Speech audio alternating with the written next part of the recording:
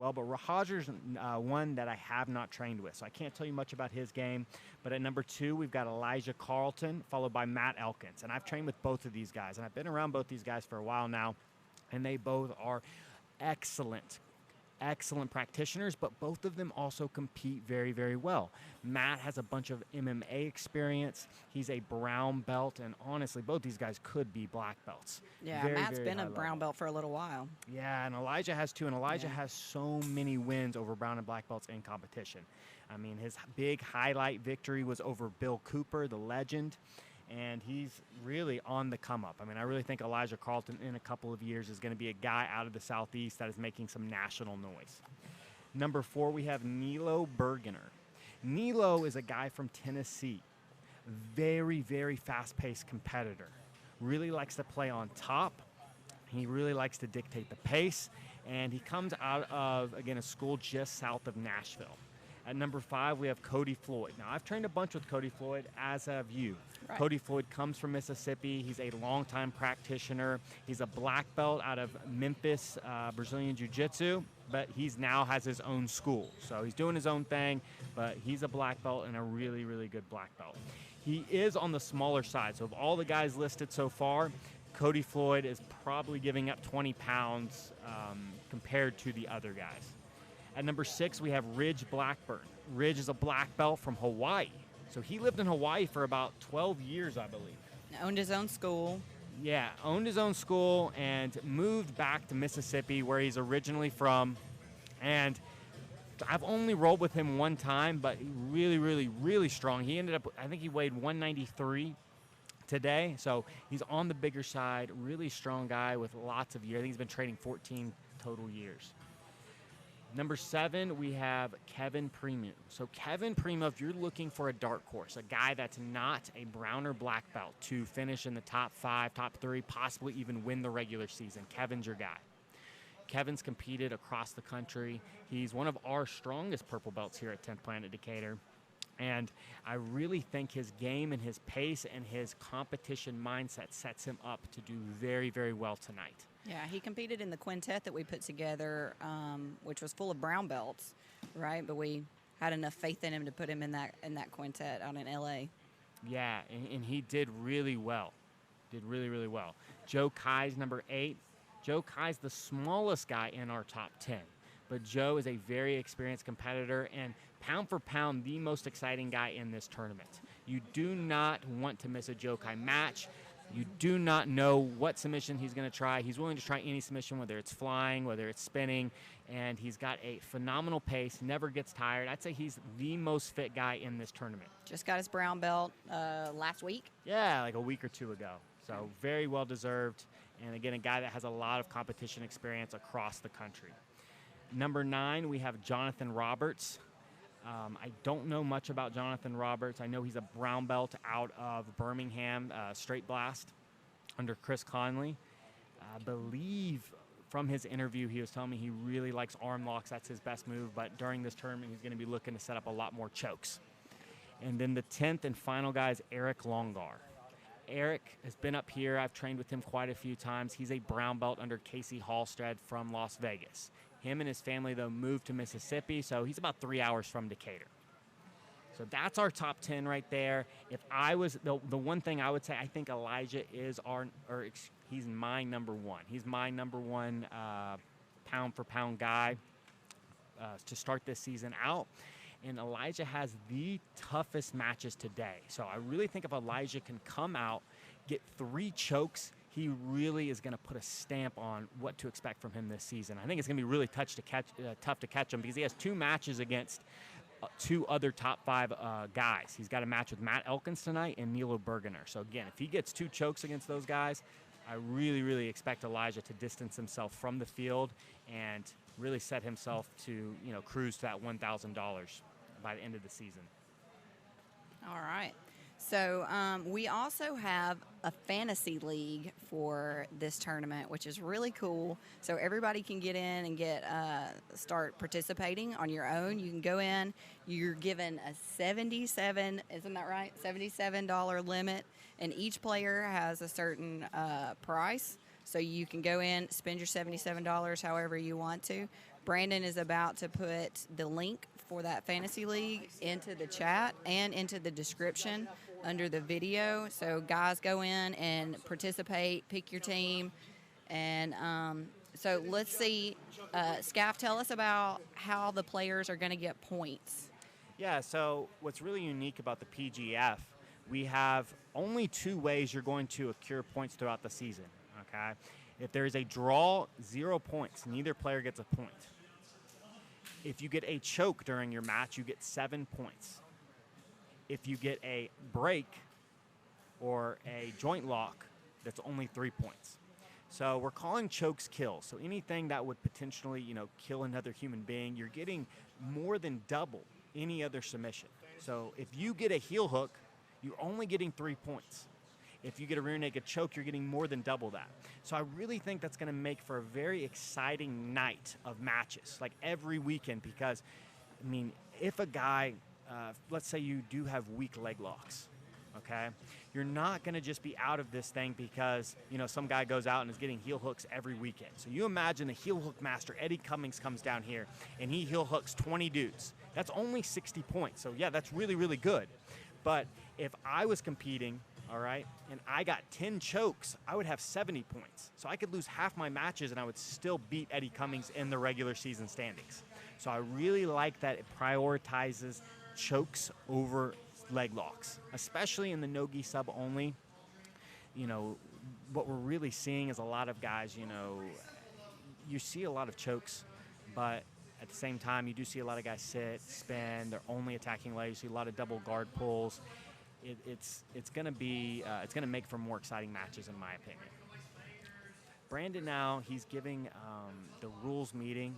Really, again, not a lot of rules. I pretty much just explained it to you. It's sub only, 6 minutes to get a choke or a joint lock. So, hey, Keelan. Guys, feel free. I'm not going to be looking at the chat, but we are going to be reading, questions off of the chat or even responses off of the chat. Lindsay's looking at the chat, so again, if you have a question or you want to comment or you want me to interview somebody, just let Lindsay know, and I'll let you know my opinion, or I'll say whatever I think. So right now they're still hearing.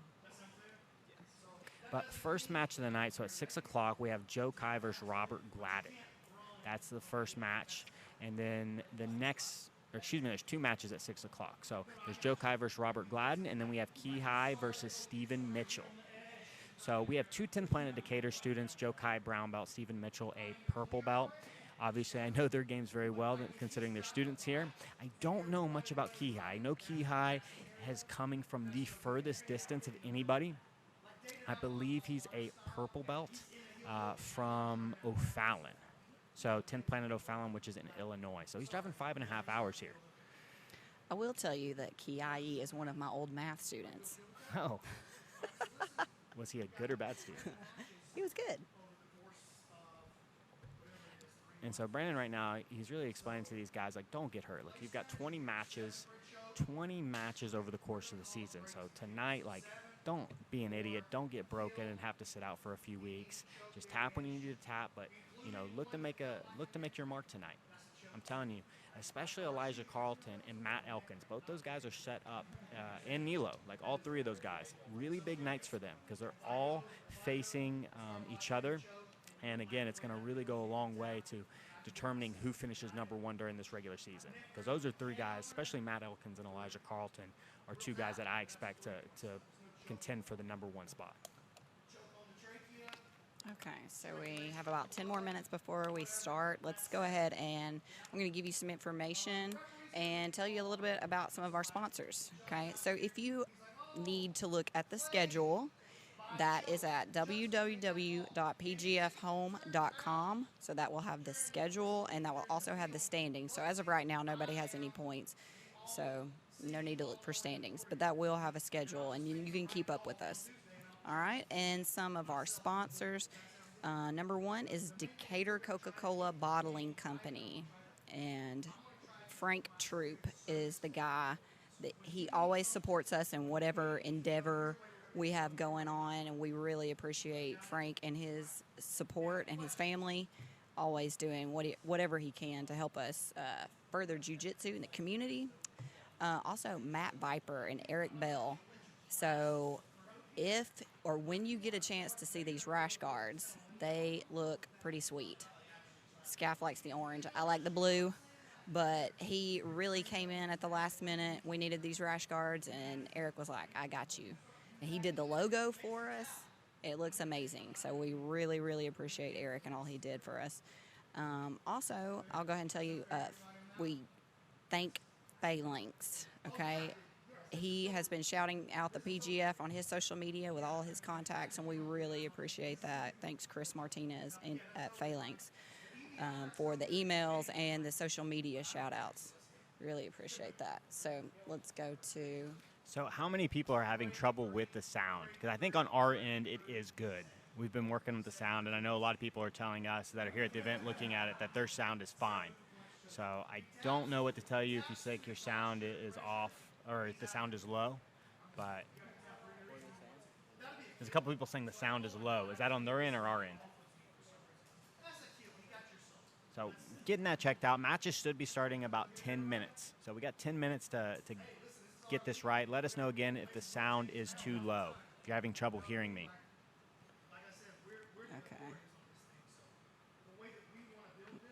Okay, he's saying his sound is great.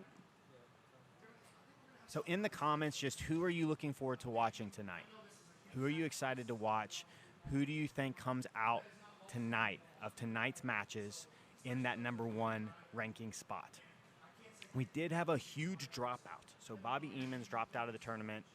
Bobby was an EBI veteran. He's been in EBI multiple times and was definitely one of the top 3 guys. Like him, Elijah, Hajer, Matt Elkins were, in my opinion, the kind of the 4 guys that, you know, were the 4 #1 seeds if you're thinking college basketball style.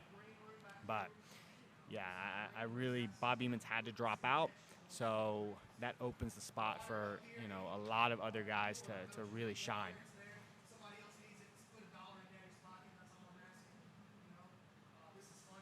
So our friend Keith is in the chat, all the way from Ireland, Keith Kavanaugh. He wants me to list 10 reasons why I miss him. Don't do it. Keelan said don't do it, Keith.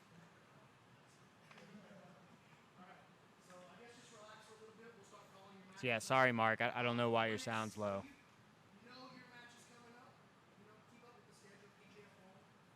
Yeah, Cody and Ridge are both really good black belts. I'm really excited to see their matches. I've trained again with both those guys a couple of different times. Well, I've only trained with Ridge once, but I've rolled with Cody multiple times.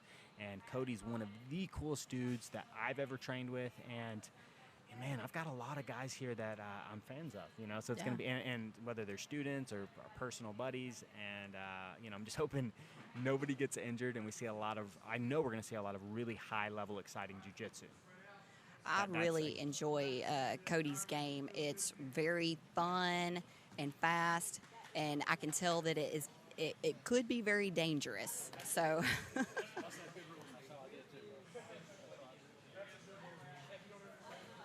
Yes, I've heard Matt, and I was talking to Matt Harrison. So, Jose, I was talking to Matt Harrison before when he came down for the combine, and he was telling me about his triangles. He's like, that's what I'm going to try and get guys on my closed guard. My game plan is to get the triangle.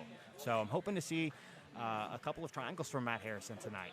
And he's from Derby City. Yeah, so I've trained with Chewy quite a few different times. Me and Brandon actually went up there and taught a seminar together. So Chewy's one of my favorite guys in jiu-jitsu, definitely one of the good guys, and his students are always tough, always, always tough. So I'm expecting Matt Harrison to come out tonight and really put on a show. All right, Jacob McAlpin says Seth Tatum on Grappling Discourse has me really interested. So, yeah, Scaff has a podcast, Grappling Discourse podcast, and he's been doing interviews with several of the guys, and he just did an interview with Seth Tatum. So, yeah, I'm going to be interviewing pretty much all of the competitors over the course of the season. So if you're interested in the league and you want to keep up with league news, I'm kind of the Joe Rogan of the league. I'm going to be the main announcer, and Lindsay's going to be my Goldberg. Or I guess now, who's the guy now? You know what I'm talking about. Anik. Yeah, John yeah. Anik. Yeah. So she's John Anik. I'm Joe Rogan. And yeah, I'm going to be the head media guy though. So I'm going to be releasing the rankings on my podcast and interviewing these guys and just really getting behind the scenes and telling their stories. Because I think that's one of the big things that jiu-jitsu tournaments are missing is, you know, you'll watch a fight to win, you watch some other grappling. You really don't know who the guys are. One time, you might not see them again. Maybe never again. You can see them for maybe 6 months or a year. This is going to be I have no idea. It's almost like a Friday night for the next 3 months. It's the fun of grappling. That's I think something that's missing here in grappling. So I've actually gone back and watching all of the old videos. Told me I was going to do Goldberg. I was like, okay. Now I'm listening to some things that Goldberg says. I'm like, oh. I don't know if that's a compliment or an insult. So I like John Anik better. Man, we've got a lot of Matt Harrison love. So Chewy's Army, Matt Harrison's fans group is out in the comment section. Let's see, Matt Harrison's first match is against Clay Malone. So what I can tell you guys that are Matt Harrison fans, or you know, his homies, is Clay Malone is a blue belt out of Triad Martial Arts. Clay's style, he's got a very relaxed style. I believe he's had 3 MMA fights. He likes straight ankle locks, and I believe he also really likes like mounting to taking the back. But he's got a vicious straight ankle lock. I've rolled with him a few times, and I've seen him compete a bunch of times. And that straight ankle lock is one of his favorite moves. It'll be interesting to see if Clay changes up that strategy because, you know, straight ankle lock, he's only getting 3 points. And it'll be interesting when these guys, like if we have a competitor start racking off 7 points, you know, just choke after choke after choke, if it puts pressure on other competitors to change their style. Because I think it will. You know, if somebody like Elijah comes out of here with 3 RNCs, you know, he's leaving here with 21 points. Man, that puts a lot of pressures on the other competitors to keep up. Right, yeah. So, yeah, if you're a leg locker, it might be good to explore some other options. Yeah. Let's see, somebody said they hope that you can keep your hair. So I guess they're giving you a compliment about how glorious your hair is. Oh, you guys like my hair. Thank you. Dude, it's so hot in here. Yeah, like, I feel like I'm going to need about 8 bottles of water to keep talking. Yeah. So first match warrior. is at 6 and the last match is at 10:30. So I'll be talking for 4.5 hours. I'm ready. I was joking with people earlier. I wasn't actually joking. I was really trying to keep my energy levels down, just relax, because I knew, you know, for about 5 hours I'm going to have to be animated, and I'm really excited to see these matches take place. I've got some experience, you know, commentating matches. Me and Brandon have done a bunch of fight companions, and we've done about 10 hours. We've done a couple of different 10-hour streams for ADCC. So I've got the stamina to talk for 5 hours. The bigger question is, do you have the stamina to listen to me for 5 hours? Are you asking me personally? I'm asking the people, but okay. I know you do. You're Lindsay's around me I see Lindsay all the time. She's my main training partner. We work out together, we drill together, yada, yada, yada. And so I know she can, but I'm asking the people. We will see. I'm going to be trying to break these matches down for you guys.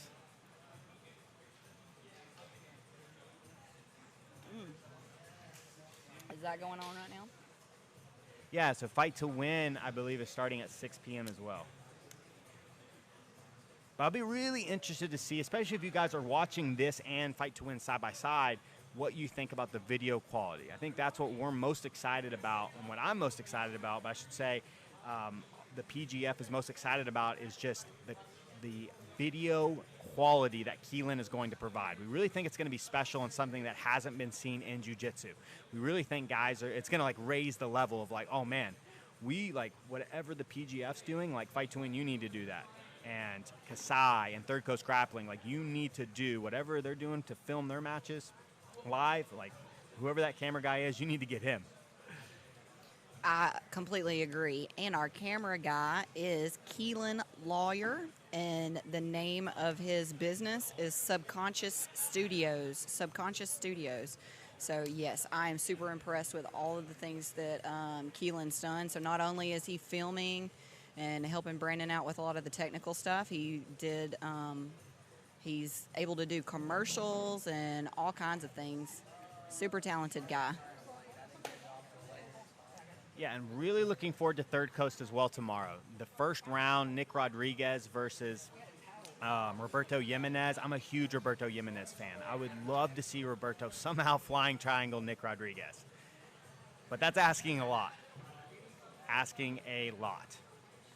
But it's 6 o'clock now. I believe we're a couple of minutes away from starting. Again, Joe Kai versus Robert Gladen is the first match, as well as Keihi versus Stephen Mitchell.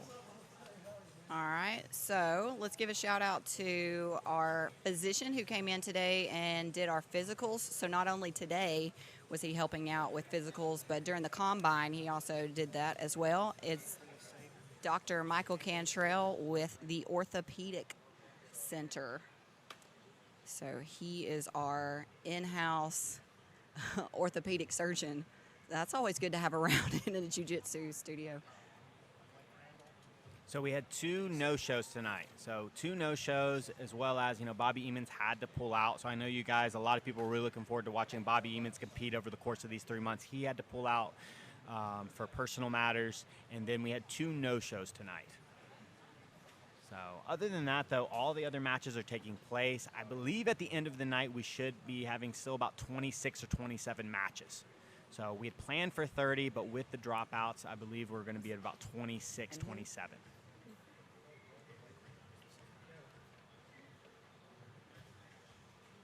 So it's starting to get quiet. You can really sense that, people are getting that competition air is like really starting to build.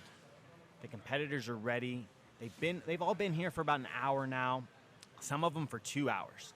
And I will tell you that it is hot in here. So 6-minute matches is perfect. I mean, I really think guys would be struggling at 10-minute matches just because of how hot it is. I mean, it's probably 95 plus in the gym right now. So these guys are going to have 6-minute matches, and then they're going to have 30 minutes, at least 30 minutes in between their next match. Plenty of time to recover, so you're not going to see your favorite grappler go out there and then 10 minutes later he's called back out to, face another beast.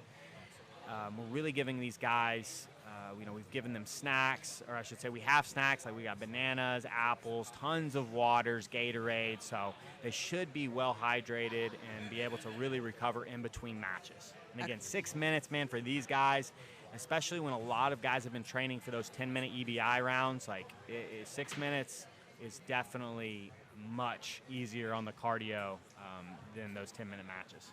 And much if you easier. are following along with the schedule from the pgfhome.com, that schedule, the 2 people that did not show are Anthony Sager and Blake Randall. So those matches will not occur. Yeah, and so I believe when a competitor does not show, instead of giving the person, because it really, really hurts the competitor, right? Especially if that guy is a white or blue belt, and you're a black belt and your blue belt competitor doesn't show, you're probably expecting to get 7 points out of that match. And so to make it fair, we're giving 2 points for no-show. So if your opponent doesn't show, we're going to give you 2 points instead of the full 3 or full 7. So you're still going to get some points from that, but you're not going to get, just bonus points or, points match. for, again, nobody not showing, not having a match. So, again, we really wanted to avoid no-shows as much as possible. Really, that's all Brandon asked for was, look, if you commit to this league, please do not, not show up. That's all. I don't care. He even said, I don't care about your skill level. I want 32 guys that are going to commit for 3 months being there for every single one of their matches. And so, having 2 guys not show up the first night, it's better than having 5, but it's still not ideal. Right. And thanks, Kai Johnson, for reminding everybody. Please share this on your social media, okay? Let's get as many listeners as we can. Yeah, I'm not sure how the fantasy part's going to work. We're really hoping, especially for the next season, to have worked out those fantasy kinks and then even start putting in, $5 pools. You can enter a team for $5 and, you get $100, 100 total dollars, and the winner just gets the whole thing, or the top 3 get the whole thing. If you've ever done anything like FanDuels or DraftKings, that's the style that we're using for our fantasy league. And so if you're interested, Lindsay, what's the website again for the fantasy league?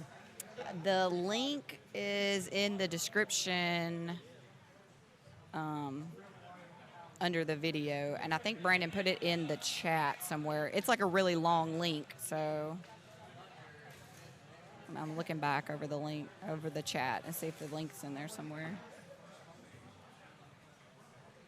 We'll put it back in there. All right, let's talk about a couple of podcasts, actually, that have been doing coverage of the PGF.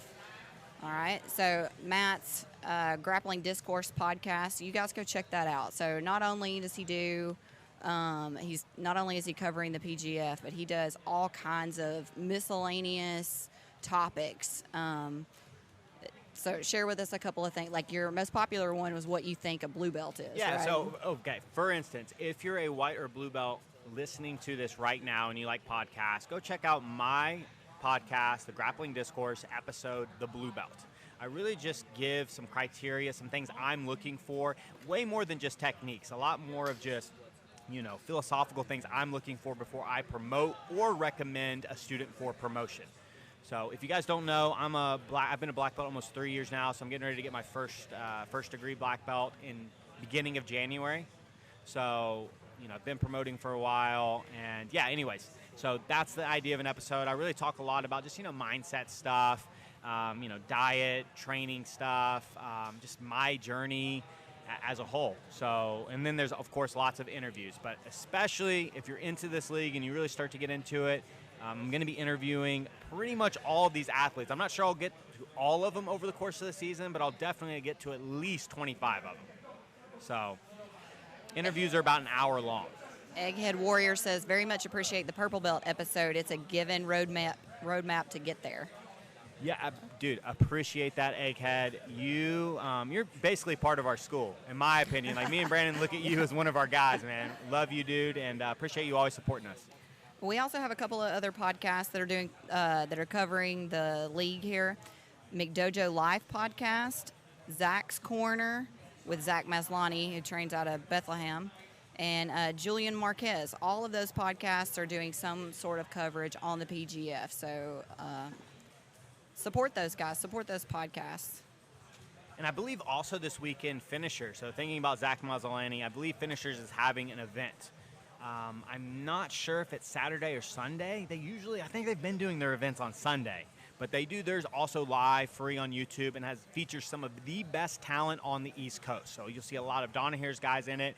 The main event, I believe, is actually an overtime match. So, Eddie Bravo's featuring, I believe next month, under 145-pound, just overtime. So doing an overtime shootout where they're doing 3 2-minute rounds and seeing who the king of overtimes is.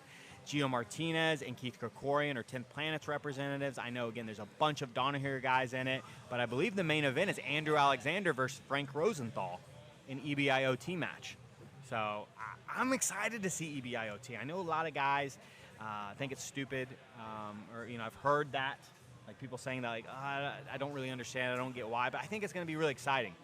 I think it's cool because it's different. I mean, just a lot of schools now are training for the overtime because they've adopted that rule set.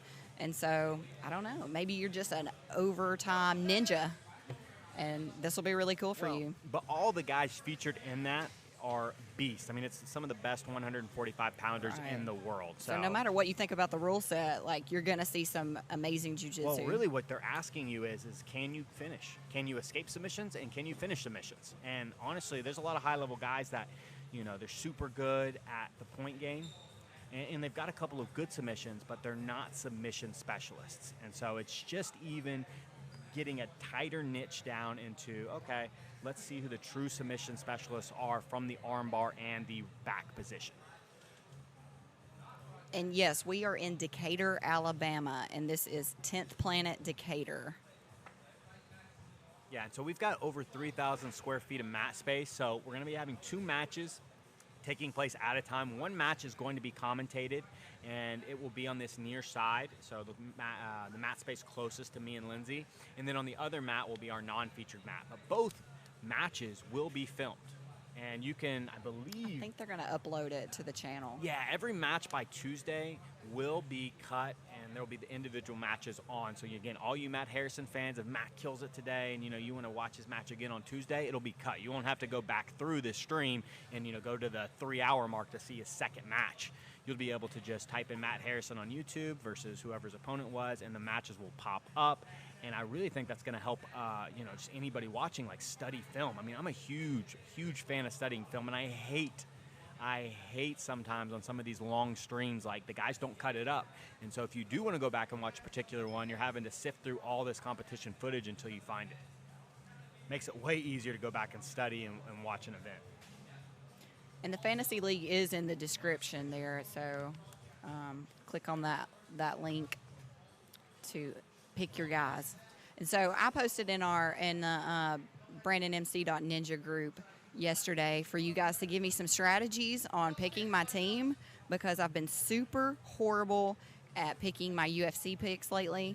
I just went through one time and just circled some people, super terrible, just random. And last time I picked people with the most consonants in their last name, and I actually ended up tying. I did better with something stupid like that. But yeah, you guys gave me some good tips. Like, somebody was saying that I needed to go into their astrological signs and stuff like that. And so, awesome. So Carlos says he'll be dropping into 10th Planet Decatur on Thursday. Looking forward to training with you, Carlos. We love having visitors, and you'll be treated like one of the family, as long as you show that respect. Ooh, so we had another person not show. So we have 3 no-shows. Everybody else did show. Casey Wilbanks is the 3rd no-show. So I believe Kevin Premu had lost 2 of his matches. Actually, no. I believe all 3 of Kevin Premu's opponents did not show up. Oh, man.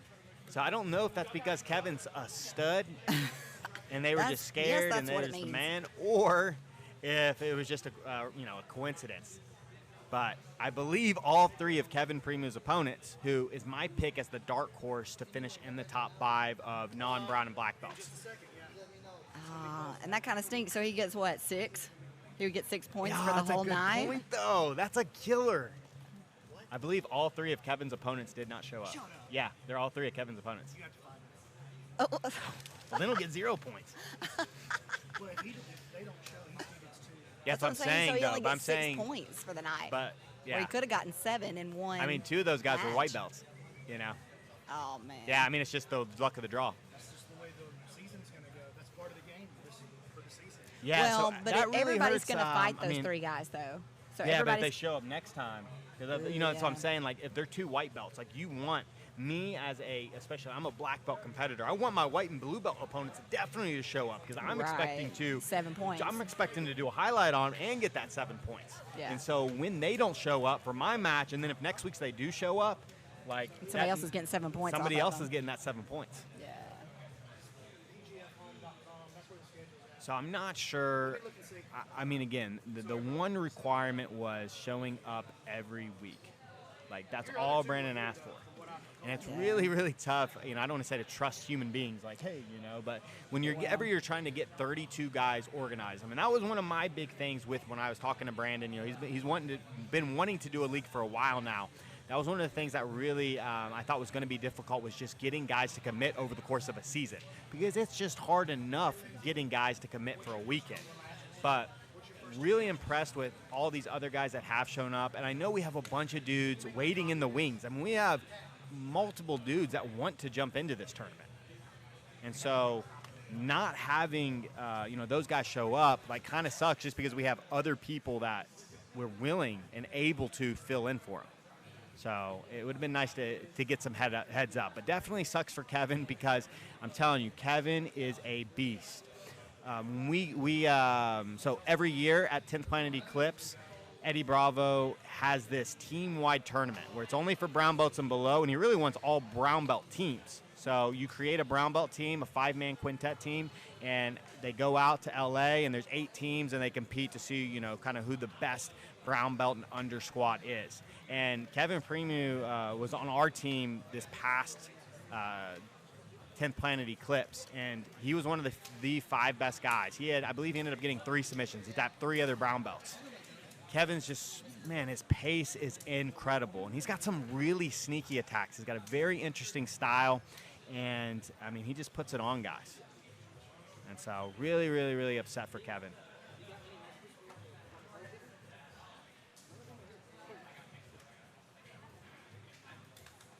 So the punishment for no-show is you get -5 points. So all 3 competitors will be getting -5 points, which really, I mean, really, especially if you're a white belt and you miss tonight, I mean, there's -15 already starting off on your standings, or a blue belt, you know. I believe 2 of the guys were blue belts and 1 was a white belt. So, you know, you're talking about, man, like, it's going to be really difficult for blue belts to make up 15 points and then finish in the top 16. So, you know, I'm hoping that it's really just an oversight, or they just had some, you know, family or some unforeseeable, you know, something happened that made it to where they couldn't come.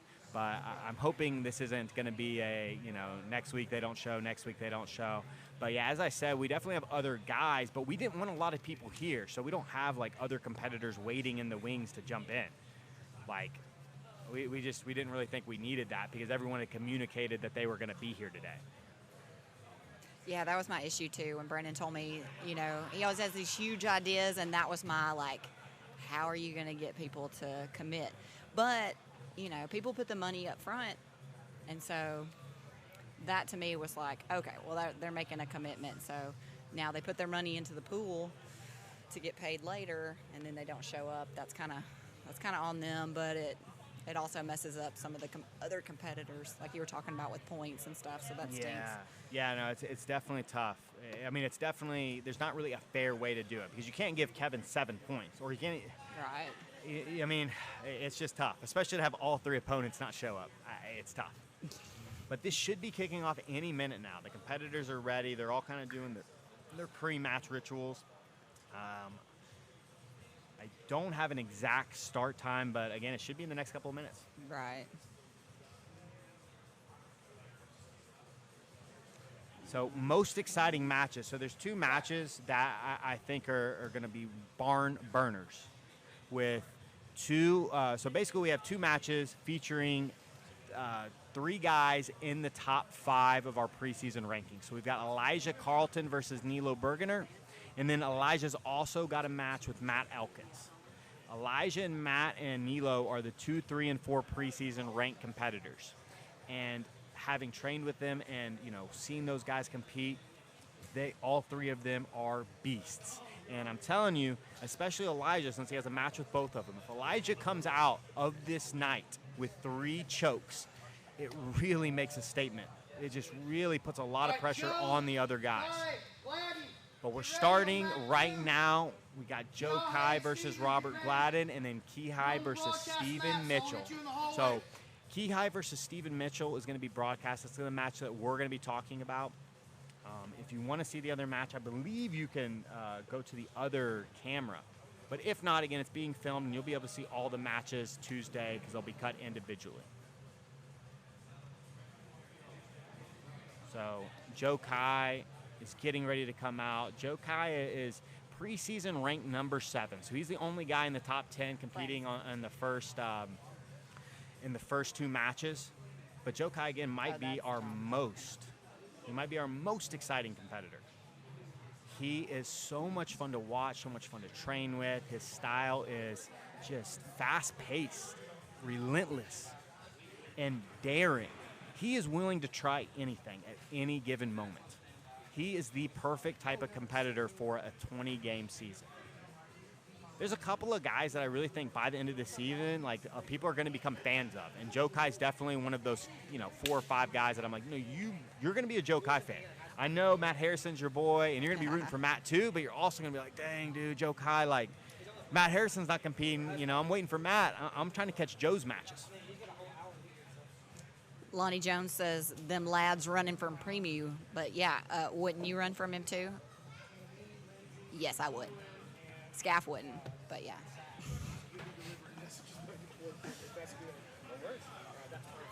He's a pretty dangerous guy. All right, so the link for the description for the Fantasy League is in the chat. It's also in the description now. Again, pgfhome.com if you want to look at the schedule. And we are canceling any matches that have Anthony Sager, Blake Randall, or Casey Wilbanks. Those 3 guys did not show. All right, while we're waiting for just a second, I want you guys to visit nogihelper.com, okay? So no punctuation in there, nogi, N-O-G-I, helper.com. This is Brandon's free course on how to escape from the bottom, not get crushed from the bottom. And I actually went back and watched some of these videos. I just started teaching the ladies class here, and super beginner ladies, they were wondering how to get out of the bottom, how to get out of mount. So I went back and watched these videos, and it was super helpful. All right. We are about to go with, are we going to do, it says Joe Keihi and Robert Gladen not broadcast? Are we? That's correct. Keihi versus Steve. We're going to, okay. Okay.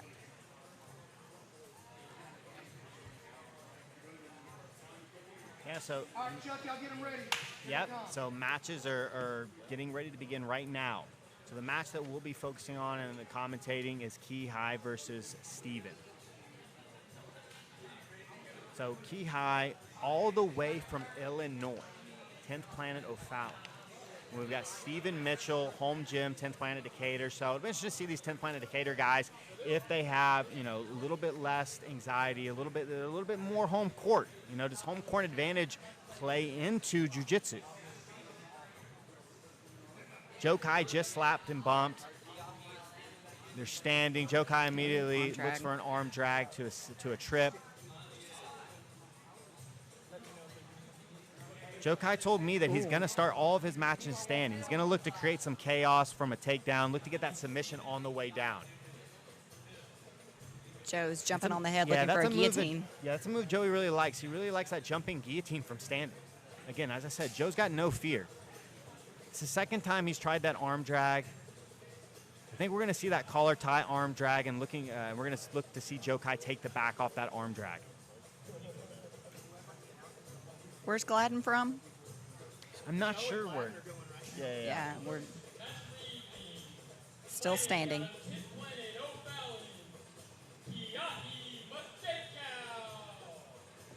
So Keihi's walking out from 10th Planet O'Fallon. Looking calm. These competitors are very similar. I would say Keihi's got about 10, 15 pounds on Steven Mitchell. Steven Mitchell's about 149 pounds. I believe that's what he weighed in at. And so we've got Steven in the blue and Keihi in the orange.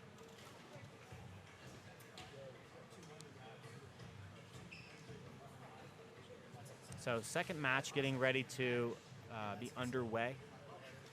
We have Chuck Mitchell refereeing. He's a brown belt under Brandon. So both guys coming in relaxed.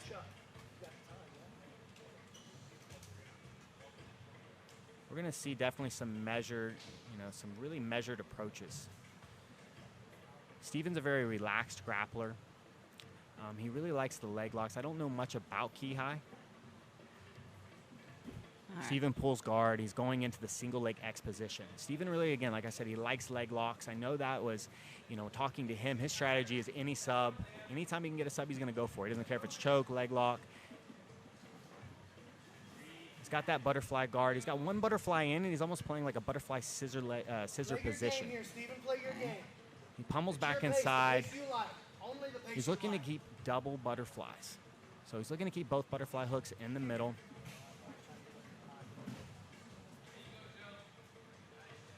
Now he's playing a Z-guard position.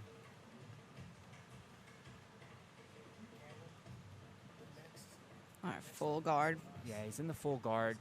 Keihi really didn't establish any inside. He's not establishing any inside positions.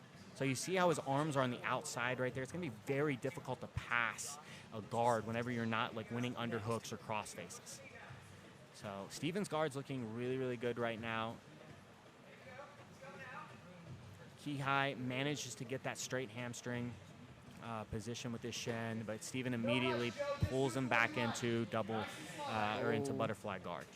Steven's in on the heel hook. He's on an ashigarami. He's looking for that butterfly grip. He's got the butterfly grip. He's still in Ashigarami. He's going to really need to bend. He really needs to get a better grip right there, and he needs to compress that foot. Oh, Yeah, Steven's got the grip he wants. Keihai's trying to fight the hands. Stay balled up tight. Keihai rolls out. Keihai did a good Nice job escape. fighting the hands right there, remaining relaxed and spinning out. But you see, he's really not winning any inside positions. Keihi, when he's passing, is not winning any inside positions, which is really allowing Steven to go between different guards. I mean, we've seen Steven already go from, butterfly guard to Z. to Z guard to full guard.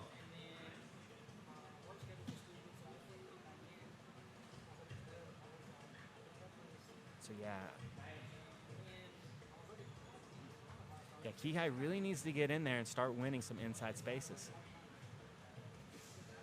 Especially knowing that Steven wants to get leg locks. Standing above him is not what I would recommend. And you see, Steven's already in on. Now he's going to try a reap. Keihai's looking to get the toes right there.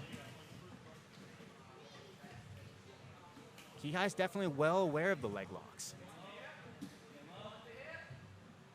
Steven did a really good job right there framing. Did a great job framing and keeping Keihi on the outside. He's in on like a half, like a butter half, back into the butterfly guard.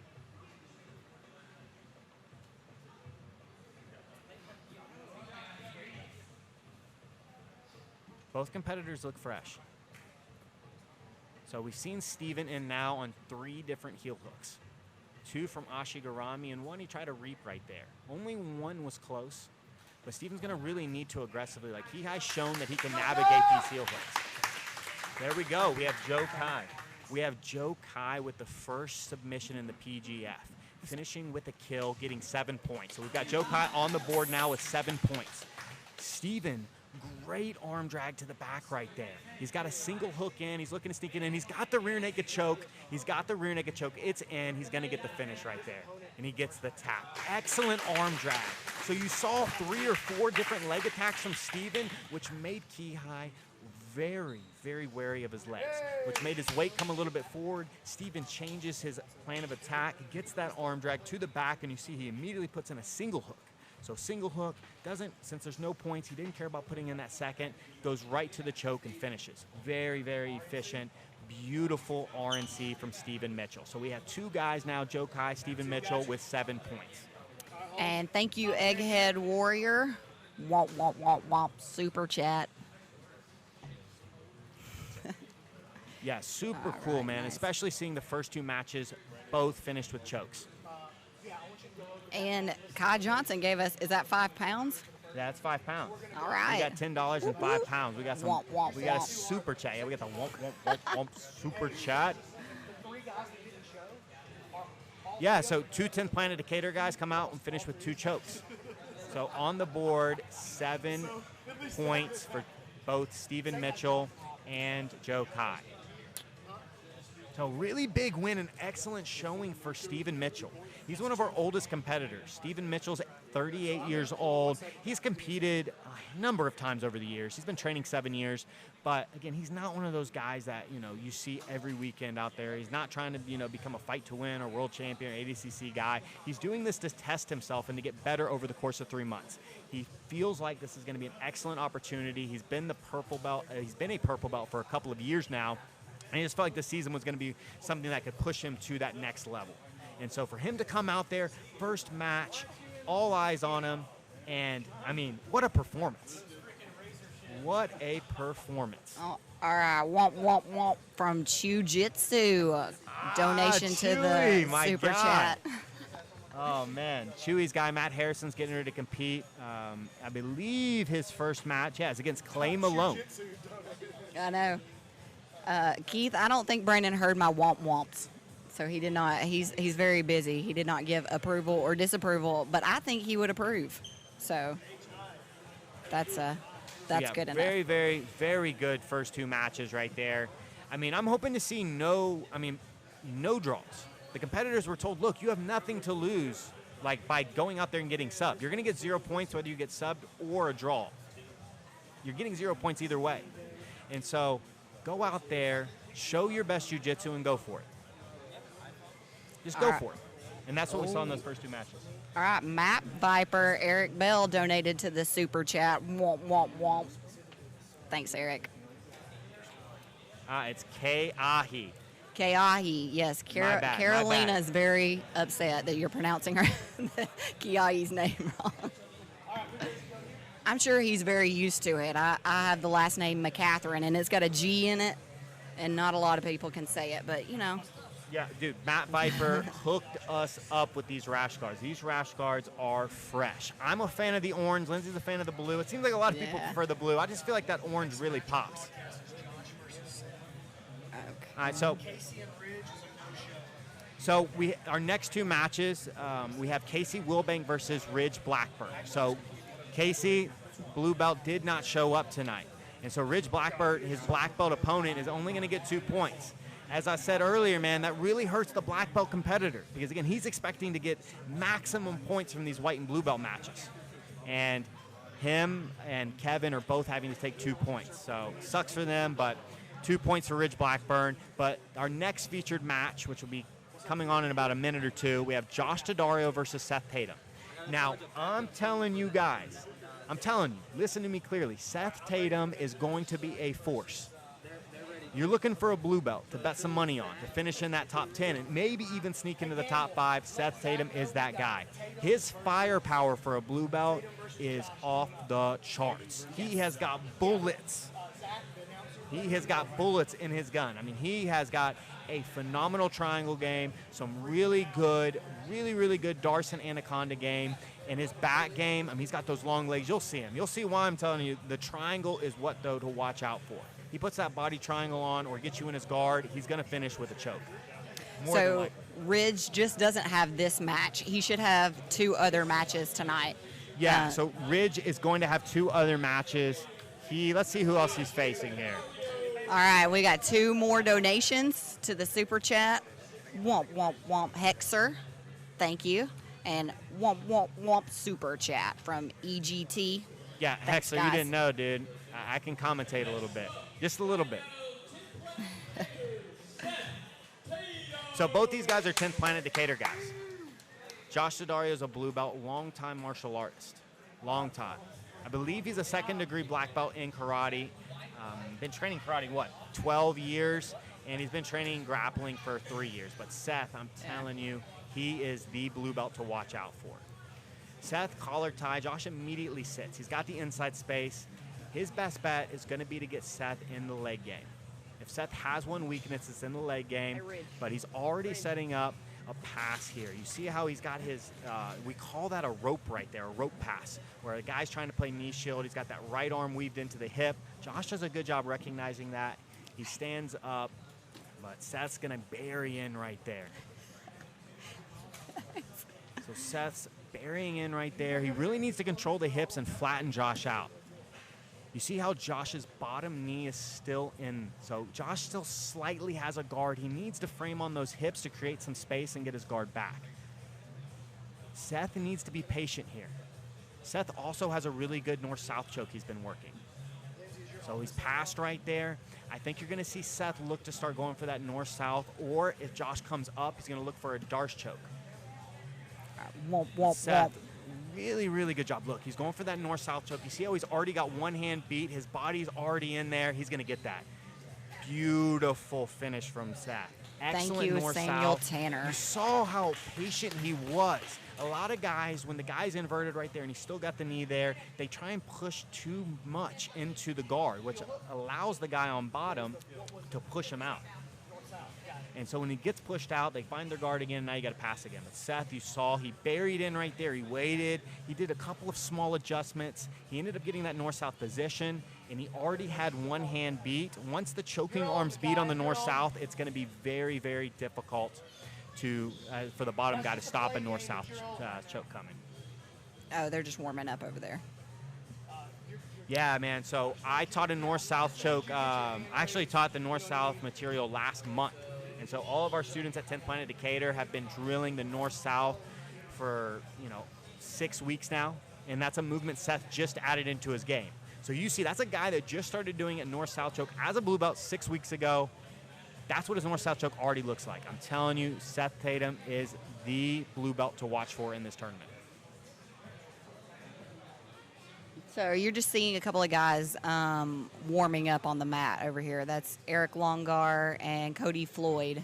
They're just getting warm. All right, Matt Harrison fans, it's almost time. All right, we got Matt Harrison and Clay Malone next.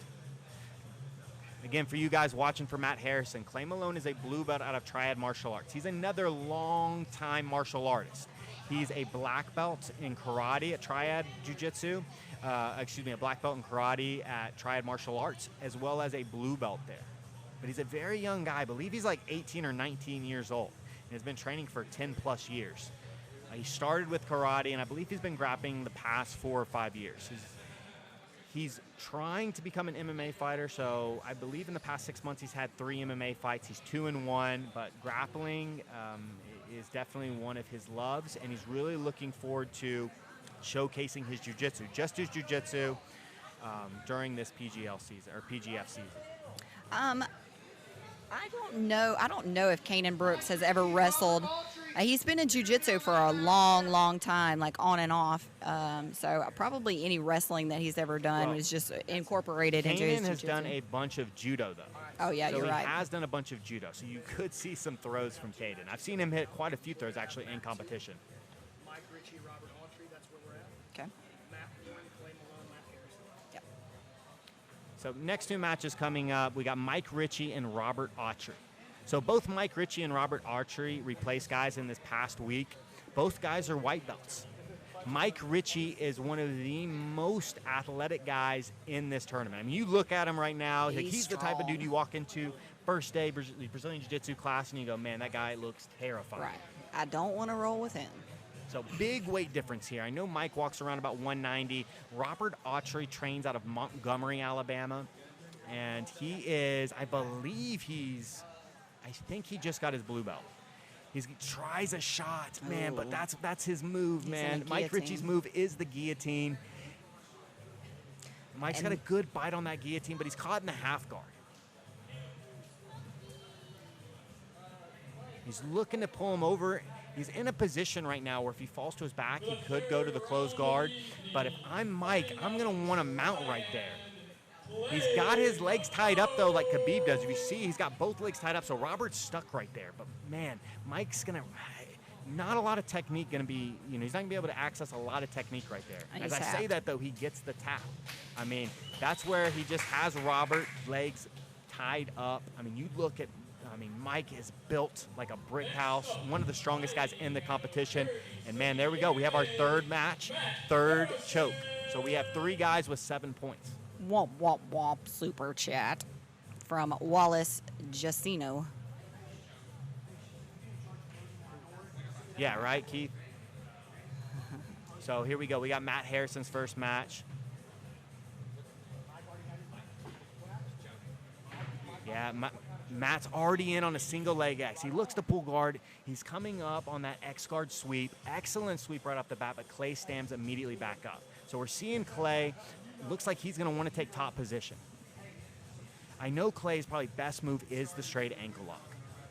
He's a guy, though, and I think Triad Martial Arts is known for their defense. We got Matt Harrison already. He's got a hand control. He pulled guard. He's looking for that flower sweep right there. So all you guys talking about Matt Harrison's triangles, he's already, though, he's getting a really, really good angle right there. But Clay does a great job of changing the angle back. Matt was really changing the angle, looking for that arm lock triangle play right there. Clay, though, I'm telling you, very, very controlled competitor. He's not going to spook easily. He's not going to freak out and spaz. He's very, very good defensively. But Matt's where he wanted to be. I mean, when we were talking at the Combine, he said this is where he wanted to be. He was going to try and pull close guard. So is he looking to hip bump sweep there, or do you think he's going? Looking to get that angle right there for that flower sleep armbar triangle combination. Okay. Ooh, it looks like he's already in. That's a good angle. No, actually, I think, no, Clay still got his arm. He still got both his arms in, but, man, Matt does a great job at creating angle on bottom. Both these guys weigh about the same. I believe Clay is walking around about 185, 190. Matt's probably 5-10 pounds lighter. But both really long. I mean, Matt, him and Seth are probably our two longest competitors. And they're both guys that prefer getting to the closed guard. Excellent triangle setup. He's already in. Excellent triangle. He's already turned the angle. He's going to look to pull down on that head. He needs to keep that angle, though. Clay doing a great job trying to stack, but man, Matt's turned the angle. That arm. Clay, man, doing a great job. Did a really good job right there, defending as long as he possibly could. But I mean, you saw, man, Matt's ability to change angles from the guard, that's very dangerous. He's got a very, very dangerous guard. Right when he put on that triangle, man, he got the angle he wanted, he hooked the leg, and we saw a finish. All right, all you Matt Harrison fans must be pretty happy right now. There we go, man. Matt Harrison starting off with 7 points. He just gave me the thumbs up. It's like he knew, man. He told me before. He's like, I'm getting guys in close guard, and you're going to see triangle clinics. You're right, the Scarecrow of Doom. We have our first PGF nickname, the Scarecrow of Doom.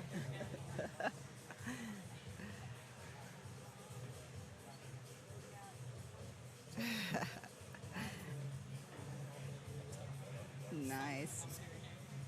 So I really think Matt was the first guy that we saw had like a clear path, right? We saw like he wanted to get to the closed guard. Seemed like the other guys were playing a little bit more relaxed. You know, the other guys that won, like Stephen Mitchell, for instance, you know, he was looking for the legs, and then took kind of, you know, what his competitor, his opponent was giving him. Where Matt Harrison, no, he's like, I'm bringing you into my A game. Matt Harrison looks like a guy that's competed a bunch. Like, he's like, no, I'm not going to play whatever you do. I don't care. I'm getting you to where I want to be, and I'm going to finish you. And we saw him, man. He was trying to get that wrist control. He's trying to get that little pop triangle. Very Roberto Jimenez. So a couple of us, you know, we were talking about Roberto Jimenez earlier. I mean, Roberto's the same thing. He gets that closed guard, and he just does little guard movements. And all of a sudden, you're in a triangle. And that's what Matt Harrison did. Excellent first match, Matt. Hey, you got a lot of people watching. Yeah, you got a lot of fans. I am country as cornbread. He's so excited. I love it. Yeah, dude. Matt it seems like just, I mean, you're a brown belt under Chewy. I mean, I get it. You're going to be very, very skilled, but you're also going to be really, really, really nice. You're going to be a good person. I mean, I love Derby City, man. It is one of the best gyms in the world, from just high-level competitors to just all-around good people. So huge shout out to Derby City. Chewy, if you're watching, we love you down here, and we're all big fans of yours. Yeah, I can't wait to come up again. They said I'm country as cornbread. Yeah. Yeah. So, Lindsay, what stood out to you so far?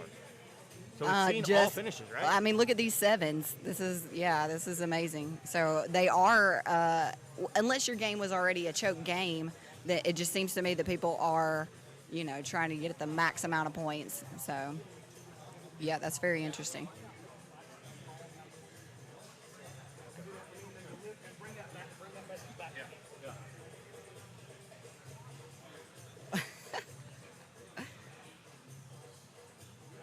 Chewy, we would love to have you down here. Yeah. Love to. It'd be just an honor. Absolute honor. But yeah, man, your boy Matt Harrison looked awesome. Really, really good win for Matt. And so our next match was supposed to be Kevin Premu versus Anthony Seeger. Now, Anthony didn't show up, so Kevin is going to be awarded 2 points.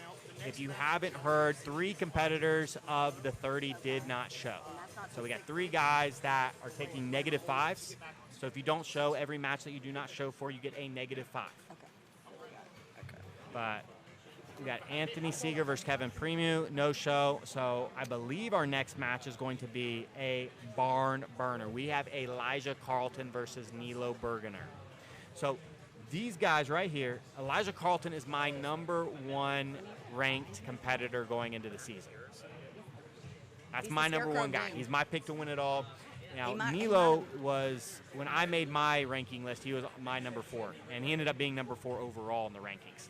But big match right here. Both guys are really looking to, make a statement with this first match, because if Nilo goes out there and taps Elijah, everybody knows, Elijah is pretty well known around the Southeast. He's one of the top competitors. He competes all the time, all the sub-only events.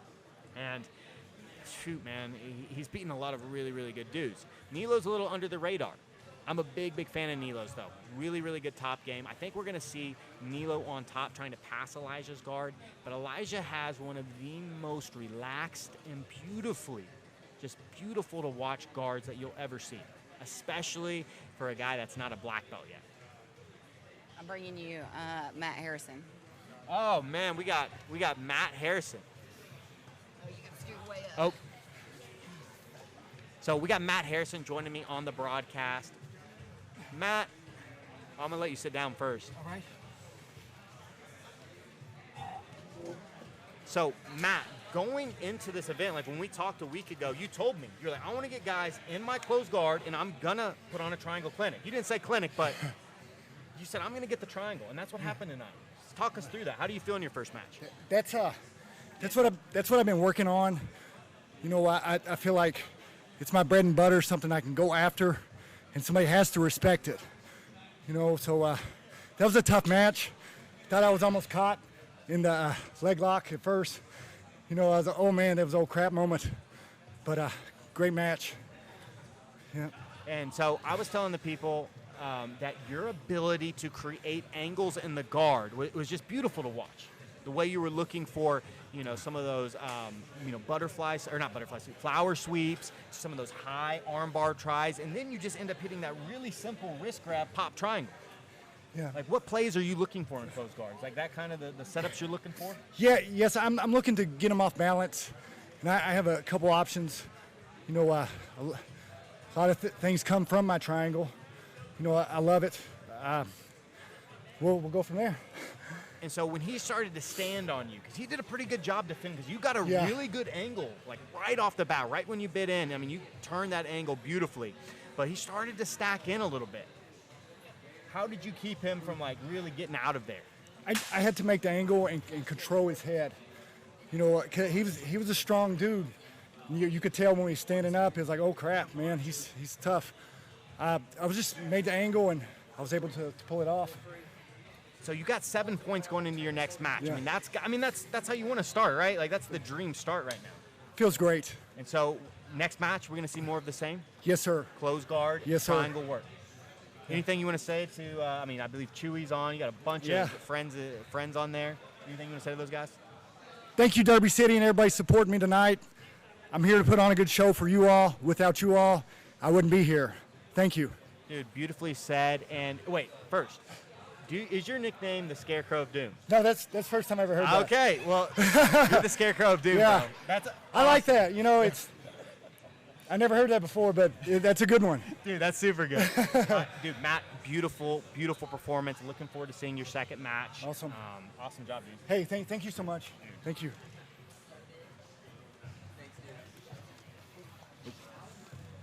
So there we go, man. The Scarecrow of Doom. I didn't know if that was already his nickname but that is perfect, especially with that orange pop-in rash guard. Just whoever thought of that, give yourself a pat on the back. But yeah, Derby City, man, represent. Matt Harrison representing Derby City. Beautiful triangle choke. If you just joined us, what's one of the worst things about watching jiu-jitsu tournaments? You hear it's a sub-only event, right? Lindsay, we're watching a sub-only event. And you know what happens? There's no subs. 5 matches go by, no subs. They all go to overtime. They're 15-minute long matches. You're starting to fall asleep. You're playing with your phone. These matches, we have 4 subs in 4 matches. That's pretty awesome. It doesn't get much better than that.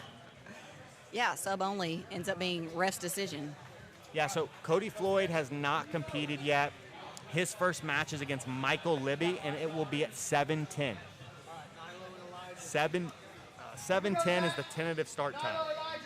But here we go. I'm telling you, this is one of the 3 best matches of the night. We got Nilo Bergener versus Elijah Carlton. Elijah has put on quite a bit of weight over the past 3 months. I believe he's put on about 20 pounds. What does he normally compete at? So he had been competing at 170. He even competed here about 2 years, probably 3 years ago now at 155.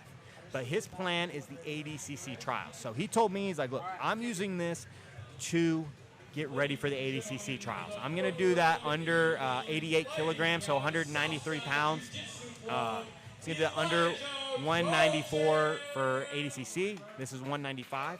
So this is perfect for him. He's looking to just showcase his ADCC style game, and he is looking thick.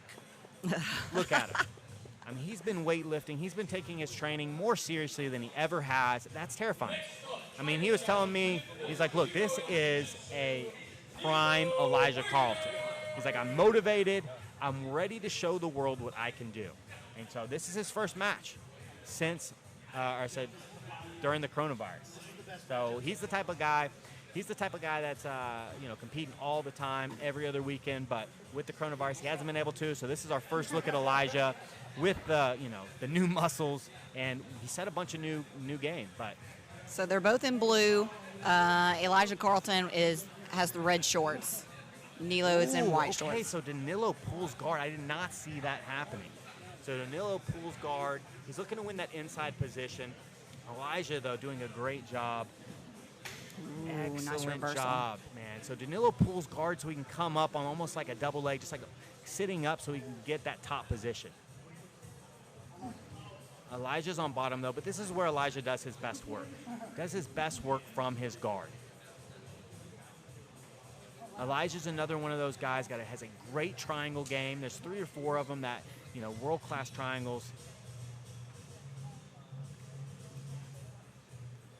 So Nilo doing a great job trying to win that inside space. You can already see some of the differences. Both these guys, high-level brown belts.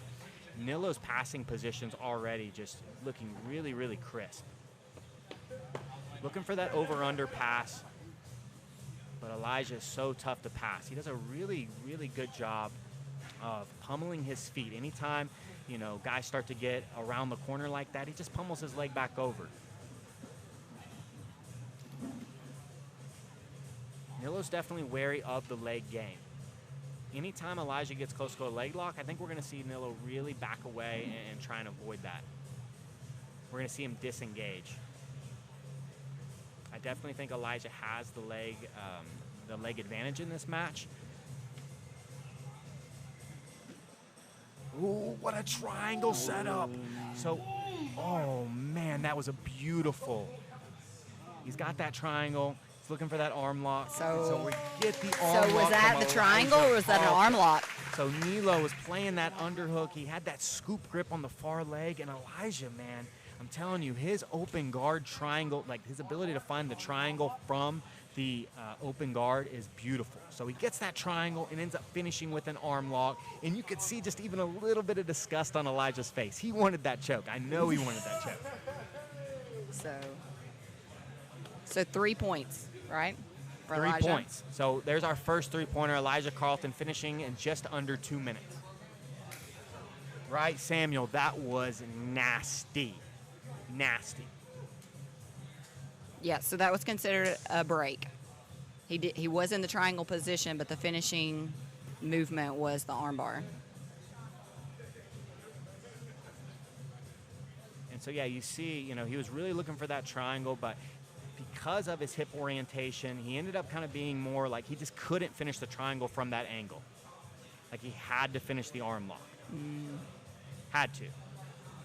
And so we see Elijah right there get his first win of the PGF season. And there we go, man. That's our first top 10 guy to lose, but it's against the number 2 guy.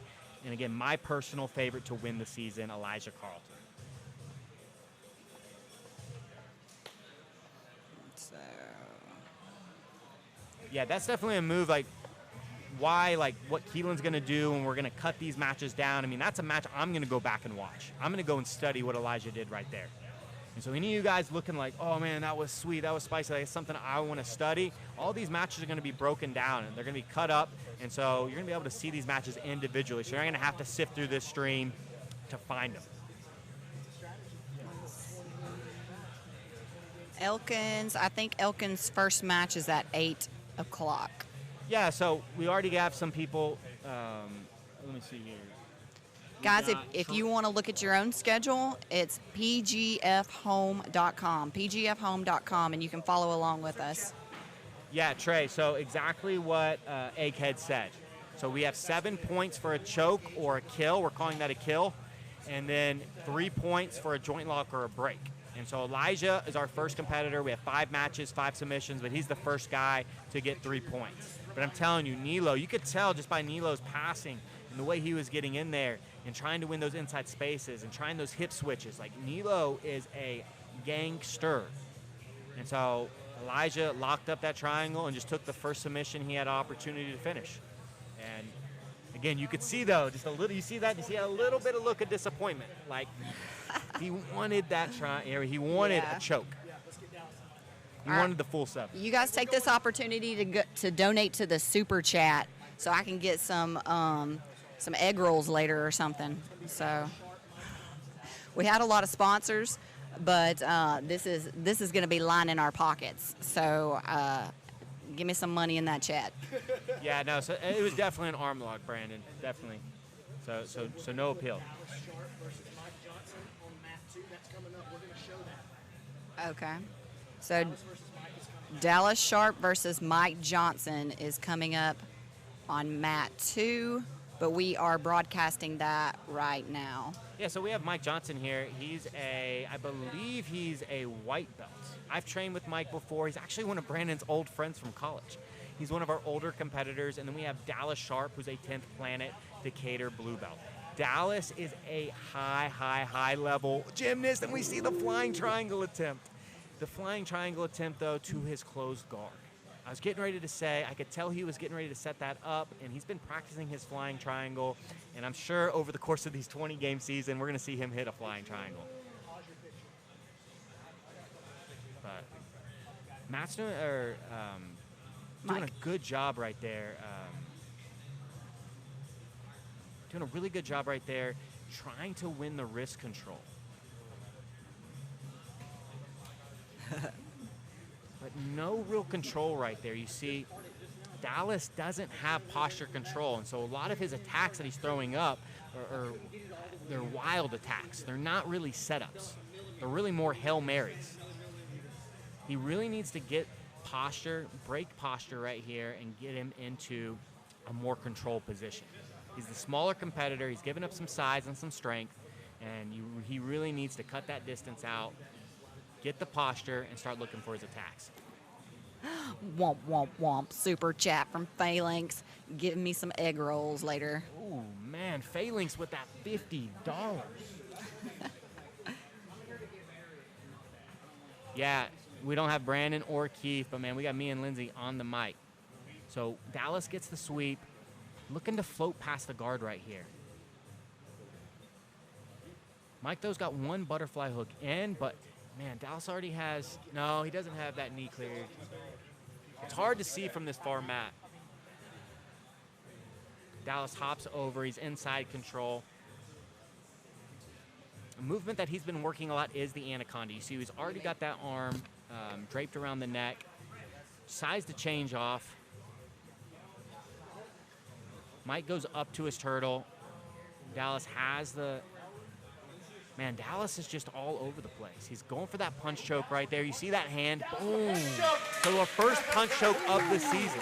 So you saw Dallas look for that Kimura grip. Mike goes flat to his back. But right when he goes flat to his back, Dallas takes mount. He already has an arm that cross-face around and just throws in that punch choke. Any of you guys that's been watching Brandon, any of his stuff for a long time now, you know about the punch choke. You know, I mean, Brandon, it was tempting for him to make the punch choke worth 10 points. But there we go, our first punch choke of the PGF season. It was beautifully set up. Go back and watch again how Dallas goes, threatens a headlock choke. So Mike goes up to his knees. He's looking for that guillotine. He falls to his side. He switches to the Kimura. Mike does a great job. He goes flat, which makes Dallas give up the Kimura, but he immediately goes straight to mount with the crossface in and goes for the punch choke. And you saw immediately, man, once that punch choke went in, Mike's hand was up. He was ready to tap. And there's no better feeling as a competitor when, no better feeling as a competitor, when you feel that hand come up for the tap. Like, you know, you've sunk it in and you're like, oh, I'm about to get that choke, especially considering it's 7 points.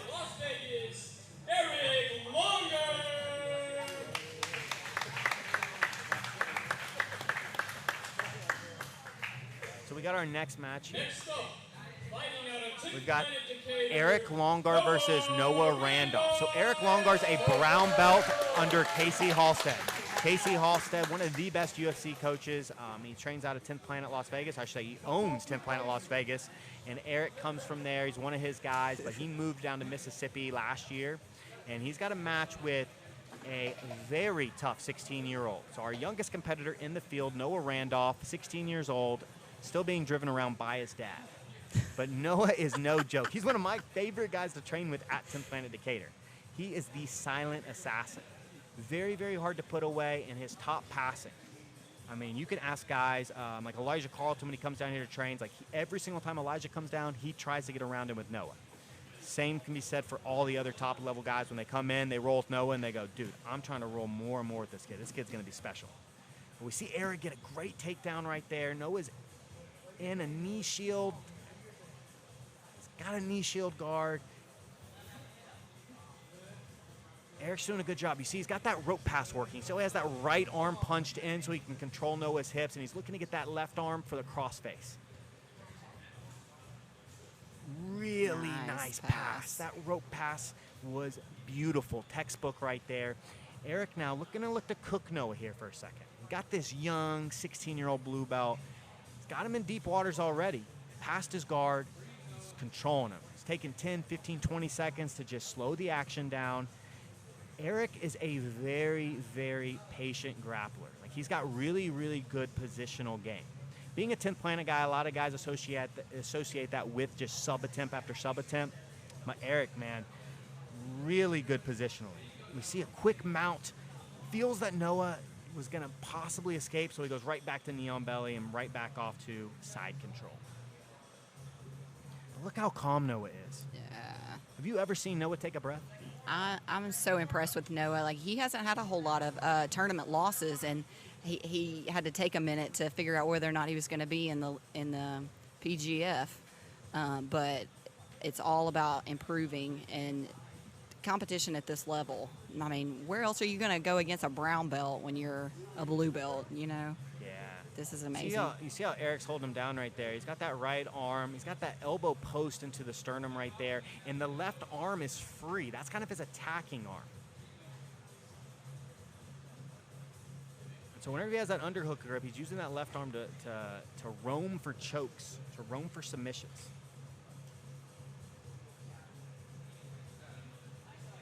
Noah is very tough to put away, though. But Eric did a great job right there, trying to enter into a north-south choke. Noah still has his hand in. Noah's going to need to fight the face and start to turn to his side. Yeah, Noah's in a good position. He's going to be able to survive this. You see how Noah's hips are off the ground? Or he's already on his side right there? He's got his arms in good position.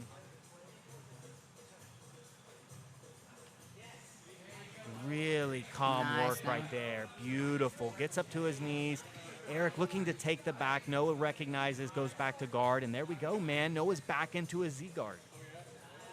Going for the leg. Man, Eric's going for that reap. And Noah's just standing up right up out of it. Look at that balance right there. Excellent job by Noah. And Noah loves body lock passing. He really has been studying Khabib.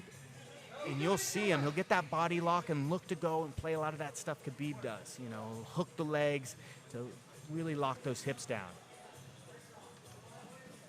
Ooh, he's trying for a twister pass right there, just a little quick. Noah just rushed his twister pass a little bit too, he went a little too fast on his twister pass, which allowed Eric to get back his closed guard. Eric's going back. He's looking for that leg. He's got the underhook. He has his scoop grip. Excellent transition right there. He's got kind of a modified, now he's in the X guard. He went from a modified lockdown to X guard. Beautiful transition. Oh, he's looking to go to the back. Trying to come out the back door, but look at Noah Surf and pass. Beautiful. That's just him being calm and surfing right there. It really made it difficult for Eric to use his hooks. Now Noah's past the guard, and he's got a great crossface.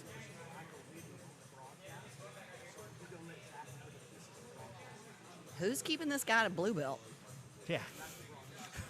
So this is a 16-year-old blue belt from 10th Planet Decatur, mounting Eric Longard here. Eric's a brown belt.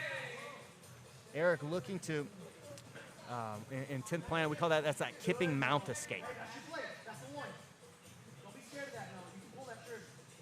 All right, Noah looking for a choke here. Yeah, Noah's in a tough position, though. He's a little bit too high up the body. Good. You see how he sprawled on the hips right there? He kept his weight back just enough to sprawl on the hips so he could pass the guard right there with the choke intact. Hey, we've been working these north-south chokes and guillotine chokes. This was last month.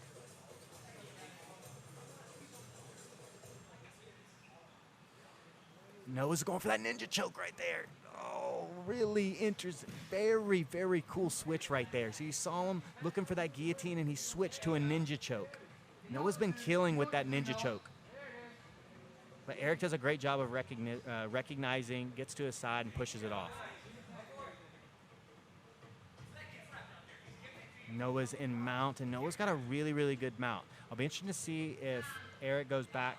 Ah, there we go. There's our 6 minutes is up. So 6-minute match, man. Beautiful work from both guys. Beautiful work. Both had their moments. First draw of the evening, but you can't tell me that was not a good match. That was amazing. Got it. Super impressed.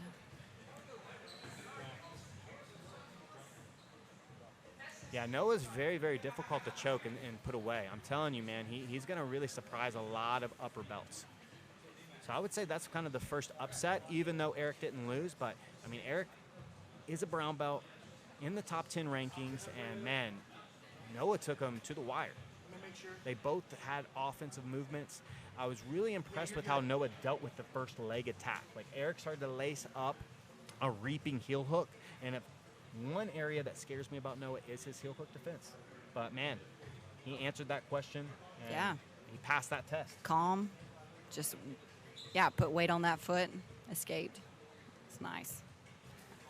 So, yeah, just like you guys were talking about, there's several sleepers in this tournament, you know, guys that you never heard of, but they've been training like crazy. So definitely Noah's one of those kids that's like, man, I just don't like anything else. I like jiu-jitsu. So he is here every time the doors are open.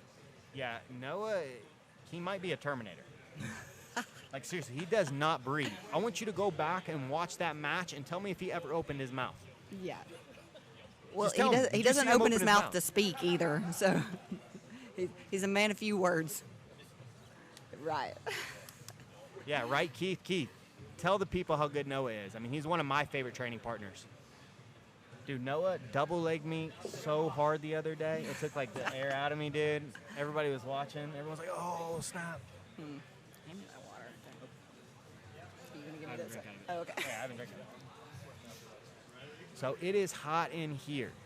I'm telling you, it's probably 98 degrees. So this is a really interesting match. We got 2 matches coming up. One of these matches is featuring a guy that does not currently train at a gym, like does not train at a gym. His gym is not listed because he doesn't have one. He's a bodybuilder that has done, 10 years ago, he had 7 or 8 MMA fights, judo, brown belt, but he trained regularly with us 5 years ago, but he has not trained really for the past 3 or 4 years. So we got Matt Anderson over there in the orange versus Kanan Brooks. Kanan Brooks is a blue belt, and Kanan's looking for the leg lock. Kanan don't care about chokes. We talked before before the event today, and he was telling me that he's looking to leg lock Matt Anderson. Like, he's coming out looking for 3 leg locks against all 3 of his opponents. Oh, Matt. Matt's the one though, man. Goes to the Russian cowboy. So you saw how Matt stepped over, when he went to that knee bar position.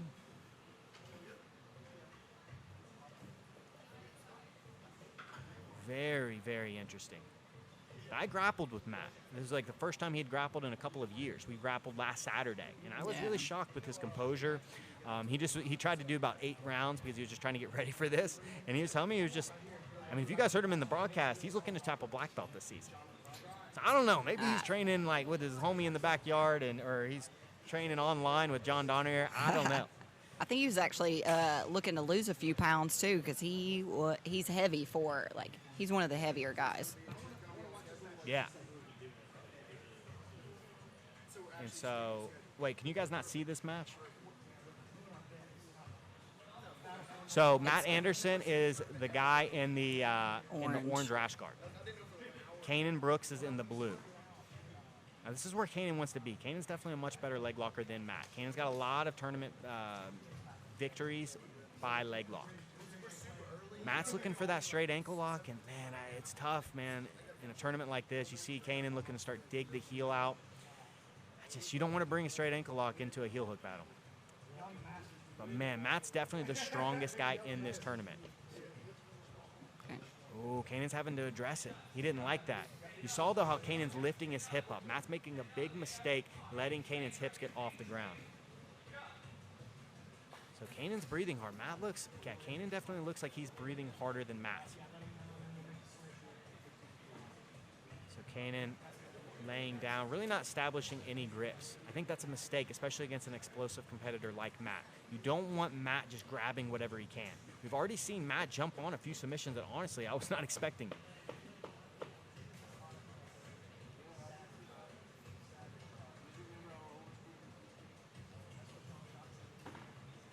So I wonder how Kanan's feeling now that they've both been, attacking legs. And I think Kanan really expected to just get that sub right away, like right when they entered the legs. But Kanan does a great job coming up from bottom, playing really relaxed, ends up getting an underhook, but Matt, so strong. And again, he's got that judo brown belt. He's going to be tough to take over. Kanan did a really good job turning that corner, but Matt, great job just squaring back up, sprawling, and now he's in the front headlock position. I don't know what Matt's choke game's like. What I do know about Matt is, like, he really likes Kimuras, straight arm locks, bicep slicers, like a lot of old school, Japanese jiu-jitsu. What did he say he wanted to go for? A lot of wrist locks? Yeah, wrist locks. He was asking about wrist locks, but here we see him spinning to the back.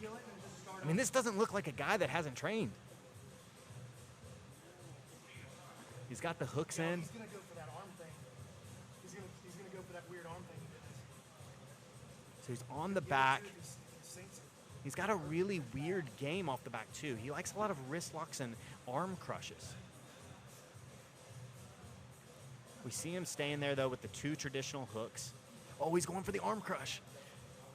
Oh, he might have that. That's so tight. That hurts so bad. It's close. Kanan's thinking about it. Oh. So you guys definitely need to go back and watch how he sets that up. That was a move he used a long, long time ago. And I remember him showing us, and yes, it hurt super bad. I mean, it definitely has the potential to break a forearm. Man, Matt looking really impressive. So he goes for that weird forearm slicer right there, misses, but now he's right back on the back. It's not a matter of getting it mad. Matt's got to be building confidence right here. Kanan's shown some grit, though, and some toughness not tapping to that forearm lock, because he definitely had it on. Matt now looking to put in a body triangle. I mean, Matt Anderson, if you guys watched Matt Anderson broad jump at the event last week, I mean, he broad jumps almost 10 feet. So those legs are super strong. He's got the body triangle. I can only imagine how terrible that is. He's got that body triangle. Oh, he gets the choke. Man, Matt Anderson with his first victory. And finishing with a choke. Did anyone see that coming? I don't know. I'm questioning if he has. I think Kanan has a rib injury, actually. And so it might have been the body triangle. No, that was a rear naked. Well, that's what I'm saying.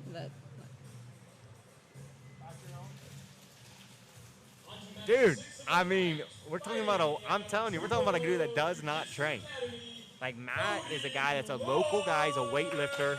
He has training experience. I mean, shoot, you just saw what he did. I I mean, Kanan's a blue belt. Kanan's competed all over the place. Next up, fighting out of Shit Planet O'Fallon, Michael Libby.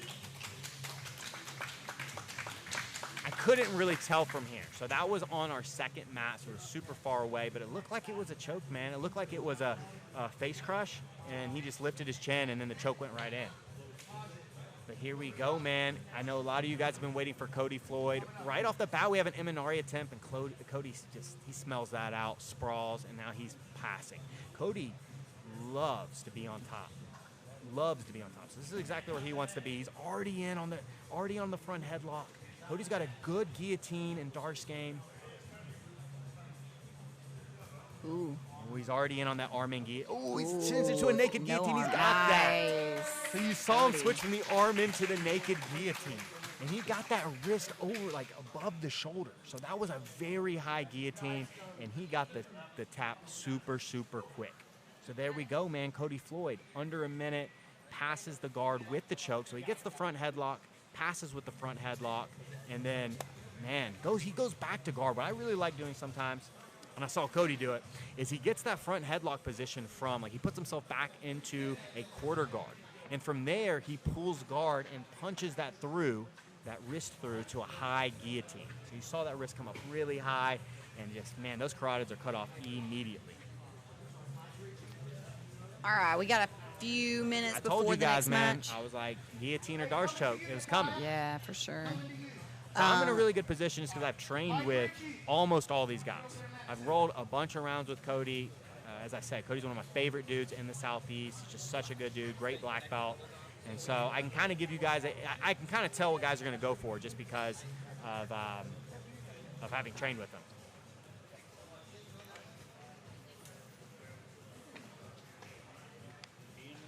All right, so mat 2 is Mike Richie and Nilo. Yeah, so we got Nilo, brown belt, coming off that loss to Elijah and going against Mike Richie, who's a white belt. Oh, gosh. Ooh, really good by Nilo right there. Nice. Nilo, great sweep. So he's pulling guard and looking to sweep to get to the top, but Mike Richie is tough to hold down. Really nice work right there by Nilo. But, man, Mike, excellent job stopping Nilo's back take attempt. Nilo did a great job winning that underhook. But Mike, man, sniffed it out, squared his hips up, and beautiful work from Mike Richie. Nilo's in close guard right here. Mike Ritchie's got a headlock. Nilo has the underhook, so it's yeah, kind of he's dangerous. gonna really struggle. Like if he lets go of that headlock, he's gonna get his back taken right here. You see Nilo just constantly. Ooh, Nilo gets the flower sweep. So if Mike would have let go of the head right there, he would have got his back taken. But since he held on to the head, he didn't have base, so he couldn't base out for that flower sweep, which allowed Nilo to get a beautiful sweep. He's mounted on Mike Richie now.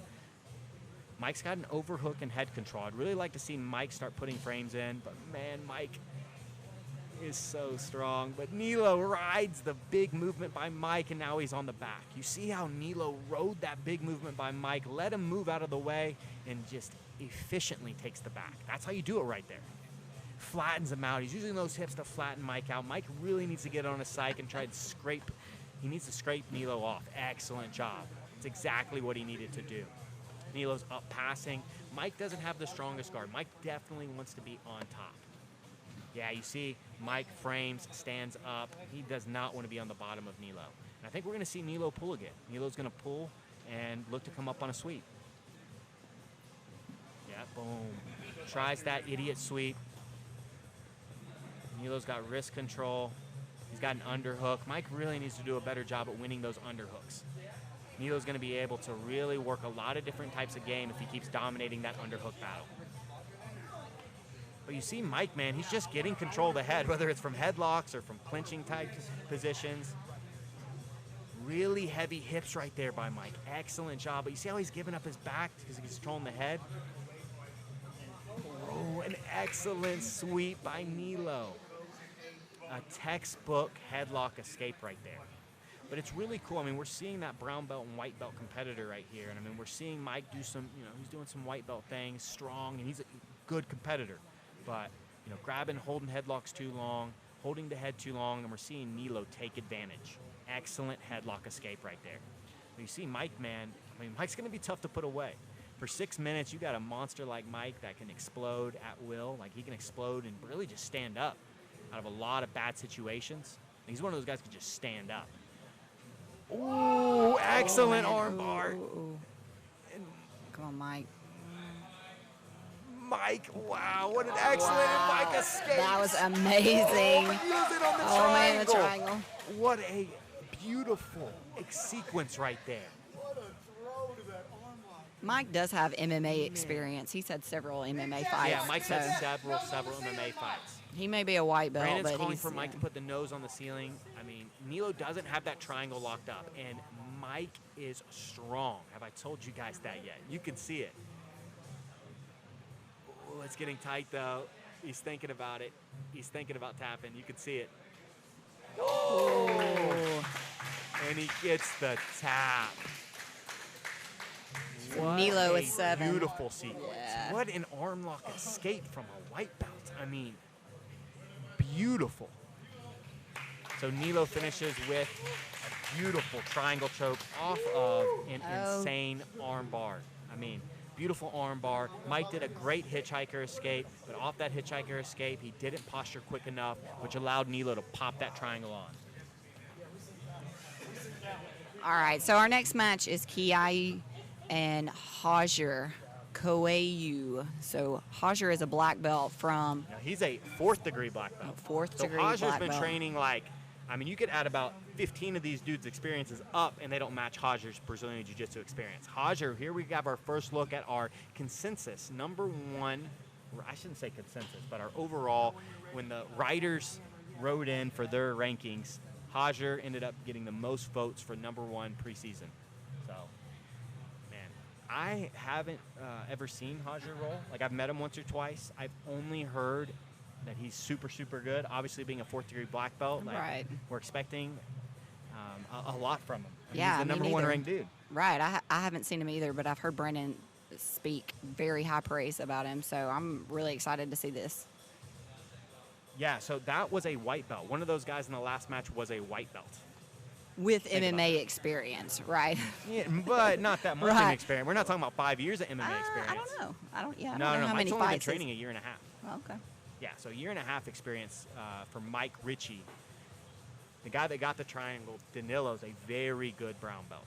Very, Right. very, very strong competitive brown belt.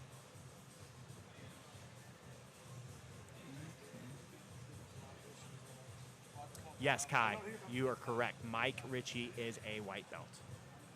So, man, you guys tell me how you're liking this event so far. I mean, it's blown me away. Like, I mean, this couldn't be any better. Oh yeah, You want for sure. action. You want like this is how events should be. I mean, all the competitors are bringing it. We've had one draw, and that draw might have been the best match of the night. I mean, Eric Longard versus Noah.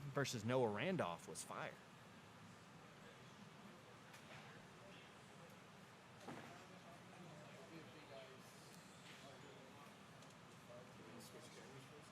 Yeah, let us know. Let us know, guys. Are you enjoying this event? Are you going to tune in next Friday night? Okay. Is Elijah around? You want to get him on? Hey. Yeah, so we're getting ready to bring on a competitor. Getting ready to talk to a competitor, I should say. Man, it is so hot in here, though. Yes, so That's they definitely going to play a factor. some people were talking about your shirt, and they didn't know if your shirt was 2 different colors or if that was your No, sweat. dude, that's sweat. That's sweat, guys. Yeah. See, I wore a black shirt, so you can't tell. Fighting out of Tim Planet O'Fallon, Keihi Makeka. So we've got Keihi's second match. All right, Keihi is coming off a loss, a rear naked choke loss to Stephen Mitchell in his first match. Next up, fighting out of Spartan, Birmingham, Hajer Coelho. So he's got a real tough second match. Again, we've got our 4th degree black belt, number 1 preseason ranked competitor, Hajer Coelho. Hajer, man, looking sharp. He's got the haircut like he likes it. He's looking he just looks like the #1 ranked dude, man. Yeah. He just does. So, be interested to see how Hajer, like, what strategy he's going to take throughout the season, especially coming into this first match. Hajer was our last competitor to arrive. It was like he came in, you know, last guy, a little late to the party. Dramatic entrance. Made all the other competitors, you know, wait on him a little bit, wait in last. And he's ready to do his thing. So, you see Hajer not pulling guard. I know Hajer's got a very interesting choke game. Oh, what a foot sweep right there. Full blown. You can see Hajer's got the laser eyes. Tries that foot sweep again. Already in on a headlock. Oh, we're going to see a snap down right here. We're going to see him snap down Keihi. Yeah, you see he snaps him down. He's already in. I know Hajer likes these front, these front chokes. And so Elijah Carlton's joining me right here. Ooh, we've got this 10-finger choke. Ooh, Keihi does a great job. Yeah, we had a 10-finger choke right here. So this is Hajer, the black belt, right? Yeah, he's a 4th degree black belt. Oh, so fourth degree black belt. Yeah, Who's on the bottom? So we have Keihi. He's from 10th Planet O'Fallon. What belt is he? I believe is he a white or he's a white belt? Yeah, he's a white belt. Oh, he's a white belt? Okay. Yeah, he's a white belt. So he's one of our white belt guys. So we've got a 4th degree black belt versus a white belt. This is a crazy league. Dude, real 4th crazy degree league. black belt, white belt. Yeah. And so let's talk a little bit about your match, because you made a huge statement taking out the 4th ranked guy and one of the guys that I think a lot of people, picked like, hey, this is one of the top 4 seeds. And Nilo's is it Nilo or Nilo? I'm not sure, man. They said Nilo, but I could have swore it was Nilo. I faced him before in this gym. Oh, yeah, okay. It was the first tournament that Brandon ran here. I had a match with him in our weight division, and I beat him. And then we had a match in the absolute, and I think he beat me in overtime. And so I got to ask you, because it looked like there was just a little bit of disgust on your face because you didn't finish with a choke. Man, Alabama's rough, dude. This humidity down here, the heat in this gym, it sucks. I was warming up with Kevin over there on the right beforehand, and yeah, absolutely. But I was trying to, after I got done rolling with Kevin, I was trying to catch my breath, and you feel it when you actually catch your breath. That last little millimeter inside your lungs, you feel it open. I couldn't get it to happen. Before I got on the mats with Nilo, and then I got out there and I just we get a great popper right there. You ever use that great popper? You see the arm comes across and he grabs that. I missed it, damn. Yeah. So that's what we call a great popper. But there we go. Our #1 ranked. Nice. I just want you to know that you're my #1 ranked. Man, he seems solid. 4th degree black belt. You can't argue with that, man. Yeah. And so, but there we go. Hajer finishing 7 points right there. But yeah, I was a little upset I didn't get the kill. But honestly, I really wanted the rear naked choke. It didn't happen. Our breathing was bad. Just wasn't what I was looking for. Kind of disappointed in that, but it's okay. Like I said, this whole thing is me trying to come out here and play my new game, and I didn't do that. So, well, and I was telling the people that I said you're getting ready for the ADCC trials, and so you told me you're like, I'm getting ready, and I want to showcase the game that I'm going to be playing in November in wherever the ADCC trials take place. That's the plan, right? Yep, absolutely. And I was not able to do that. Kind of sucks. So you, of everybody, you have the toughest matches tonight. I really think I do, honestly, man. I mean, I'm number 2 seed, right? Yeah. So I have the number 3. I just faced the number 3 seed, beat him. I'm about to face the number 4 seed, Matt Elkins. And then I face, I don't think he's seeded, Michael Libby. Yeah. I don't know him. Yeah, but you're facing the number 3 and 4. So if you finish both those guys with subs, I mean, that really it really makes just keeps me at number 2, I guess, unless I don't know if Hajer has 3 or 4 tonight. Does he? I don't think so. I mean, if he doesn't, huh? He's got 2. No. We're saying with matches? ranked matches How because many he's does he have facing in ranked number matches? 3. Yeah, I mean, especially if he loses to somebody in the top 10, that should put me at number 1, right? If I beat 3 and 4, he loses to somebody other than anybody, if he loses to anybody, I should be number 1, right? I mean, honestly, man, sometimes, if the number 2 guy has a better performance and has big statement, makes big statements, you might hop him. Absolutely. To tell you the truth, I didn't see anything he did right there that's going to give me any trouble, but it should be fun. You're probably the most well-rounded competitor, and you and probably Nilo and Matt Elkins have the most competition experience. Matt's fought a million times, you know, wrestled his whole life.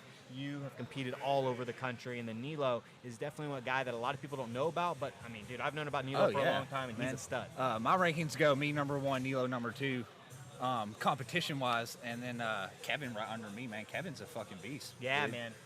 Kevin ain't no joke. Kevin's here for blood.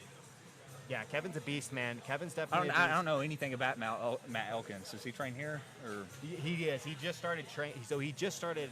He trains with us on Wednesday afternoons. Yeah. He comes up. But Okay. Very, very good grappler. Cool. Very, very yeah, I'm good. excited. I think he's my next match coming up here in just a little bit. All right, man. I think it's him and then Libby. So. Well, you got anything else you want to say to the people? You got. Nope. Thanks for all my fans watching me. I know I got a bunch of friends back home watching me. It's gonna be fun. I'm excited. Beautiful triangle, though. The way you put that on, really slick. A little sloppy, but we're warming up. So. Beautiful, man. Thank you, man. Thank you, man. Dude. Appreciate it. So there we go. We got Elijah Carlton. Excellent, excellent first match. Oops. Elijah struggling. Everybody's struggling to get past me right here. But there we go. There's Elijah Carlton. And I love when competitors, you know, have high standards for themselves. So you hear Elijah, you know, he wasn't happy with that performance. I mean, you guys saw the triangle setup he hit, and he was like, sloppy. Like, that was a whoa moment. I mean, that made me go. All right, Keith says, funny story, I need scaff in the tooth. You've been kicked in the face several times yeah, here recently. Dude. Actually, I had to go to the dentist and get a tooth fixed because I was rolling with Jake Elkins. So Matt Elkins' older brother. He's about 240 pounds of D1 black belt wrestler, like just black belt level grappler. And yeah, he needed me in the face. And I had to go to the dentist yesterday to get a tooth fixed. It was a little decent sized chip. Egghead Warrior says, get scaff and orange rash guard. Bro, I need one, right? I'm with you, Egghead. I've sweat through this shirt. Fighting out of Planet Jiu Jitsu, So Hajer got 7. Yep. Yeah, Hajer. So that last match, we had Hajer. He finished with a great popper choke. Next up, I like that we've seen a bunch of variety of submissions so far. And they've all pretty much all been chokes. So here we go. We've got our 16-year-old already coming off a draw with a brown belt. He's going against another one of our students, Jeremy Geiger, who's a blue belt. So you see Jeremy Geiger's about 190, Noah Randolph's about 170, so we got about a 20-pound weight difference here. Jeremy Geiger wrestled in college, so I don't think we're going to see him pull guard, but he really likes leg locks. He's one of those wrestlers that has gotten into leg locks, and I mean, these guys have trained with each other over the past couple of years many times, so they know each other's games well, and I think that's going to really dictate. Ooh, what a lateral drop right there. I told you, Jeremy wrestled in college, and we saw that right there. Beautiful takedown. Already into a deep half guard pass. He's got the crossface. He's got the underhook, but he didn't change his hip angle enough, which allowed Noah to get the lockdown back. But no problem. Jeremy just goes right through it. He's in that 3/4 mount position. Jumps on the head. He's in the front headlock, but he's back standing. Now, I don't know how Jeremy's cardio. I know it's 6 minutes, but Noah definitely has the cardio advantage. We're 1 minute in. Definitely has the cardio advantage. We have a clock now, so we're 1 minute and 10 seconds in. For you guys watching, we have 2 blue belts here, both from 10th Planet Decatur. We've got Noah Randolph versus Jeremy Geiger. Jeremy Geiger, they're both in orange and black, but Noah Randolph is the 16-year-old kid. So one of them's a dad, the other 16. I'll let you figure that out. Excellent takedown off that rush. And he had a 2-on-1 to a trip. 2 beautiful takedowns so far from Jeremy Geiger. He's already past the guard. We're seeing Noah throw up some kind of bottom side rubber guard. I'm never a fan when guys do that. I feel like it really just kind of locks you into place, but man, he's going after that with some confidence.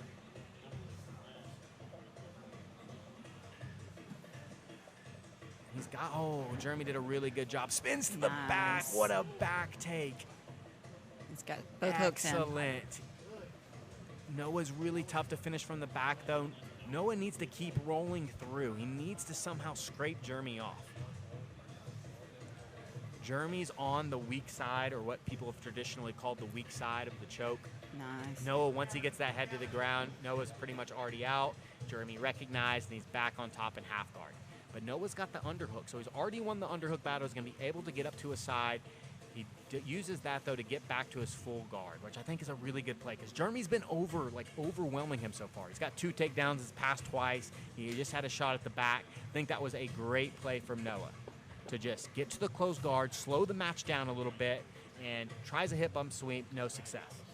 Womp, womp, womp. Super chat from Matt Viper. Well, oh, Brandon liked that womp, womp. He heard it and laughed that time. That's the first one I've heard so far. So we're almost halfway in. We're 257, 258, so 3 minutes left in this match. Noah's got an overhook. He's actually got a really good angle right here to attack a triangle, but loses the posture control. Jeremy's standing and stacking. Ooh. Tries kind of a catch wrestling style. Okay. Excellent entry right there. He's already Noah, though, reaped. just so calm. Stays on his feet again in a reap. Oh, what a... So that's the second time we've seen Noah float leg locks, end up passed in the mount. What to say? What can I say about this kid's composure? This kid's composure is... I mean, he might as well be 35 years old. If you could see his face right now, I'm telling you, he is not breathing hard at all. Look at his face when Keelan turns this corner here. He's not breathing at all.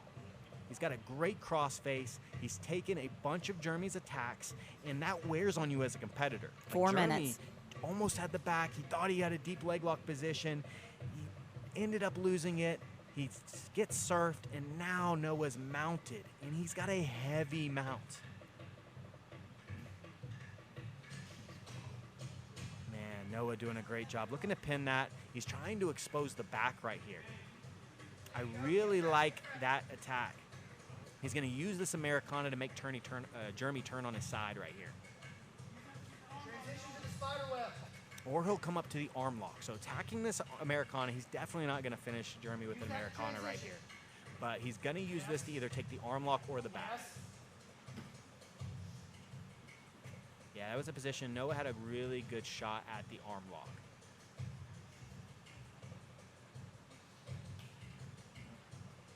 Jeremy needs to get those frames in. He cannot play with his arms up that high. Yeah, you see Noah's already in on a head and arm. Yeah, Jeremy was playing a little too casual right there. He's keeping his arms up too high. It's going to allow Noah a couple of different attack options. Womp, womp, womp. Super So we've chat got 45 seconds. from Egghead Warrior. So we got 45 seconds left, 40 seconds left. Noah's still on top and really starting to take it to Jeremy. So Jeremy dominated the first 3 minutes.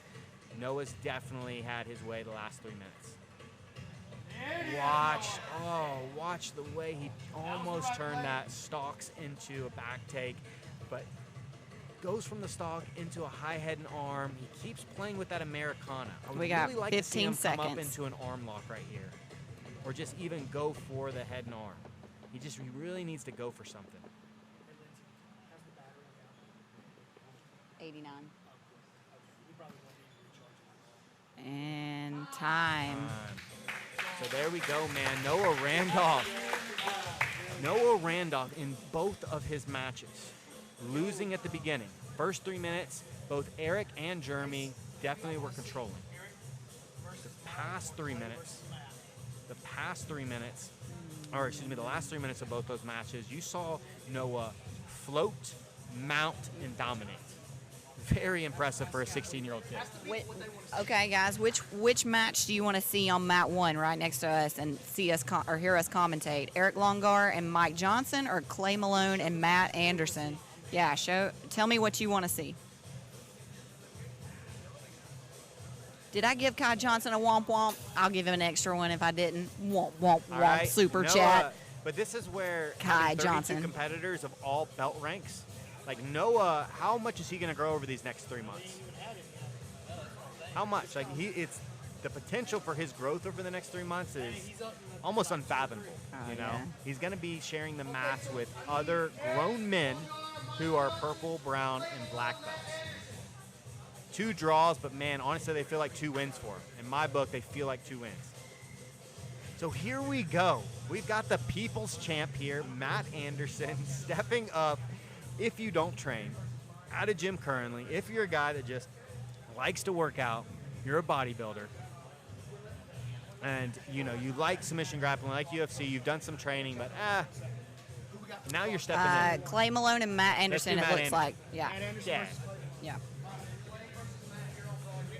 So we're doing Clay Malone versus Matt Anderson. Clay Malone's coming off a triangle loss to the Scarecrow. Scarecrow so of this is his Doom. second match against Matt's. So he had Matt Harrison in his first match, and now he's facing Matt Anderson. So we'll see if we can get a 2-0 for Matt's. I don't want to say I'm biased, but. And on the other mat, we have, who's on the other mat? We've got Eric Longard And Mike Johnson. And Mike Johnson. Excuse me. So yeah. While we're waiting just a second, let me give a shout out to Matt Viper again for these awesome looking rash guards. Came in at the last minute and he got us those rash guards, no problem, and they look fantastic. Matt Viper also did the logos, so thank you to Eric Bell. Yeah, so here we go. We got Eric Longard started. He's coming off of a draw with Noah Randolph. So he's in a match with a white belt, Mike Johnson. So he really needs a finish here. Really good pass by right there. I love watching Eric's passing on top. He passes well both sides. He's in passing the opposite side, what most people would consider their weak side passing. But great, he's already passed the guard. He's already got 1 frame broken. Mike's probably 20 or 30 pounds bigger than Eric, though. I know Eric weighed in today at 166. I believe Mike weighed in at 190, so yeah, about a 25-pound weight difference. But here we go. We've got our main match. We've got Matt Anderson versus Clay Malone. I'm telling you, man, Matt Anderson's the most interesting and fascinating story to me. If he finishes Clay Malone here, that's 2 blue belts down. Do I just toss him a blue belt? Is that what I do? I feel like that's I feel like that's what Hoist would do. Ooh. Excellent job. A hard sprawl again for Matt Anderson. Comes out the back door. This dude doesn't train. No, there's no way. There's no way he's not training. Got 1 hook Look, in. he's already in on the back. So, already in on the back, and he's going for his bicep forearm crusher again. He needs to change his angle a little bit. He's thinking about tapping, and he gets that. Oh my goodness. He gets the arm crush. What is going on here? Matt Anderson sprawls, spins to the back, puts both hooks in, and hits his move. Like, I think he made that move. Anderson. Like, he made that move up. We have a guy that isn't training at a gym that just hit a move he made up in the PGF. Manderson Crush. That Brandon just gave it a name. Dude, Manderson Brandon, can we Crush. just toss a blue belt out there? That's yeah. So 3 Brandon, points. do we just toss him a blue belt now, or like what's going on? No, we ain't tossing nothing. He ain't getting nothing. So it's a forearm crusher. It's a forearm crusher. That's what that move is. That was awesome. Again, that is a move that he made up. What happened with Eric Longard and Mike Johnson? The Manderson Crush. So Hey, what happened on that back mat with Eric Longard and Mike Johnson? Eric Longard definitely won. Armbar, triangle. So Eric Longard won by triangle choke. So all you Eric Longard fans out there, comes back, gets 7 points. Eric won by head and arm choke. Okay. Okay, so it was a choke. Okay, never mind. Head and arm choke. Excuse me. So an arm triangle. The Manderson Crush. Yeah, so Matt Anderson, I mean, if you guys watch the Combine, he is by far the strongest guy here. And his technique is looking good. Yeah. I'm telling you, I mean, rode this with him is last back week, and I was control. pretty impressed. Like, I was like, man, you know, he's nowhere near as fast as I thought he was going to be. And tonight, I mean, he's got 10 points on the board. He said he wanted to finish in the top 10, and he said he wanted to beat a black belt. Now, the black belt, that's still a tall order, but man, finishing in the top 10, this is a good start for him. Right. So we had a question here. Brown belts can go against white belts. Yes. So we have every rank Every right? rank is represented. There's multiple black, brown, purple, blue, and white belts. So that's one of the really nice things about this league, is that Brandon even said, like, we don't care what your competition experience is. There's 40-year-old dudes in here, and then there's dudes like that want to go do the ADCC trials and win. So, I mean, there's a bunch of different guys represented. So on the first mat, we have Lewis Collins, a blue belt from 10th Planet Muscle Shoals, versus Kanan Brooks. Kanan Brooks he's really playing calm right there, maybe a little too calm. Yes, Matt Anderson is a white belt. Yeah, Matt Anderson, again, is a white belt that has not trained at a gym for a few years now. The last time he trained with us, like last time he trained regularly was with us, and that was 4 or 5 years ago. Right, yeah. So he hasn't trained with us at this location. We've been here for 4 years, 4.5 years. I had to talk to Anderson about that. I can't do it. Yeah, we're definitely going to have to bring Matt Anderson on the broadcast to talk to him about, what he's doing so far, like how he feels so far. Ooh. There we go. We have Lewis in on a heel hook. Kanan, though, does a really good job, man. Great job recognizing, starting the roll, but Lewis gets the jump and passes the guard. Now, Kanan Brooks is one of the competitors that had to cut weight. It's about 100 degrees in here. Again, you guys see, my shirt's already sweat through, and I'm just talking. So it'll be interesting to see these guys that have, when he gets the tap. Yeah, and Lewis. So, yeah, Kanan, again, he's a guy that cut about 10 pounds, and he just gets tapped by heel hook, outside heel hook to Lewis Collins. So Lewis Collins, one match, one finish, outside heel hook. He gets that break, 3 points.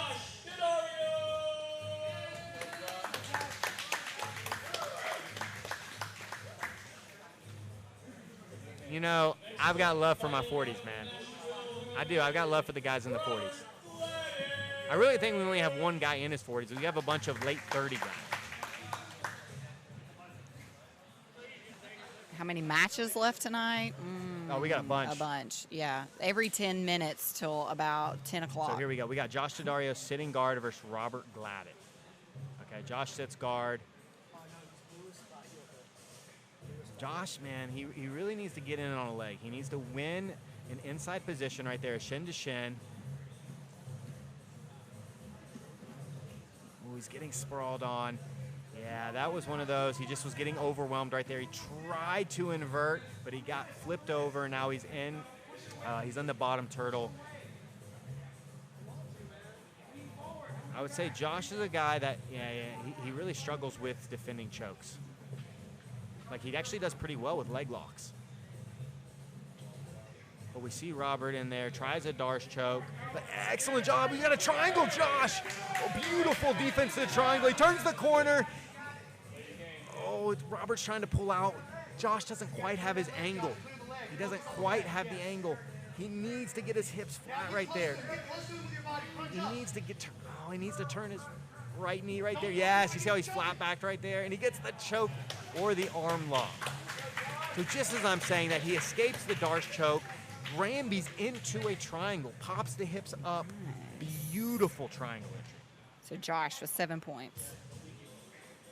Ridge, Very his big win for match Josh. is at 820. Yeah, very, very big win for Josh. Very big win. Guys, go on and share this link on your social media, Facebook, Instagram, Twitter, whatever. Let's get a lot of viewers here. I think we're at 154 right now. Let's see if we can get to 300. Yeah, so Josh has been a blue belt, I think, for 6 months. So the man bun guy, for you guys out there that, you're a little partial to the man bun, he's been a blue belt for 6 months. I believe he's 19 years old. Don't quote me on that. He might be 20. Yeah, I think he is 20. All right, give me Cody Floyd, Matt Elkins. Ooh, we this have is gonna a be good. barn burner here. So we have another top 5 matchup. We've got Matt Elkins versus Cody Floyd. Two guys that I have rolled multiple rounds with, both great stand-up. But Matt Elkins is a All-American level, D1 level wrestler. He is by far the best wrestler in this event. It's not even close. So we saw Jeremy Geiger hit some awesome takedowns. He wrestled in college, but I mean, Matt Elkins is a whole nother level. I want that one on the broadcast too. Let's hold that one. So Yeah, Dallas and Matt Harrison. I want getting ready to see Cody Floyd versus Matt Elkins. Cody Floyd, black belt out of Mississippi.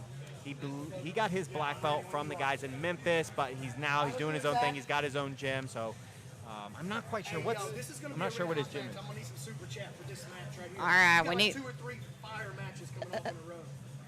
Give me some. Brandon's letting us know that we need some fire in the super chat right here because we're about to throw some fire out on the mats. Got some really great matches coming up next. Yeah, both these guys, again, man, are so talented and very good overall grapplers. Now, one thing that's interesting about this match is neither guy's very good at leg locks, so I do not expect a leg lock finish. So you see Matt Elkins, he's been a new addition to the squad. Him and his brother Jake are, again, all-American level wrestlers, insanely good on their feet, and I'm hoping to see Matt really get a good takedown here. But fan of both these guys, really think this is going to be a barn burner. So, Somebody was asking the significance of the blue and orange. Well, we were going to do like a home and away kind of thing, but I hate to ask people to take off a sweaty rash guard and put one back on. So okay. Great job, County. You saw how relaxed Matt Elkins was, and he used that relax, like he let Cody grip a little too deep, and he just snapped down that front headlock. Cody had to abandon to get flat to avoid getting choked, and now Matt's already past the guard. Matt's got a really good choke game. I've been watching him finish guys with anacondas and guillotines recently. He's got a really good naked and arm-in guillotine. Cody is in a precarious position, but you see he's a black belt. He's calm. He's staying flat. He knows, I'm telling you, if he starts coming up on his side, he knows Matt's going to be throwing some choke heat at him.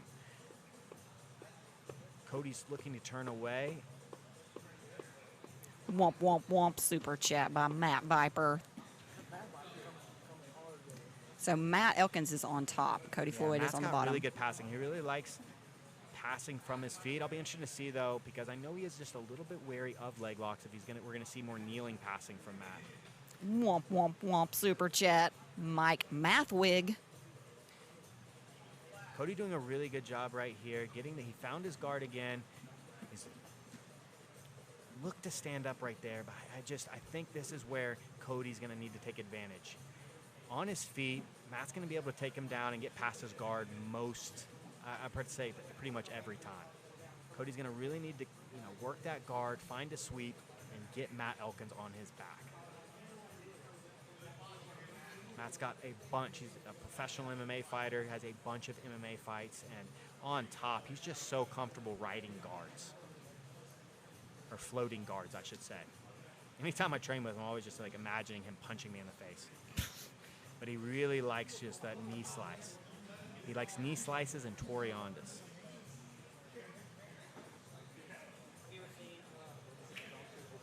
So Cody on that elbow right there, looking to grab control of the head. I think we're going to see Matt. Matt really needs to try and flatten Cody out, either with a crossface or some type of twister-style pass where he's getting control of the hips. But Cody's doing a great job framing. Cody's got a reverse De La Riva in with a knee shield. So he's in that reverse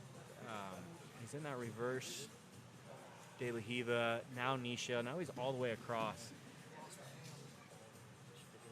Oh, so Pick up the match with your camera. Pick it up, hurry. And so we just lost the camera. Sorry, guys.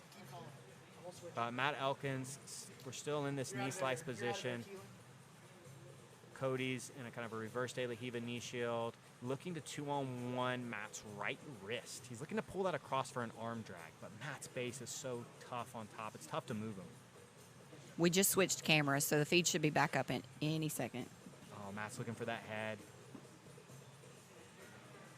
So Matt just passed with a knee slice. He did a forward knee slice, so Cody ended up getting on his knees, and he made it to turtle, but Matt rode the turtle now, and he's on top.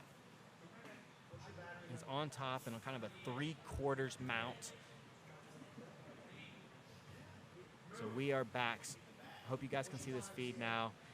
Cody does a great job forcing Matt back into the half guard. So we got 2:20 left right here. Cody's doing a really good job working between his one butterfly hook and his knee shield. Really important game to play, especially against guys playing heavy pressure. So probably about 2 minutes left. Cody elects to stand back up, but this is Matt's world. Even though we're seeing Cody, you know, you're going to see him get snapped down again. Matt's got him on his front foot. Oh, excellent. Really nice Sanjeev sweep right there. So he got that 2-on-1, but Matt just rolled back to standing. Really nice work right there.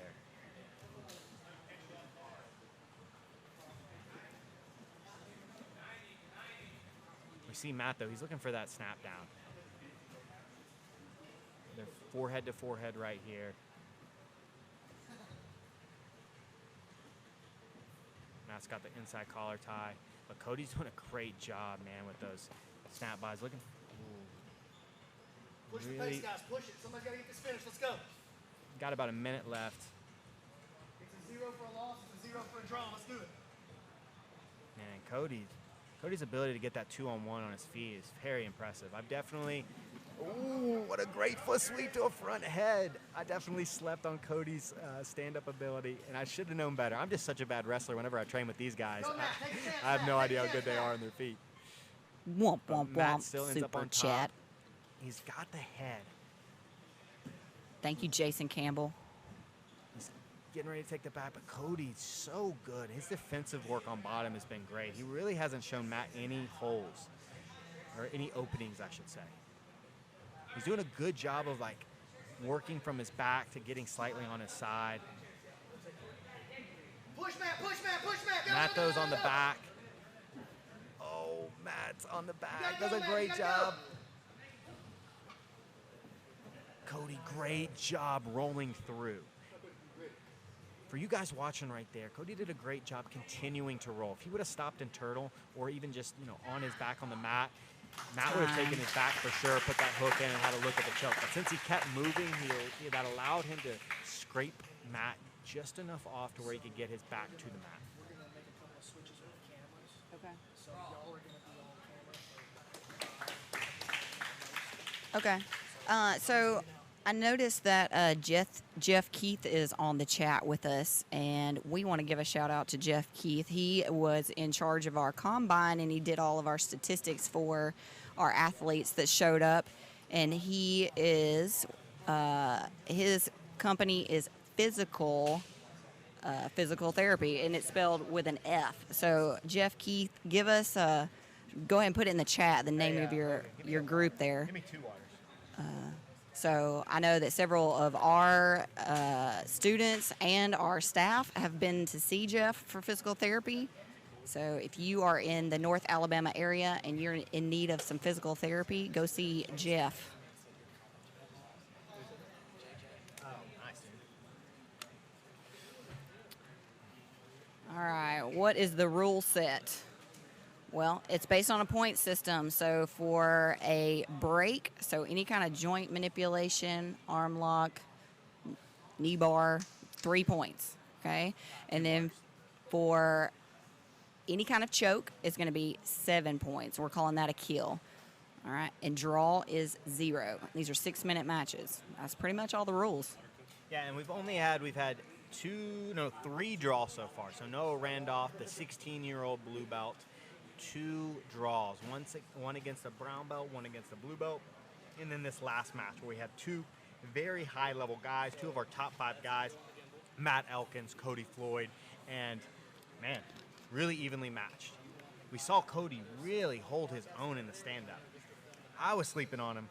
My bad, Cody. I thought your way to victory was from the guard. My bad. I didn't know, dude. Again, I'm a guard puller, dude. I sit to my butt unless you sit, so... We saw some really good Russian and 2-on-1 work from in that last match. But Matt Elkins, you saw the confidence in his stand-up, and even when he was losing those positions, he still ended up on top. Now, some of that is there is a big weight difference between the two. I believe Cody Floyd's like 165. I know Matt Elkins weighed 190, so we're talking a good 20 pounds. Egghead Warrior, the second one was a D1 wrestler. I'm not sure. Was Matt Elkins, did he wrestle in college? He wrestled in college. It was not D1. Okay.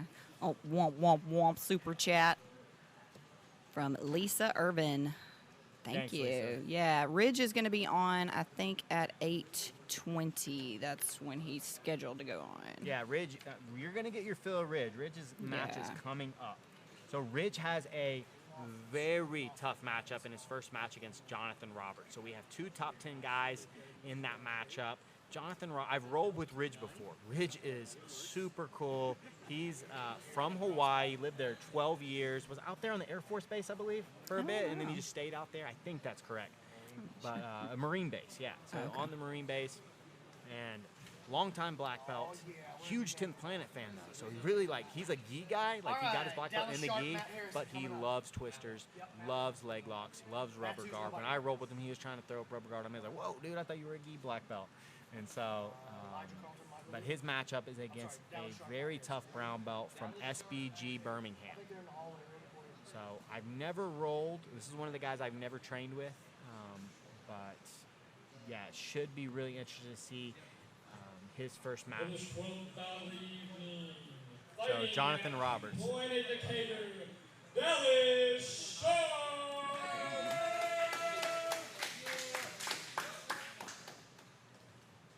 Next up, fighting out of Derby City, MMA, Matt Harrison. Oh, there we go. We got the Matt Harrison Army. Your boy is back. We have the All Scarecrow. right, Scarecrow of Doom. The Scarecrow of Doom is back. And you guys heard him here. What's he going to do? He's going to pull guard, close guard, triangle. But Dallas is wiry, a insanely high-level gymnast. We already saw him throw a flying triangle in his first match. And Dallas is not settling for bottom. And Dallas is going to stand up. That was a really good, we saw Matt right there. He sits to guard, but he didn't like the grips he had, so he just stood back up. He's going to try and get a good grip, the grip that he wants, and he's going to try and get the closed guard. He's not going to sit to an open guard. And I think that's really, again, you see Matt Harrison, he's a very savvy competitor. He's coming in with a game plan, and you can see it from talking to him and just watching him. There's things he likes to do. He's waiting for Dallas to just commit a little bit more, and he's going to pull guard. But he definitely has a size advantage. Dallas is one of the smallest competitors. Dallas is about 145 pounds, and we see Dallas jump guard. So I wasn't expecting to see Dallas pull guard. But yeah, I don't think he liked those collar ties that Matt Harrison, the Scarecrow of Doom, was hanging on his head, and so he just pulled guard. You see a rubber guard right there. He's in the meat hook. So it's really important when Dallas is in the meat hook. You're going to see that outside. So not the foot that's the meat hook, hook foot, the outside one. He cannot get that past. Matt does a good job, though, of stacking. Dallas relinquishes the meat hook, and now he's back into a traditional style guard. Ooh, a toesy pass attempt. But right when he turned that hip, Dallas went right back to the meat hook. Yeah, Dallas needs to get out on his hip more instead of flat backed. Dallas is so flexible that he can just throw it up, but he does need to get that angle better.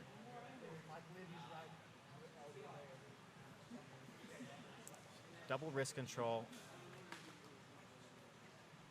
So we've already seen Matt try one toesy attempt. I think we're going to see him try one more. He's going to try and win that inside space. He's trying to win that bicep control. Oh, no, we see stand up. So good job right there. Pulls into the straight ankle lock. Dallas clears the knee line.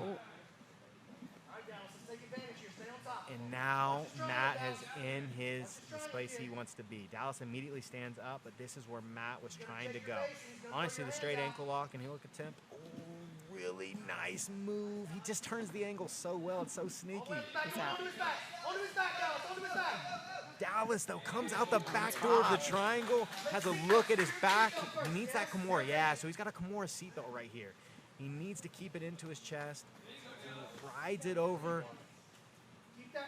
So he needs to keep that seatbelt. Matt did a great job of scraping Dallas off. I would really like to see Dallas keep that seatbelt. He tried to put the hooks in. When he missed, he lost that seatbelt. Seatbelt needs to be the priority. Man, Matt did a great job with that angle change, but man, Dallas came right out the back door. Ooh, he's got it. He had the arm around the neck for just a split second, but Matt gets his back to the ground. Now he's on the bottom. He's looking for a move we call the B Smith. What an excellent inversion. And now tries to. Dallas, though, feels the clo guard coming. He just sits to his butt. Dives over the cartwheel pass. Dallas has a cartwheel pass into a front headlock. That's that gymnast in him. I told you the cartwheel pass is one of his specialties. Brandon's coaching him a little bit on the sideline, tells him to push the pace. And what does he do? Keep on the attack, Dallas. Now Keep Matt, on the attack. Matt shows his back. Aggressive, Dallas, aggressive. Dallas is on the back again. He needs to pull him across. Matt doesn't need to settle. Matt needs to keep moving. Matt needs to keep moving. Oh, Dallas has got the choke. It was tight. He gets it. Nice, Dallas. Oh, what a match.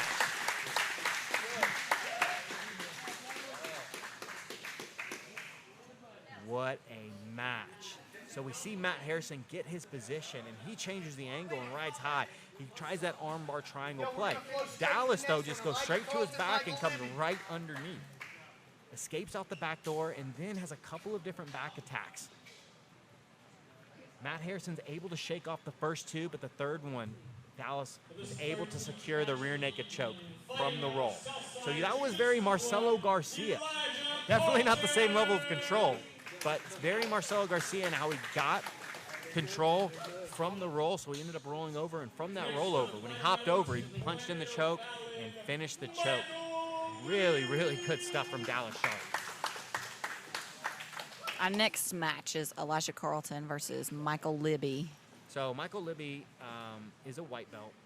I believe he's also from 10th Planet O'Fallon. Yes. Yeah, so he's from 10th Planet O'Fallon as well, and he's going against Elijah Carlton. He immediately pulls. We see Elijah just stand, and Elijah's really been working on his top passing. Just straight through him, wins the inside position. You see he's got that underhook, and I know you guys heard him here. He wants that rear naked choke. He's got the underhook right here. He's going to spin to take the back.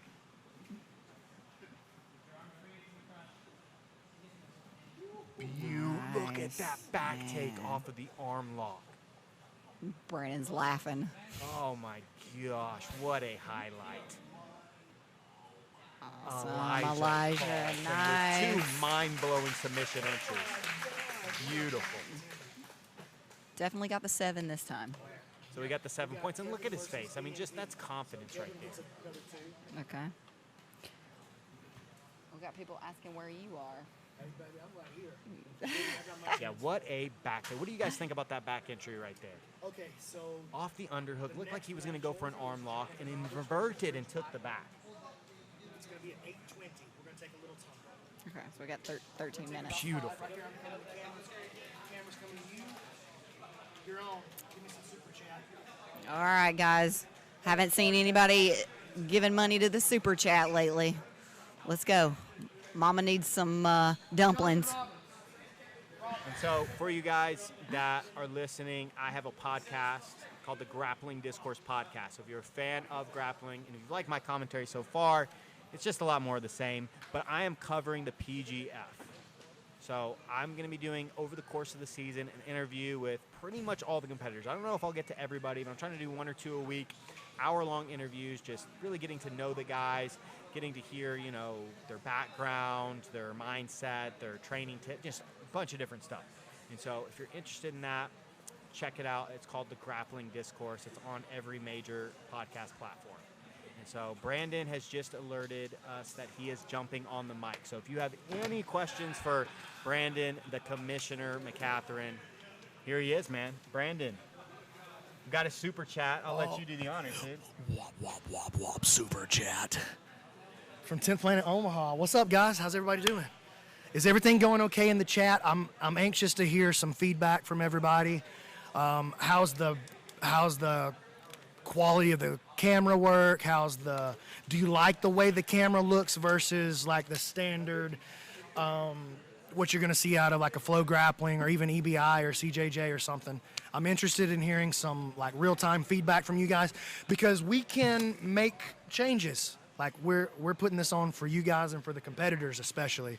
So if you've got something you want to see, something that you like, let us know and we're going to do our best to make it happen. Ridge is coming up next. Ridge is the next match. Him versus Jonathan Roberts. That's red hot. What's up? How's it going from your perspective? Bro, I'm soaked through, Yeah, man. you got I'm Matty soaked two-tone. through. Yeah, I'm soaked through this shirt. But, man, I mean, couldn't have been better. the matches could not have been better. We've had 3 draws. 2 of them, though, Noah Randolph, the 16-year-old kid, Dude, he's so showing awesome, out. I mean, wins. I mean, those are wins for me, for Noah Randolph. And then we had Matt Elkins versus Cody Floyd is our other draw. Oh, dude. Which was just a That was a great technical match. war. Yeah. So, I mean, all the rest have been subs. What about your boy Elijah's back take just now? Dude, that's why I that said, blew like, my mind, dude. Dude, two subs. The triangle entry on Danilo Yeah. and the back take were like, Yo, what about the big upset from Dallas Sharp? yeah. Dude, how great is that, man? You How called great is for it. that? I was telling him, hey, this kid's a gymnast. He likes cartwheel passes. And right when you said, hey, Dallas, push the pace, you saw the cartwheel just hit Matt a little off guard. It's unorthodox. And Dallas's pace is untouchable. Yeah. Like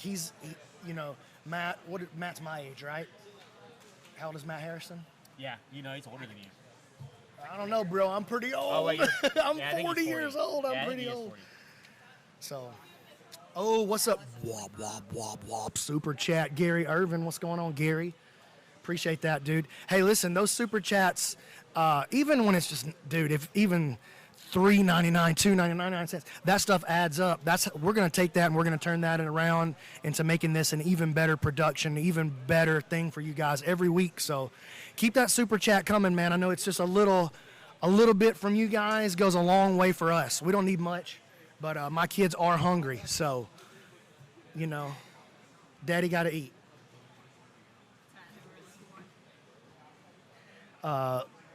Latin Bond says you should consider having a replay option so you can show and discuss the latest bit. We kind of have a replay option. We don't have the technical capability just yet to do that the way we want to do it, so we're holding off. We can show you the last 20 seconds, but it's just going to be what you just saw on the broadcast. It's not exactly the way we want it. So our major concern right now is we want to make sure we get the game right. We want to get the broadcast correct, and we're going to start adding the flowery stuff and the spice it up stuff as we go. So right now, it's just about making the show as good as it can be for the competitors and then for you guys also. What about Matt Anderson? Oh, he hit his move. I've got to officially label that the Manderson Crush. We have our 3 first stars, like so far of the event. We've got Matt Anderson, we've got Elijah Carlton, and we've got who was the other guy that was in my mind? I don't know. Oh my gosh. But yeah, anyways, those 2 especially have been stealing the show. Really, wop, really wop, good. wop, wop. For Mike Matwig, wop, wop, wop, wop. For Khalil. They're pouring in. That's good, man. Y'all keep those things coming. That makes a huge difference over here on this side. Well, Dallas has 2 wins too, right? Both chokes. I'm not sure. I'll have to go back and check and see. It should be right there. My boy Brandon Gamble says I don't know what her notes say, though. I got you. All right, guys, I'm going to get out of the way. I got to get back to work, but I just wanted to say, listen, I know you guys over here watching. You're spending your evening watching with us. That's not lost on me that you could be doing anything else. So we thank you guys so much, man, and keep supporting. Wop, wop, wop, wop, wop, wop. Super chat. Yeah, so our next matchup is another one of the best ones of the night. We have Jonathan Roberts, a brown belt, and then I know a lot of you guys are calling for Ridge Blackburn, your boy from Hawaii, out of Mississippi now. Man, I'm really looking. I think we're going to see Ridge go for the legs, man. I know Jonathan, is kind of talking. He's not as well versed in the leg game. His favorite move is the arm lock and triangle chokes. Like he likes to play the arm lock, triangle, like a couple of these other guys. But, man, I think we're going to see Ridge get that heel hook. That's just my prediction coming up. I've never seen Jonathan. I don't know how good Jonathan is. I've heard he's very good. All right, we got a super chat, womp, womp, womp, super chat from Brandon Ballou, and we are going to cut to a commercial, actually.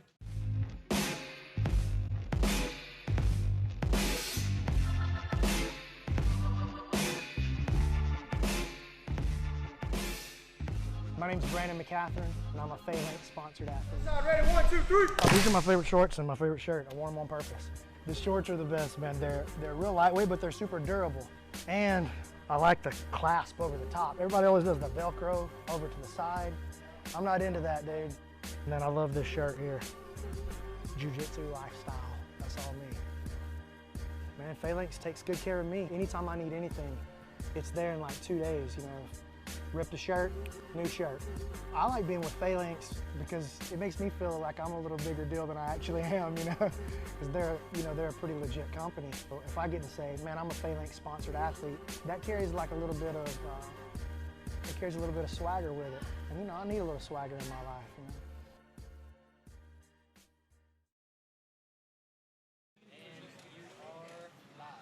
Yeah, so Dallas Sharp was my third competitor. So I just had to make sure he has 2 submission wins. I couldn't remember what he did in his first one, and I remember he had the first PGF punch choke. So got Dallas Sharp, Elijah Carlton, really, really looking like studs, and Matt Anderson. So we got 3 dudes that so far competitor of the night for me, but still a bunch of matches. So do not turn off your YouTube or your computer screen or your computer phone, whatever you want to. Whatever you're watching on. So, I mean, this has been like really action-packed. I'm super excited about watching this. Yeah, I mean, like you were talking about before, some jiu-jitsu matches you're just like watching people pass the guard for 10 minutes. But this is amazing. This is really awesome. And I've seen a couple of comments about how good we look. I know, dude. I appreciate that, guys. I've sweat through this. This was a very light gray. Now it's a very dark gray. Womp, womp, womp. Super chat from Jeff Keith.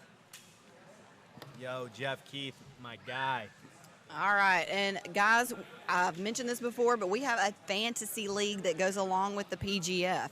So if you look in the description underneath your YouTube video there, you have the link to pick your fantasy team. So go in there, you're given a certain amount of money, and each competitor has a price. Go in there, spend your money. It's right now not real money, but we'll see where the progression leads. Yeah, and so after this season, so again, this is the first weekend, but after this 3-month season, 3 months off, and then I believe the plan is for like a 250 and under. So any belts 250 and under. So any of you guys that are interested, I know a lot of guys were just like, man, why not 205? Why not 225? The next PGF is for you. So I'm not quite sure if it's going to be 250. It's going to be around 250-ish, though. Next PGF, Season 2, is for the big fellas. Right, so that commercial was for Phalanx, and we want to give a shout-out to Phalanx. Thank you for posting the PGF information on email and letting everybody know through Instagram and Facebook. We really appreciate the shout-out. That was awesome. Khalil, I appreciate that. Just subscribe to my podcast. I appreciate that, dude. Yeah, I try and do 2 or 3, pretty much 3 every week. But I will be interviewing pretty much all the PGF competitors, so definitely check that out. My fantasy team is not doing very well. I picked Kevin. Oh my gosh, dude! Picking Kevin was the worst pick. So let's talk about that real quick. So we got Kevin Premu. Okay, my pick as the dark horse is a guy that's not a brown or black belt to finish in the top 5, possibly even top 3. I mean, you heard Elijah Carlton come on. He was like, man, I think Kevin's the 3rd best guy. Like, he's my number 3 rankings, just competitors. So Kevin's a beast. But all 3 of his matches did not show up tonight. So he has 0 matches, which means he's taking 2 points. So we have guys already, like Dallas Sharp, who's a blue belt, with 14 points. Poor So Kevin's really only hurts getting Kevin 6. right there. Really, really hurts when your opponent does not show. Oh, okay. We got a couple of super chats right here. Womp, womp, womp. Lonnie Jones with the super chat. Womp, womp. And Dude. Kai Johnson, womp, womp, womp. We got that, Yes. We got that 100-pound super chat. 100 pounds. My Nice. guy, dude. He yes. needs a double womp, womp. You can train here's your for double. free. Next time, Womp, whenever you womp. come, train for free. You got to buy a rash guard, though, guy. There ain't no way you're leaving without a 10th Planet Rashy. Give him, I want to honor like 4 womp womps with that. I No, gave he him said 2. He asked for the double. I gave him 2. I want a double down. Womp, I feel like womp, you need to womp. come on and do the womp womp. This is, Okay, the I third mean, one. Yeah. Do you need it on camera? Okay, you can just Womp, womp, womp, womp, super chat.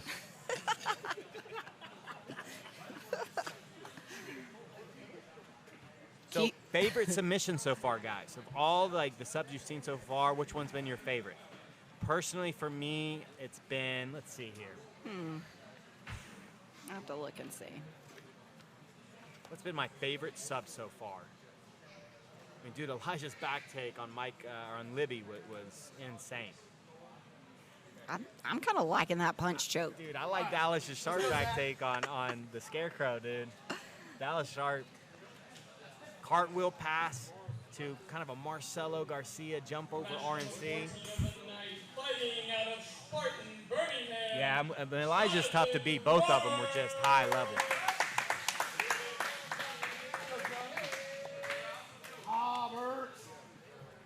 So, both these guys' first matches, both these guys expecting to do well. Talking to both these guys expect to finish in the top 5 during the season.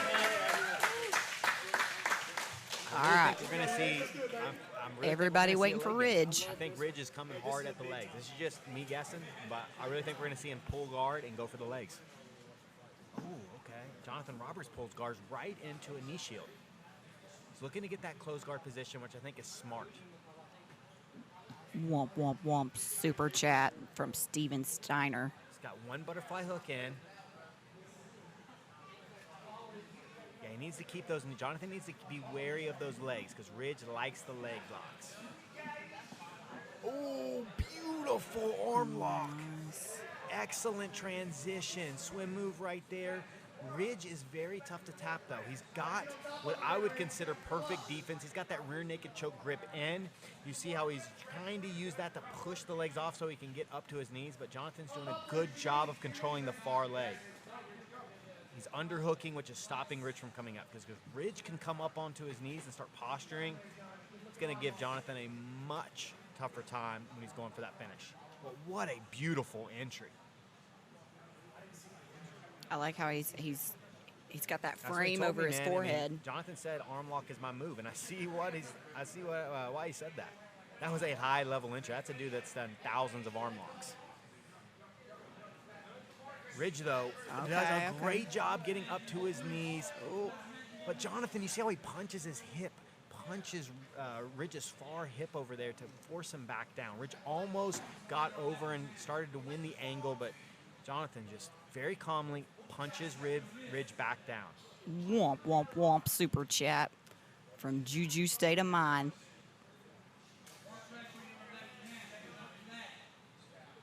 Ridge, man, it's got to be exhausting holding that, because I know Jonathan, just seeing the knee pinch right there, Ridge trying to what a backwards roll escape.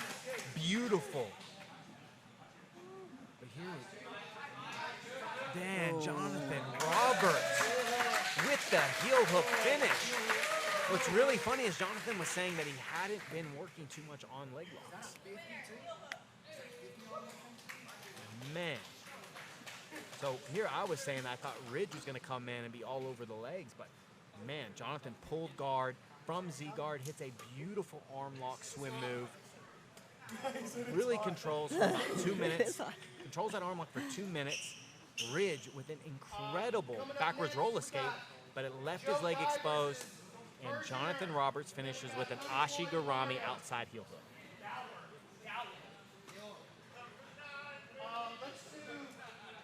Let's do Chokai. Let's do you guys here. Let's do Cody and Mario on that Man, back there. Okay. what? All the matches tonight have been incredible. All the matches. We got Jiu Jitsu State of Mind, $50. Thank you, Jiu Jitsu State of Mind. Egghead's telling us to check the front door. Oh, Hey, so- Mark, will you go check the front door and see if anybody delivered anything, like food? Yeah, there we go. Jonathan Roberts. The first time I've seen him grapple, and I am very impressed. So, as I said, opening night's all about statements. And Jonathan Roberts just made a big statement to me. And I think all you guys watching, because, again, I know how good Ridge is. Ridge is a really good black belt. And Jonathan Roberts, like, oh, hold on. I know y'all got me. I think he was ranked 10th coming in, 9th coming in, something like that. And he's like, hey, maybe I need to be in that top 5.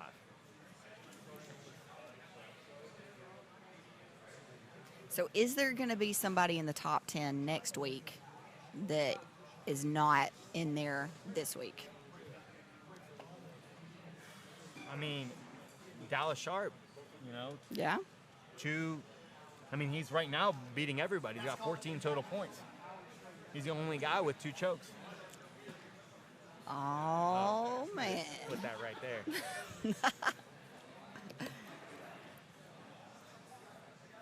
Yeah, we do need instant replay. I'm with you.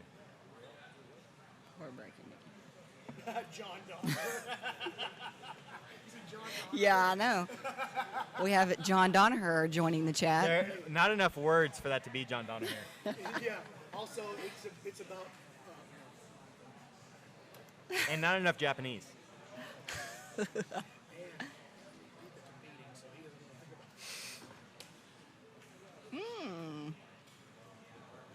Oh, Keith. Oh, Keith. Keith. Mm, There's 3 boxes here, if only. if only. Yeah, top 5 for sure. So you think Jonathan Roberts right now, I mean, what a great performance. Let's see. Yeah, Cody's next match is actually about to take place, but it's not going to be commentated. I love this next match. We have Joe Keihi, who finished his first match with a rear naked choke, versus Nilo Bergener. So Nilo coming off that awesome match with Mike Richie, but this is definitely one of the matches to watch. I mean, Joe Keihi, anytime he gets on the mat, but Nilo, man, that arm lock he hit on Mike Richie, and then Mike Richie, the arm lock escape. I mean, that might be my favorite moment from the night, probably. Danilo's arm lock to Mike Richie's escape to Danilo's finish off of that. It was just really beautiful stuff from both guys. Yes. And it really highlighted, like, man, this guy's a white belt, but, dude, Mike Richie's armbar escape was anything but white belt. Yeah. Yeah. It was a very... Yeah, right into a triangle, but, yeah. Right now, our last match is scheduled to start at 10:30, but I know that seems super late, but there's a lot of time in between the matches to give the competitors time to rest. So, but right now, that last match is starting at 10:30. So somebody was asking about time. And womp, womp, womp, super chat from Range 351. What's up, Range? I know he's a 10th Planet Huntsville guy, excuse me. He sees, and for Chuck's hair, amen, Range. How about that mustache, though? I think that needs to be mentioned. All right, here we go, man. So Danilo looks like he's about 170, 175. Pulls guard again, and we've seen him do this the first 2 matches where he gets the takedown off the guard pull. Joe, though, tries the cartwheel pass. Joe doing a really good job. Excellent cross step right there. Joe really likes cross steps. He likes cross steps, double unders, and pushing the over-unders. pace.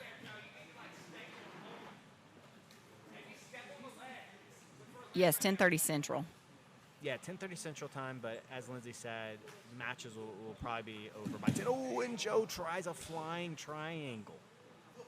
Danilo, though, senses, I shouldn't say senses it out, reacts, and now comes back on top. Joe does a really good job. Really good job right there, getting Danilo a little bit off balance right there. Danilo's back on his butt, but Danilo, I think, definitely feels confident in his ability to end up on top off the pass. But Joe's so wily, and Joe's so unpredictable. Joe's in the closed guard. Danilo pops up a triangle. I would like to see Joe just a little bit more control. Just a little bit more control.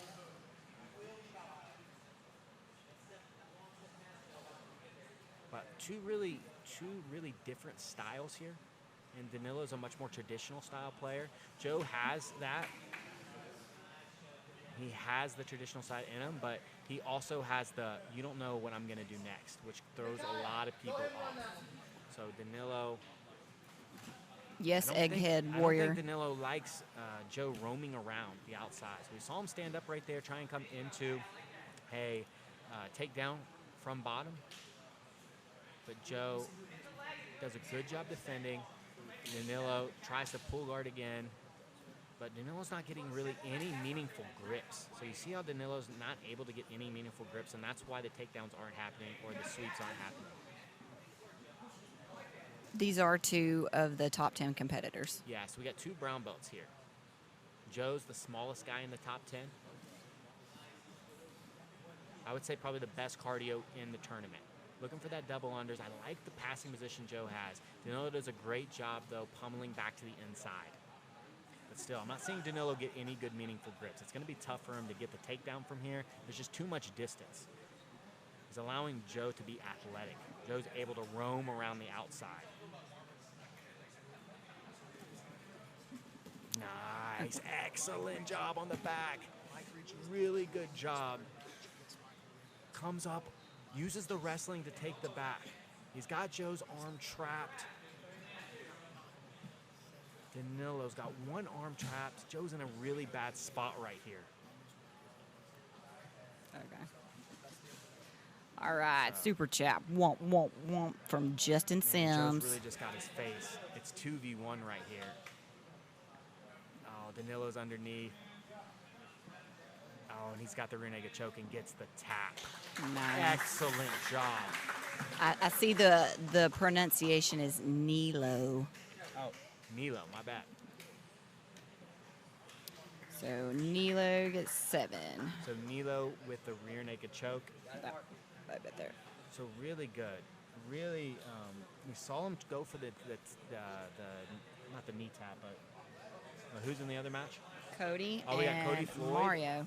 versus Mario. So this is Mario's first match. But we saw Nilo right there go for the ankle pick. Made Joe step. He comes up, gets the underhook. Joe shows his back, and Nilo does a jumping back take with the arm trap. A lot of times on those jumping back takes, like when guys are standing, you can trap the arm off those jumping back takes. And we saw Nilo do that. And man, once that arm's trapped, I mean, Joe, especially against a bigger, stronger, technical competitor, not more technical, I just said a very technical competitor, really was in a bad spot right there. It was just a matter of time before he tapped. So that match back there is being aired. So Okay, so we got our purple belt versus black belt right here. So Mario's a purple belt from 10th Planet O'Fallon. And we got Cody Floyd, second match. He's coming off a draw against Matt Elkins. He's already passed one time. I love Cody's pace. He's passed. He's in on a front headlock. I'd like to see him turn this into a Darce choke. I think that's what we're going to see. See how he's stepping up. He's looking to pull him. But instead, he's going to try and take the Kimura right there. But Mario does a great job framing. Cody senses that Mario's close to getting his guard back. Turns his hips. Mario's showing his back. Cody's doing a great job of covering. He covered Mario, stopped all routes of escape, and now he's back attacking. So there's times I think Cody just really showed, like, the priority here was the position. Ooh, he's in on that head right there. Mario did just enough, though, to retract his elbow. So that was a good, like, if Mario would have kept coming up, he would have been in on a deep head and arm, but he retracted his elbow enough, so Cody had to take the mount. But from that, Cody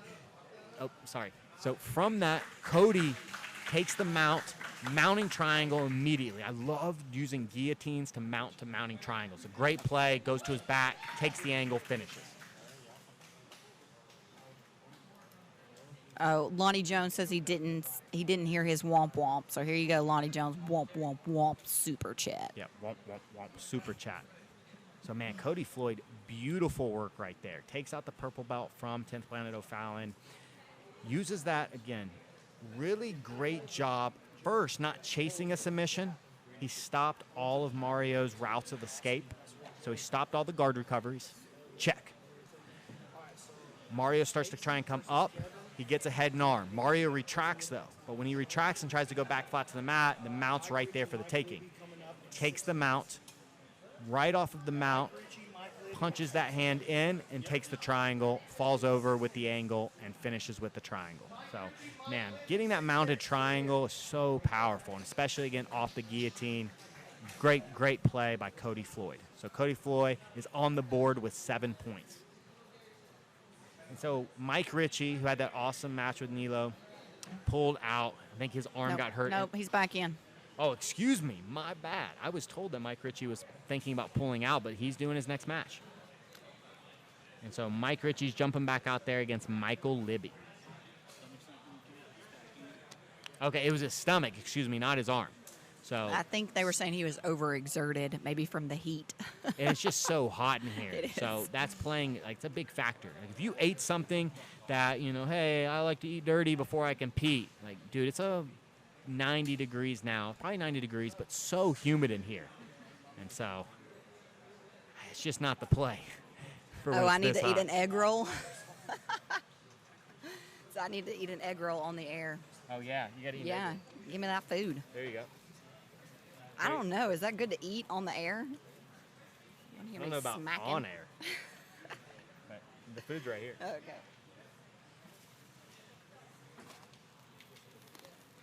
Let's see what we got. Open that up there, Keylonk. Yeah, Cody did look sharp. We got Very some- impressive. we And I got was some really food. so impressed with his draw against Matt Elkins. Through the stream. Egghead warrior. Brandon is Cody, like, that's Brandon's pick. Like, Cody Floyd is the guy that a lot of people might not have heard of to finish in the top 3 and even possibly win this whole thing. There needs to be a womp womp move. Some kind of submission or something. So, next match was supposed to be Kevin Premium. So, if you haven't heard, Kevin, all 3 of his matches did not show. All 3 of them. So, Kevin doesn't get to compete. Sucks for him. He has to take 2 points. I know he's disappointed, and it just sucks. All right. Hate it for him, but yeah, that's just the All way it right, played we got out. another super chat. Womp, womp, womp from Billy Bates. Billy Bates. All right, I didn't even get any egg rolls. I did get some wontons, some dumplings, though. So I'm going to have a dumpling. I'm not going to eat on air, but you guys see this? Dude, they are so hot. I love these dumplings. Ooh, they are hot. That's what I want. And they're delicious. Ooh. Keelan, jump All right, one of those. in. If anybody deserves it, it's Keelan. Womp, womp, How womp. good is Keelan's filming? Super Like, are you chat guys- from Is there Super any Nugget. promotion out there that has better filming, like, that you enjoy watching more than Keelan? Just, like, let us know in the comments. You're like, no, man, Fight to Win does better work than Keelan, or Third Coast Kasai, ADCC. Let me know. Because I don't think so, man. I think Keelan's really one of the unique parts of the PGF. He's a major player of the PGF.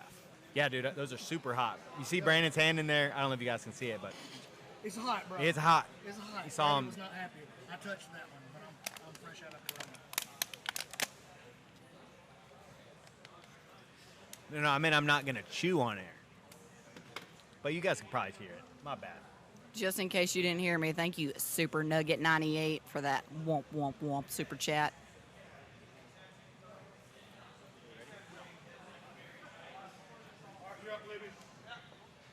Oh, here we go. So we've got our next match. We got Michael Richie versus Michael Libby. So we got a battle of the mics. So listen, drama. Mike Richie's very end of his gas tank. Very end Yeah. of his hard. He's on hard. So Mike Richie was thinking about not doing this match. He's thinking about not doing it. Not sick. No, He's just he's not feeling well. He's Yeah. exhausted. He's got the, like, I might throw up. I've exerted myself. The last guillotine he got, it wasn't the most technical finish, but he's got a really, really good tight squeeze, especially. I mean, you see him. He's built like a brick house. But we got 2 white belts coming up. Michael Richie versus Mike Libby. And Michael Richie's a game time player. I mean, he wants to be an MMA fighter. He wants to be a professional MMA fighter. And he's deciding to come out here. But Mike Libby, Yeah, and he replaced somebody, right? So Mike Richie, he replaced oh somebody. yeah, Mike Richie replaced somebody, so he's on a couple-day notice. So white belt, couple-day notice. Has 1 choke, though. He's already got 7 on the board. But if he would have sat out, it would have been -5. So going out there and getting subbed is better than just going, no, I'm not going to do it. Like, even if you broke your leg, it's like, no, go out there and just get subbed. It's 0 compared to, you know, if you decide not to step out there, it's -5. So Michael is a safe Oh, bet. that's a Yeah. mistake right there. He's already on it on the head. That's exactly what Mike wanted, though. He's deep in on it. Same exact play from half guard. You see how he turns the hips over? He's adding the hip in. He's going to get that. He's going to get that. Mike Richie You in see how blue. the hand, you can see the hands thinking about tapping, and he gets the tap. So same exact tap from his last match. You see how he adds the hip? So it's really cool. He's turning the angle right there, adding the hip, and just, I mean, honestly, a lot of that squeeze. Like, I'm not sure me or Lindsay could finish that, but when you're built like Mike and you got that squeeze and you get the head, a lot of things are possible. Yeah. You eliminate the space with your biceps.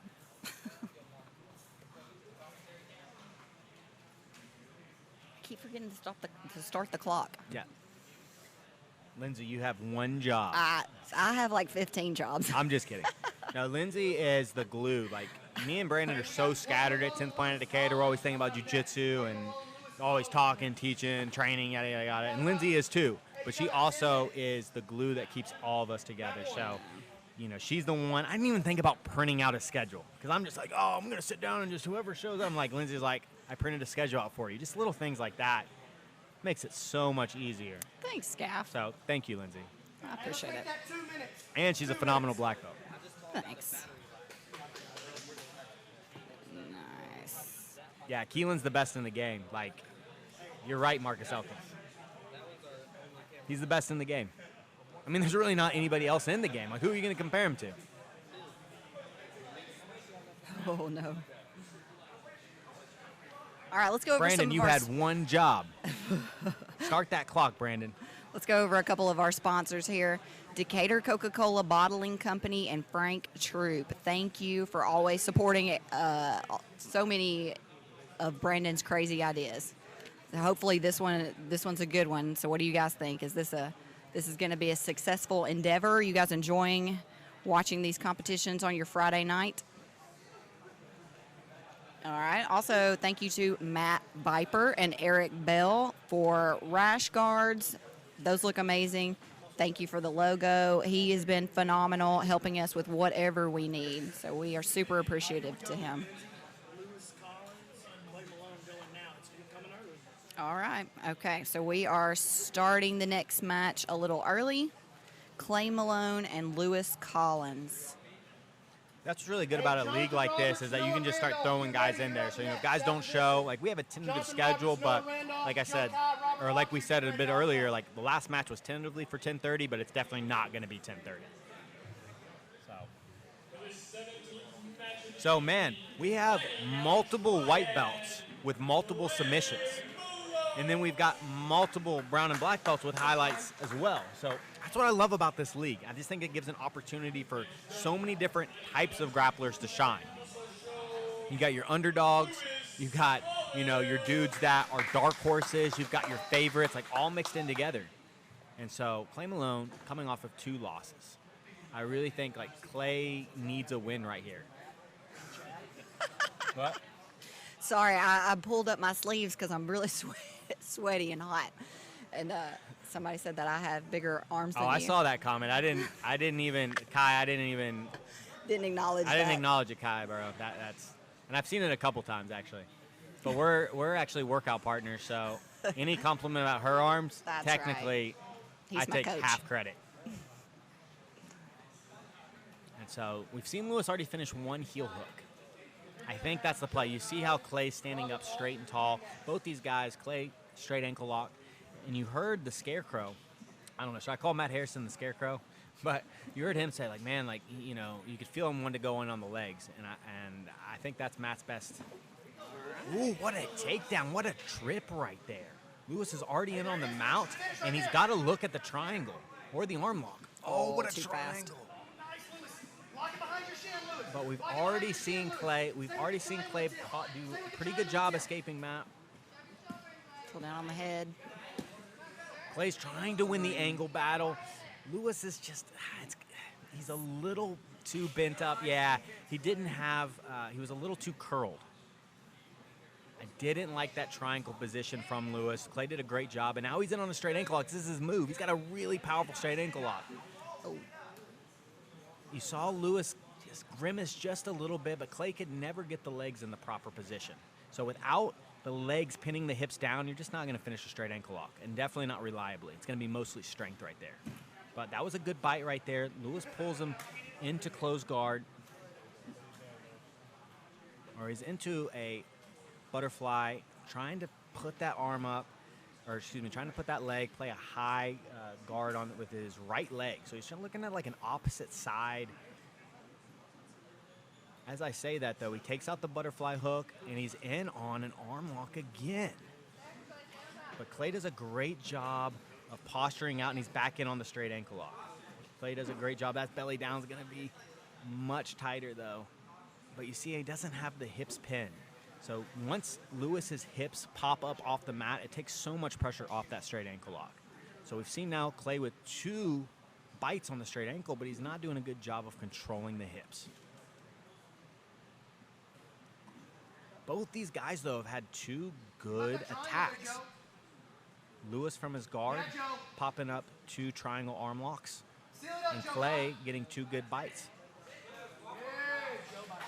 Joe Kai by triangle. Over there, finishing with triangle. So Joe Kai is going to end his night with 14 points. 1 triangle choke, 1 rear naked choke, and then 1 tap to Nilo Bergener.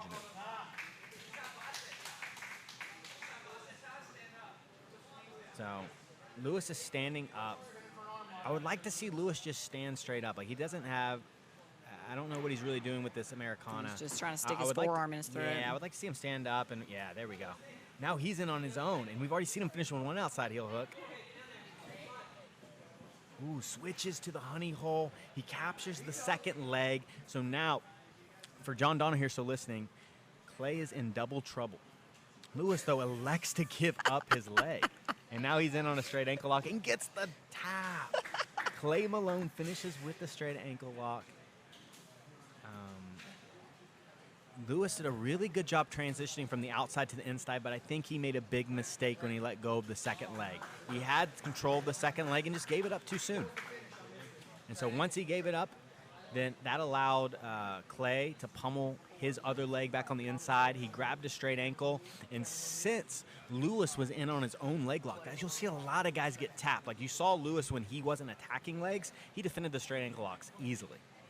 But since he was in on his own, he didn't have the proper defenses in, which made the straight ankle lock come on much quicker. So any of you guys out there, in a leg lock battle, all right, and you feel especially your opponents put on, tried a couple of straight ankles or heel hooks or whatever, all right, understand his best attacks a lot of times are going to come off the counter, just like that.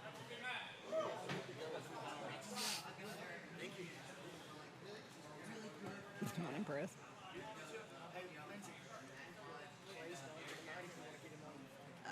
Okay.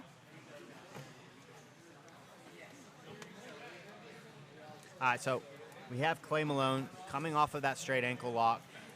Really interesting match because both of you guys had good attacks. He had 2 good close guard attacks, and you had 3 straight ankle locks attacks, and third time was the charm. Yeah, I mean, it was a good match. Lewis was really competitive. He was pushing me, forcing me to play my best game. And so whenever you're in a triangle, like, what are you thinking when you're escaping a triangle? Because that was probably the second or third triangle you'd been in tonight, and you did a really good job on all 3. Now, 1, you got tapped, but in 2 of the others, you just postured right out. Oh, I like to make my opponents suffer. I want to put all my weight on them. I want them to hold me. And I feel like I did that all 3 times.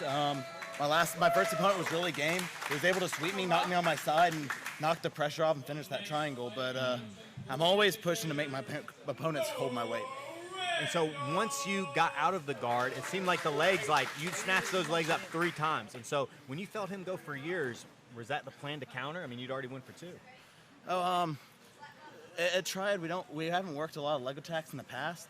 I see a lot of schools just running leg attacks. I mean, right there, right now. Yeah. I see a lot of schools running leg attacks almost exclusively. Mm-hmm. So working up to this, getting ready for my tournament tomorrow, I pushed leg attacks this entire camp for 4 months. Nice, man. So how do you feel about your performance today? Disappointed. I know I had a couple really game opponents to start with, one being a brown belt in judo, the other being a striped brown belt in jiu-jitsu. But honestly, I felt like I could have done better, but I think I ended on the right foot. Nice, man. Well, congrats. I'm looking forward to seeing you next week. All right, I'll be bringing better stuff next week. Look forward to it. Awesome, man. Excellent arm lock right there. So Jonathan Roberts is living up to what he told me in that he is an arm lock expert. He went from a straight razor lock right there. So he tried that Marcelo Garcia pinch. Noah, great. Just, you know, he's 16 years old. Like, you're going to have to tap him to tap him. So we see him off of straight ankle lock, force the full arm lock. And you saw Noah, like, Jonathan gave him a second to tap, and Noah's like, no, you're going to have to put some braking pressure. And that's what we saw Jonathan do. Beautiful match. But this is where the points come into play. That's only 3 points. So it really takes, look, Jonathan Roberts, he's a brown belt. Dude, that's a black belt level arm lock. That's a black belt level arm lock. Those entries have been very high level. Very high level. But they only count for 3. So we see a guy, Jonathan Roberts is like, nah, dude, I'm taking a sub. If I sub 20 dudes by arm lock, like, that's what's going to happen. So I like seeing that. I like seeing different strategies being played, and I'm interested to see how that plays out throughout the season. All right, the next match that we are going to be commentating, Eric Longard and Matt Harrison. On the away match, the away mat, Jeremy Geiger and Mike Johnson. And they are about to begin, Jeremy Geiger and Mike Johnson. Yeah, man, again, Noah, great job. So Noah, 2 draws, faced 2 brown belts, 2 very good brown belts, and then college level blue belt. So 2 draws and a loss, but in my opinion, a big win for Noah, and I think we're all excited to see him compete next weekend. Ooh, excellent. So Jeremy's really been putting on a takedown clinic, man. Just gets a knee tap off of it. I mean, just drags. Oh, I like Mike Johnson going for the Kevin Primo. We call that the Kevin Primo when you attack that straight arm lock off of an exposed back. But let's talk about these 2 brown belts here. We have Eric Longard from Mississippi, brown belt under Casey Halstead, versus the Peoples. I mean, Matt Harrison's had a ton of support from Jiu Jitsu. Ooh, great pass by right there. Already in on the back. Eric Longard already exposed the back. Doesn't have the hooks in. We're going to see him take mount. Looks like he's already in on... I like that play right there. We can go from arm triangle. So Eric kind of arm triangle exposed, but he used it to take the back. Both hooks in. Going to go for the single hook. Eric's the shorter guy, and so putting that body triangle in going to be a little bit more difficult. Obviously, the Scarecrow of Doom, no problem with triangles, with those long legs. But Eric having to opt for traditional hooks, single hook, and then had to bail on the position. And I think a lot of that had to do with leg length and just length compared to your opponent. Hajer is fighting again. He's our last match of the night, but we're running ahead of schedule. So if you're following along with your schedule from pgfhome.com, then know that we're running right now about 10 to 15 minutes early. Yeah, so Eric really doing a great job controlling him and Cody Floyd. They're training partners. They train a lot together down there in Mississippi, and their games actually remind me a lot of each other. You saw both guys really good wrestling, strong wrestling, and good positional work. So Eric doing a great job of just taking his time. He knows that, man, Matt Harrison wants to get to some type of closed guard or some type of guard where his triangles are going to be dangerous, and he's just going to write him out right here. He's going to cook the beans. He's going to slow him down, make him exert some more energy, and he's still got, what, like 3 minutes? I'm going to guess 3 minutes to finish. I'm sorry. So I really like these hand traps. So you just saw right there, Eric Longard playing with the hands. I don't know if you could see it. Keelan was kind of on the other side, but did a really good job getting control of the top hand, and now he's using that to feed in the other hand to get back into that arm triangle back take position. So if he brings that right arm in deep, Matt did a good job recognizing. Eric's doing a good job turtling, and I like how you see how he disconnected and just pulled Matt with him. And so he disconnected from the hips and just pulled the upper body, and that brought Matt back down to the mat. Sometimes guys, they connect too much from turtle. Geiger is the winner on the other match by break. Okay, so we have Jeremy Geiger, blue belt, finishing with a break on mat 2. But same position. Look, Eric Longard's in on that same position he's been playing. Ooh, Matt, nice. Great job. Really good job defending the hooks, defending the seat belt. Eric extended a little too much. Matt flips him over, but now Eric did pretty much the exact same thing. Used Matt's momentum to get the sweep and get the turn on top. I would like to see Eric from this position get some front headlock attacks. I like Eric when he's attacking the guillotine and attacking more from the straight on position or when Matt's facing him. But now Matt's so dangerous. He's in the closed guard. I'm Eric. I'm standing up immediately. I'm going to try and win those inside spaces and stand up. I do not want to stay low and pass.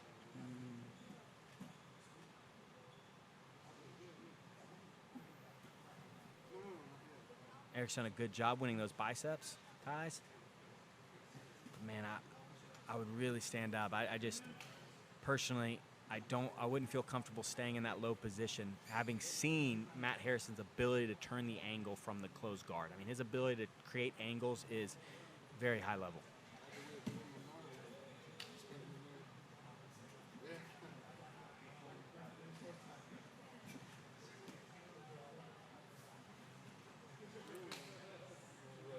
Eric done a good job so far, though, not allowing Matt to turn the corner.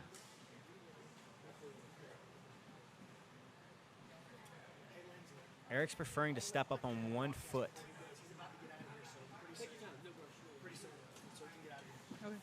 Oh, really good play right there. Looks kind of for a sit-up sweep or hip bump sweep and uses that to get that underhook for one of his favorite moves, the flower sweep.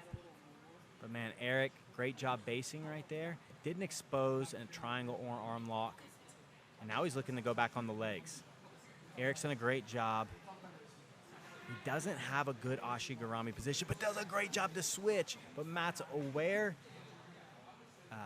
extends, or I should say, kicks out and gets back to butterfly guard. So, man, Eric did a really good job. He tricked me just watching. It looked like he was attacking Matt's left leg. Right leg started to creep across, and Eric switched. But Matt did a good job following it, not freaking out, and found his butterfly guard again. So now we have Mike Johnson joining us. So Mike Johnson is a white belt from Louisville, Kentucky, correct? No, purple belt from Valdosta, Georgia. Oh, purple belt from, my bad, dude. No so worries. a purple belt, Valdosta, Florida. For some reason, I thought you were also from the Louisville crew. I mean, we've rolled together. But anyways, I should have known. But anyways, so Mike, talk about your experience today. I saw you over there with Jeremy almost hit a really slick arm lock. Yes, yeah. Is that one of your moves? It is. It is. Our coach, Cam DeVille, down at Valdosta, that's what a favorite of his. It's kind of a gator roll. Right when you see that come across from bottom side control, and he sticks the arm across. I locked it up. I turned it. I'll be honest, I thought I had it. And then he did a great job of moving his hips over, not letting me get the sub there. Yeah, it looked close. I could see him really react. So right from that turtle, guys, extend too much. You locked it up, rolled him, and really good straight arm lock attack. Appreciate it. So how has your experience been competing? Oh, man, it's been cool. Had a lot of, I don't know if nerves is the right word, but it's an overwhelming experience right now. There's a lot of high-level guys here, a lot of guys that are competing hard and going after it, and I felt a lot better after the first match. Kind of got a little bit of that nerves, whatever it was, out of the system, and was able to roll, and some great dudes out here.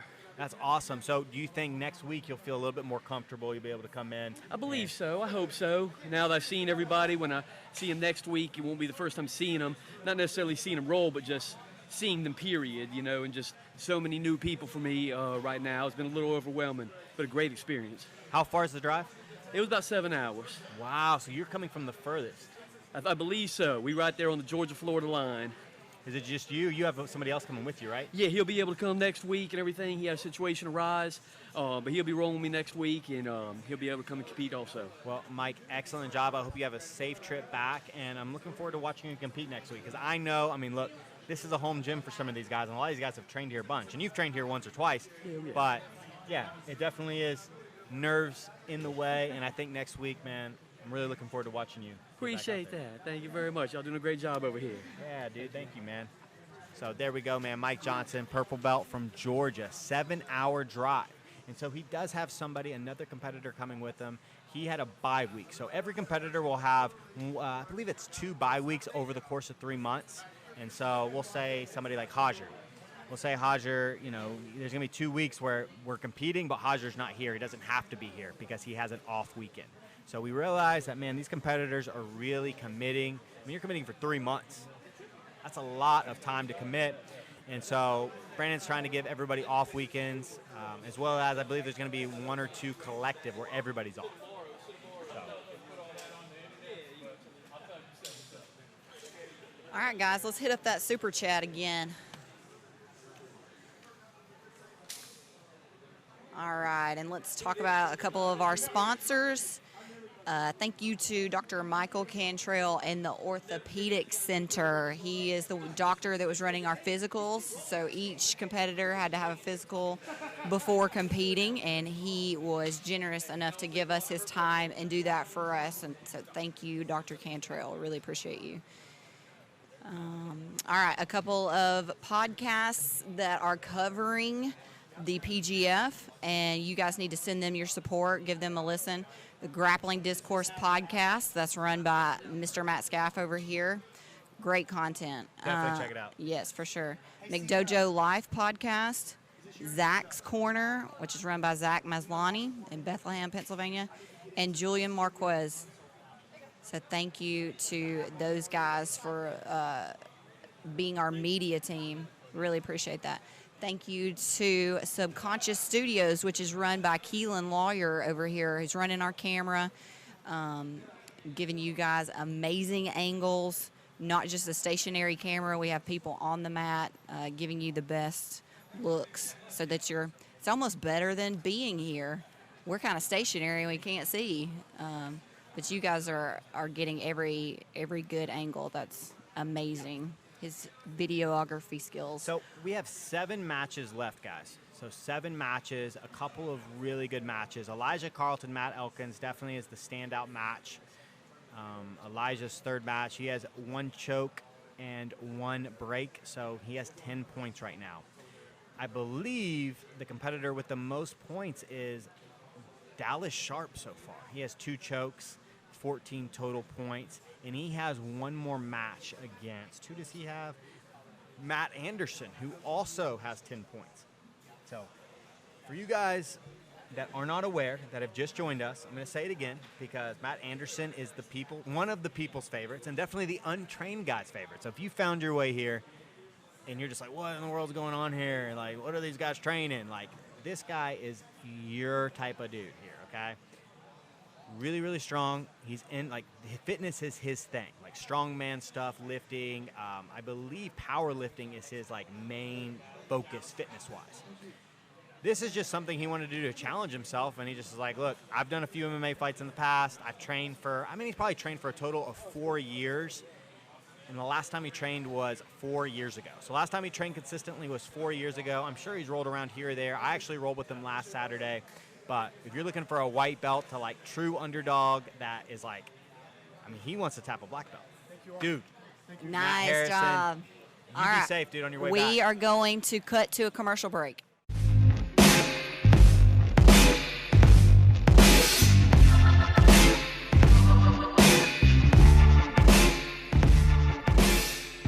My name's Brandon McCatherine, and I'm a Phalanx sponsored athlete. Ready, 1, 2, 3. These are my favorite shorts and my favorite shirt. I wore them on purpose. The shorts are the best, man. They're real lightweight, but they're super durable. And I like the clasp over the top. Everybody always does the Velcro over to the side. I'm not into that, dude. And then I love this shirt here. Jiu Jitsu lifestyle. That's all me. Man, Phalanx takes good care of me. Anytime I need anything, it's there in like 2 days, you know. Ripped a shirt, new shirt. I like being with Phalanx because it makes me feel like I'm a little bigger deal than I actually am, you know, because they're a pretty legit company. So if I get to say, man, I'm a Phalanx sponsored athlete, that carries like a little bit of, it carries a little bit of swagger with it. And you know, I need a little swagger in my life, you know.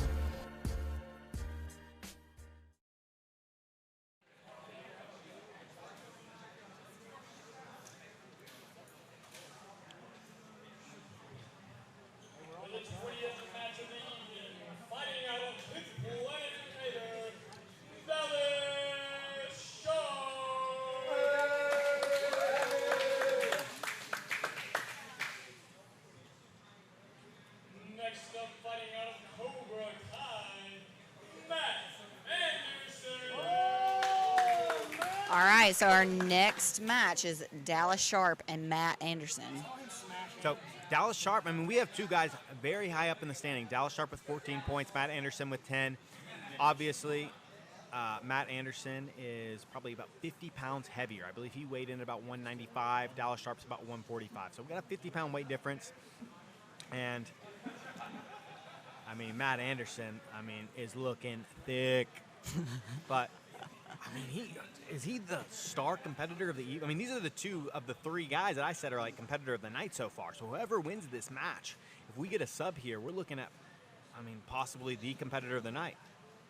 The PGF first Friday night MVP. I definitely think this is going to determine a lot of picks for the fantasy league next week. Yeah, I wonder how much Matt Anderson cost in Dallas. Like, these are two guys that, you know, yeah. We got Lindsay over here at Kevin Prenu, who didn't even have a match. And we got Matt Anderson over here. And Dallas Sharp with 14 points. So Matt's doing a good job. I think he recognizes Dallas wants to get some in the closed guard, and he wants to throw up a pop triangle or an arm bar. Like, he's looking for pop triangle, pop arm bar. Matt Anderson's trying to control the head. He knows he's got the weight advantage. Just trying to hang that weight. You see how he's just controlling the head? Just putting some pressure. It's just annoying when guys have those collar ties on your head and they're pulling. Matt Anderson's thinking about a straight ankle lock. You see how he's brought that knee up? He's going to sit back right here. When we rolled, he had tried a couple of straight ankle locks. And he told me, he's like, I don't know if I should be doing this, but he's doing a good job of not jumping back too fast. He's trying to, Matt Anderson needs to get his weight back further on the ankle. Yes, and he gets the tap. Beautiful. Right. So Matt Anderson. 3 points. 3 matches, 3 subs. I love the patience. I love the patience he showed on that straight ankle lock. You saw, brought that knee up and just waited, fell back at the right time. And man, when those muscles are on top of you, just going into your foot, I mean, immediate break is happening. I mean, I bet I bet Matt could break the entire leg. Like, he has that type of power. So how many of you guys now are thinking Matt Anderson secretly trains on the side? He's training somewhere, or he's got like a John Donahere membership, or he flies somewhere? Because if I told you, hey, that guy hasn't trained in 4 years and he's a white belt, like, he never got ranked here, blue belt. Yeah. Like, he got kind of close, but like. He was never like, man, Matt Anderson's a blue belt. He's always tough because he's been a beast. But it was always like a second thing. What do you guys think?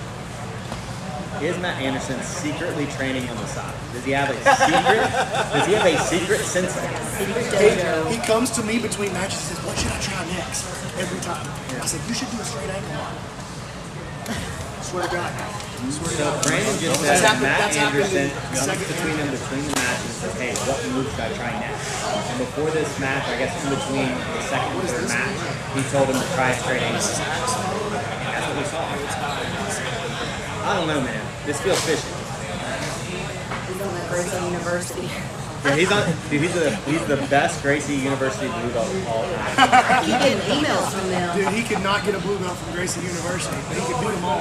Guys, we've got Stephen Mitchell. I think this is Stephen's second match against Mike Libby. Mike's coming off a loss. Stephen's coming off an awesome first-round win over Keihi.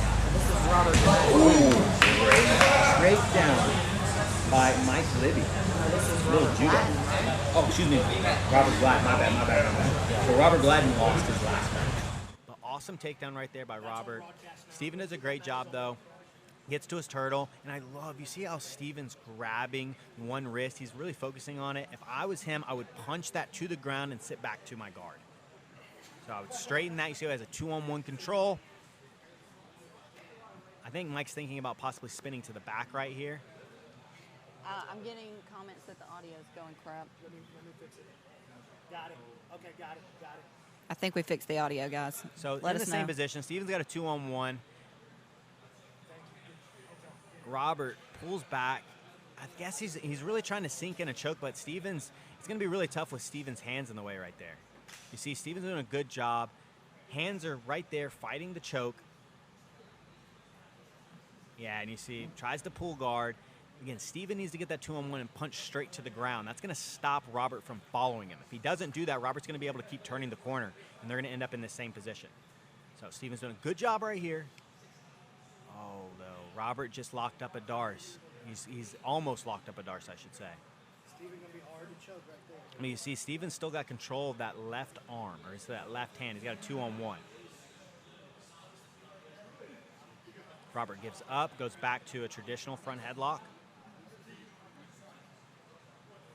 And I would really like to see Stephen grab that 2-on-1 and punch straight to the ground. He should just punch straight to the ground and sit back to his guard right here. Close. Yes. Oh. Yeah, you see? Nice, Okay. Stephen. That was good. I like what he did there standing up. All right, Stephen, do it, baby. Let's go. But having already lost the first takedown battle, yes, that's what I was going to say. After lost the first takedown battle, I think that was a good play to sit to his guard. Make your move. Get off that flat back and go. So Stephen tries the leg lock entry. Robert high steps out, disengages from the guard, and now Robert's back to passing. Stephen's definitely looking to get underneath for a leg lock. Like, that's what he's been working on. He's looking to get that single leg X, and he's got great control. He's more of the Craig Jones, especially old Craig Jones style of leg locker. Stephen's doing a good job of winning the inside position. Excellent job. He's already in on that heel. He needs to get that heel. Yes, he needs to get those hips involved. He needs to bring that leg over. Great job, though. Robert did a great job of defending right there, but Stephen had a real good bite and a good look. He just didn't have enough bend in the leg and didn't add his hip enough. Couldn't. Yeah, that's a great play by Robert. I definitely would have stood up because he knows Stephen's going to sit. But Stephen's got in on the... Yeah, Stephen's already got in on the legs once, so if I was him, I would just sit again. Yeah. And Robert's letting him get the inside space. He's letting him win the inside space with his legs, which I definitely think he should be a little bit more wary. Oh, but too Stephen, tall, man, Stephen. I think he's sensing maybe Robert's a little tired. Robert looks like he's breathing harder. He's got that big mouth guard blocking the airway. But great takedown again. What a foot sweep. But Stephen, good guard work. He's in on a leg. Stephen has a couple of different options right here. Stay there, Stephen. Stay home. Oh, he's in on the 50-50. He should pull him in. Yeah. I've heard Gordon Ryan say this, and I'm somebody that agrees with this. I think right when you get into closed guard, in no-gi specifically, you need to stand right up. You need to stand up. Think more Marcelo Garcia, how he just stands up and guys' guards just pop right open. But it's very tough to pass from your knees in no-gi. Very, very tough. Yeah. So Stephen's in the blue, and Robert Gladen is in the orange. So Stephen, this match probably has about 2 minutes left, I'm guessing. So that's the one thing I think we're definitely going to try and give you guys a way to see the time. Because I know as somebody watching, I definitely, if we could just somehow put it on the screen. But Stephen, great job. But again, those passes are so tough. I like just standing up, putting my feet on both sides of the hips right there, winning my elbow space. So Stephen's doing a great job from here. Keeping the hips on the ground. But he needs to stand up. And Robert's got long legs. You see how long his legs are compared to Steven's body, too? Yeah, Steven was pinning the hips, but yeah, but it's going to be tough to break it right here. Yeah. He's trying this pass, but since ooh, what a great job. So ends up hitting that Boys Town pass right there. Boys Town in right into a leg lock, but Robert was ready. X. Robert stood up. He cleared the Ashigurami All right, foot reverse. off. Steven's looking for the reverse X. This has been a really good match so far. Oh, he's in on that heel. He's in on a reaping heel. He's going to get that finish, I think. He needs to use his hips. Yeah, Steven's not using his hips, and I think that's part of the problem when you're training in the gym and you're not going for breaks. Is then when you get in the competition, when you get in competition, you're not ready for the break. But there's time. So man, Steven had 2 really good heel hook attempts. Robert, I keep calling him Michael.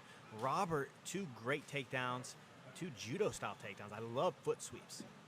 But Robert did a great job navigating he never looked like he was in too much trouble. Like he didn't panic. Didn't panic, didn't spaz out. Did a good job going with the heel hooks, but I really think Steven would have finished if he would have added his hip and got some more bend in the leg. So if you're wanting to know why Steven didn't finish those heel hooks, it's because his grip, so a couple things. Grip was not very tight. He really needs to pull and bite on that grip.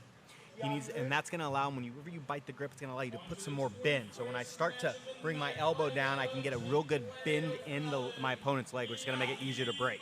And then I'm going to hip in. All right. If you go back and watch, especially on the first one, Robert's leg was completely straight, which is going to make it very difficult to get a finish and a break, especially with a guy that's not thinking about tapping. All right, our next match is Keihi and Ridge. Keihi and Ridge.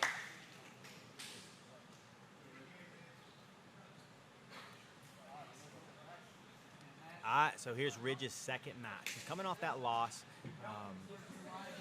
We'll see what his strategy is coming in.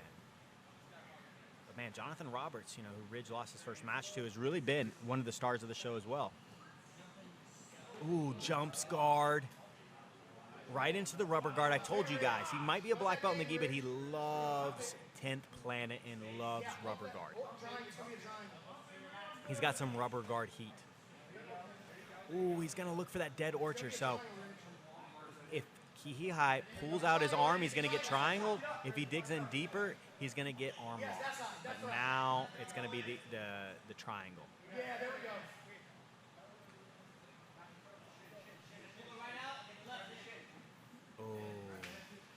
Keihi needs to try and get that arm back in. I can't quite see the angle, but it's not looking good. But Keihi's doing a great job of burying his arm, so Ridge can't get the angle. So Eddie is not in the building. That's from our smoke machine. No, Eddie Bravo's here. He left Cali. He's coming to the Free State of Alabama. He needs jiu-jitsu. He's going for that old school triangle finish right there. You see how he's pinching his knees and straightening? You can get the finish right here, especially against big guys. But you see how it forced Keihi to come up to his feet? That's going to allow Ridge to get a little bit better angle once because he had to stand.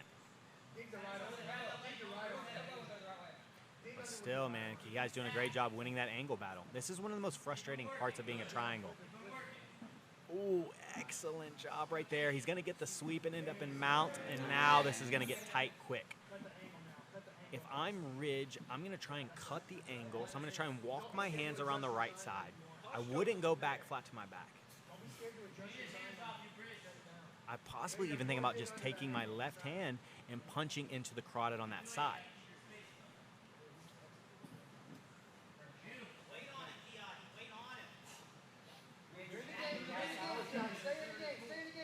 Yeah, Keihi needs to get his base back. Yeah, Ridge needs to walk the corner. He needs to walk this way, but he's pulling up, and now you see the hand go. So, I mean, the aggressive head pull Choke. From the triangle is always the good go-to play. Like, you get there. You saw Ridge could never quite get the angle he wanted on the choke, but he could feel Keihi's, his will was waning, and he just pulled on the head. cut off the airway. Panic is what ensues whenever a guy's pulling on your head right there and you're getting choked, like, and you saw the hand come and he gets the tap.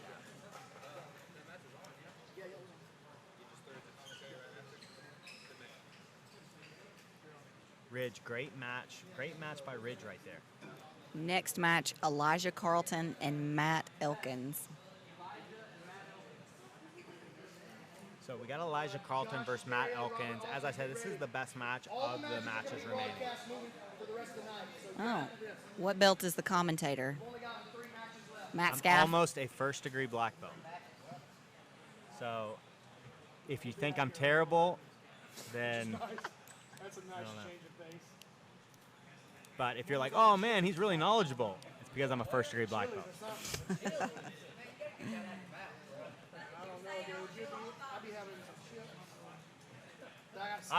Thanks, Mark. I was waiting to see like, oh, there's no way he's a black belt, or oh, he gives good insight. I appreciate that. Yeah, I've been a black belt almost 3 years now. So.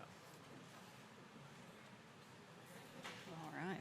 And I'm really in the best position to do this just because I've trained with most of these guys. Like I rolled with both of these guys, Elijah Carlton and Matt Elkins. Rolled with both these guys, and I know them really well. I'm a fan of both these guys, so it's a little bit easier to give insight when you've trained with people and you've been watching them for a while.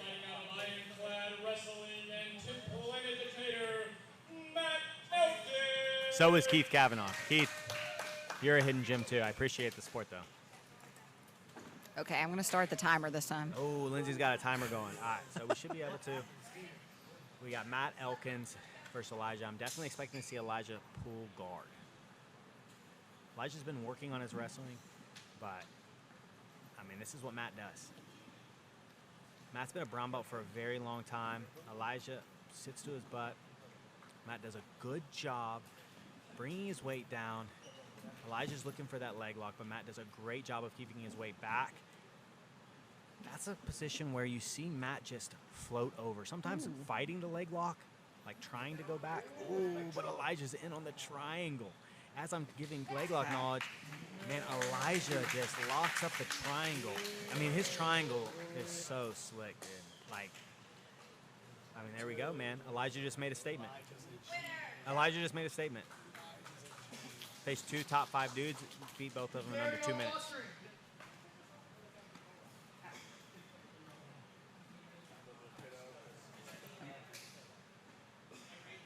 I really like how Matt floated that first leg lock, but man, Elijah, you could see how he was playing between, he was getting 2 grips, so he was doing a 2-on-1 wrist, and he was either pulling him for the leg lock, and when he felt Matt adjust back, so Matt sank his weight back, and that's what allowed him to pop that triangle up. So if you guys think about, you know, you're going with somebody, and they've got a 2-on-1, let's say, on your left wrist. If they pull you, right, and you come with it, so if you try and come up, you end up going over that. That allows Elijah to pull you, to pull your weight above his head, which makes your legs light, which allows him to get in on him. Matt felt that. Matt did a great job defending, floating, stepping over on the first one, but then the second one, he tried to go backwards. You know, he tried to keep his legs safe by keeping weight there, but his arm's getting pulled, so he left his arm behind, and Elijah popped that triangle on. So here we go. We got Josh Tario, blue belt, versus Robert Autry, who was a fill-in, last-second fill-in. I believe he just jumped in like today, maybe. So Josh immediately sits guard. If I'm Josh, yeah, what a beautiful arm drag. What a beautiful arm drag. He needs to, he shouldn't have stopped right there. He should have kept following the back, but he's already got the arm locked in, and he turns it into an arm lock. He should have switched to the triangle. There we go. He's in on almost in on the triangle. Robert does a great job, though, of staying calm, keeping his weight and his posture good, and he shrugged that off. But great arm drag. I wish we could have seen him either continue the arm drag or pop the triangle when he first saw it. Nice. So Josh on top with the ponytail, Robert on bottom. So Robert's got a modified straight ankle lock grip. Josh does a really good job right here, though, of just, he does a really good job in leg locks. If 1 I'm minute Robert, in. I'm definitely abandoning this. He's in that. He's almost in just putting himself in a leg drag and exposing his back. He needs to either go to the Ashigarami or force a reap from here. Going from the double outside, going to the outside Ashigarami when your opponent's standing is always a recipe for disaster. Oh, he's looking for that footlock right there. He's looking for that counter lens lock maybe. Great job stepping back. But yeah, again. Yeah, you hear Brandon calling for the back.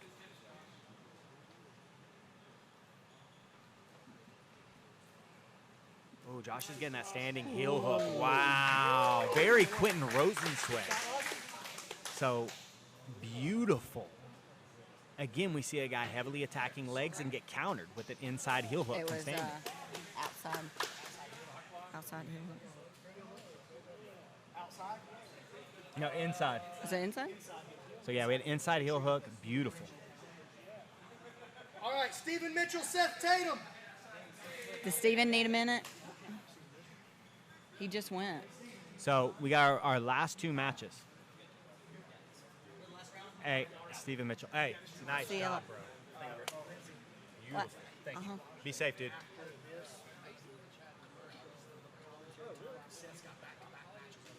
Yeah. Yeah, yeah. So we've got two final matches. We have Seth Tatum, who I'm telling you guys is my dark horse pick of white and blue belts to finish in the top 5. Not top 10, top 5. His firepower for a blue belt, you're going to be like, dude, there's no way. Like, I'm telling you, over the course of the season, there's going to be a couple of these guys you go, there's no way he's that belt level. But Seth is the one you're going to go, there's no way he's not a purple or brown belt. But Stevens had two really good matches. I loved his last match against Robert Gladen. That was a very exciting match. His first match, arm drag to the rear naked choke, was beautiful. But these guys have rolled a lot. They're both 10th Planet Decatur students. They've rolled a lot with each other, and yeah, I'll be interested to see how Seth does. Or Seth and Steven do. I mean, All right, guys, we only have a few matches left, so get into that super chat. Steven, I knew he was going to pull guard. Seth has one weakness, is the leg locks. Steven's definitely a better leg locker, but I mean, Steven knows what Seth's looking for. When Seth's on top, we've already seen Seth finish with a north-south choke. Oh, he's looking for that Darce choke. He's going to punch that right arm in. If Steven goes belly down, yeah, if I was him, I would look for that. Oh, he's going for the anaconda. Beautiful gator roll. Beautiful. What a gator roll. He's going to get that finish. Steven's got a hand in, but he's going to have to tap. Yeah. All right, we got one match left, and it's going to be Seth versus Hajer. So we're going to give Seth a few minutes to recuperate. So we're going to go to a commercial break. Yo, that anaconda choke was perfect. Absolutely beautiful.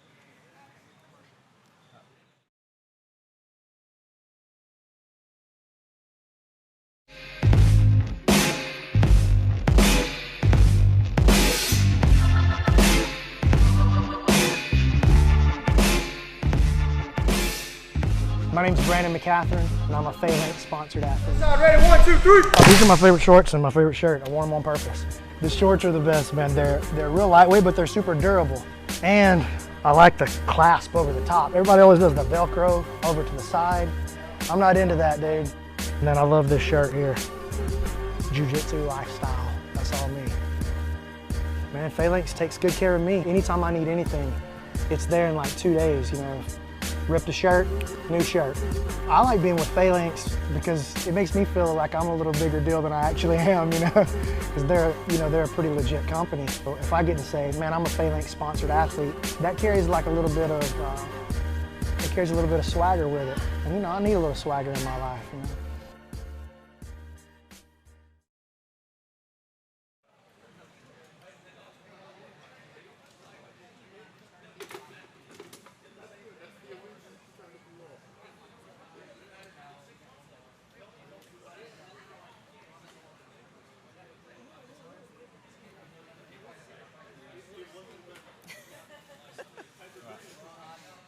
They're just cracking on you about the sweat. Oh, bro, I know, man. Look at me. Black shirt next time.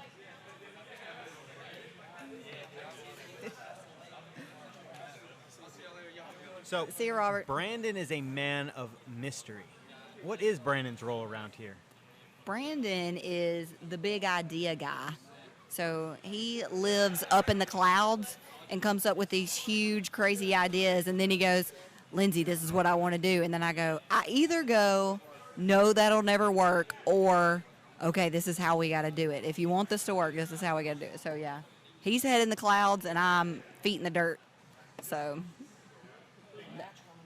Yeah, but Brandon really has put this all together. This was his brainchild. He made it all happen. He got the sponsors, and people believe in him. You know, I believe in him. Everybody here believes in him. I think you guys believe in him. So I really think this is going to turn into something special. So really, really amazing first night. I mean, honestly, there's only a few tournaments I've ever seen that can match what I've seen tonight. And I'm not just saying that, like, I think you guys can agree. Like, have you ever seen matches that delivered over and over and over again? Has there been one boring match? Has there been one match where you were like, dude, I'm turning this off? Dude, yeah, even the draws have been like, okay.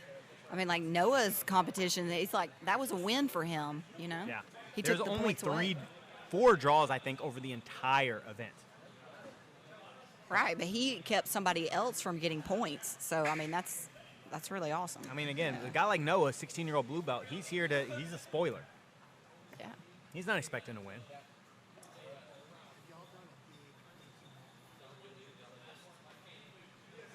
Yes. Yes. Yes. So supposedly the punch choke doesn't work in Ireland. The podcast? The what doesn't work? Your podcast? The punch choke. Oh, the punch choke. I thought you said podcast. Supposedly. I don't know, though. It's going to have to go back onto foreign soil. So we had Elijah Carlton. He finished with 17 points. So we had 2 chokes and 1 break. So 2 kills and 1 break. We had Matt Anderson finished with 13 points. So those guys so far, and Jonathan Roberts. So Jonathan Roberts, my bad. If you go back and listen to this stream, or your homies are listening, just know that Jonathan Roberts, you have been so impressive tonight. I'm a fan, and I'm looking forward to seeing the rest of your matches. You will definitely be moving up in my next week PGF rankings. So those are kind of the 3 guys, Jonathan Roberts, Elijah, and Matt Anderson, that have been like, whoa, Yeah. Yeah, I'm definitely going to have to sit down. But shoot, we got Mike Richie, another white belt, 14 points. It's crazy. So do you think it was just like the luck of the draw, like however the schedule was fixed? I mean, that definitely plays into it over the course of 20 games. You imagine, let's say Elijah, for instance, gets sick. Let's just say he gets sick and he can't compete. Like, that's negative 15 points for him. And let's say Matt Anderson's got him that night. Now Matt Anderson gets 2 points for a match that, honestly, I don't think he could win. Yeah. I don't think he could beat Elijah. But Elijah doesn't show up. So there is going to be a lot of that into play. So now Elijah's just lost 15 points. And now a guy like Hajer, let's say, he shows up every weekend and he gets, he's already got 1 choke. He's getting ready to face Seth Tatum here in our last match, which, hey, man, don't sleep on Seth Tatum. Seth Tatum's a blue belt. Hajer's a 4th-degree black belt.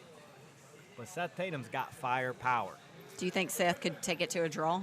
100%. Seth can take it to a draw. I think Seth can tap any of these dudes. I really do. He can tap him? He can tap Hajer? I think he can tap any of these dudes. Okay.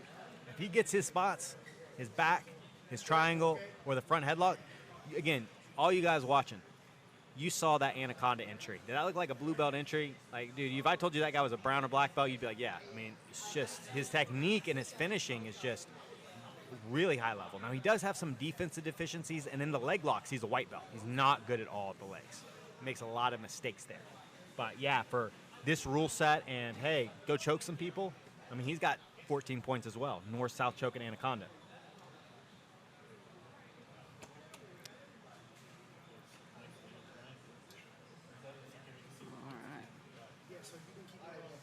Well, he's got it like all calculated up in his mind. Yeah, dude. So I just remember all the matches. he just remembers all the submissions. Yeah. I don't. So I don't have the points in front of me, but I didn't just remember all the matches. So We should do that next week. We should tally it live. go out. Like just have a spreadsheet. But Yeah.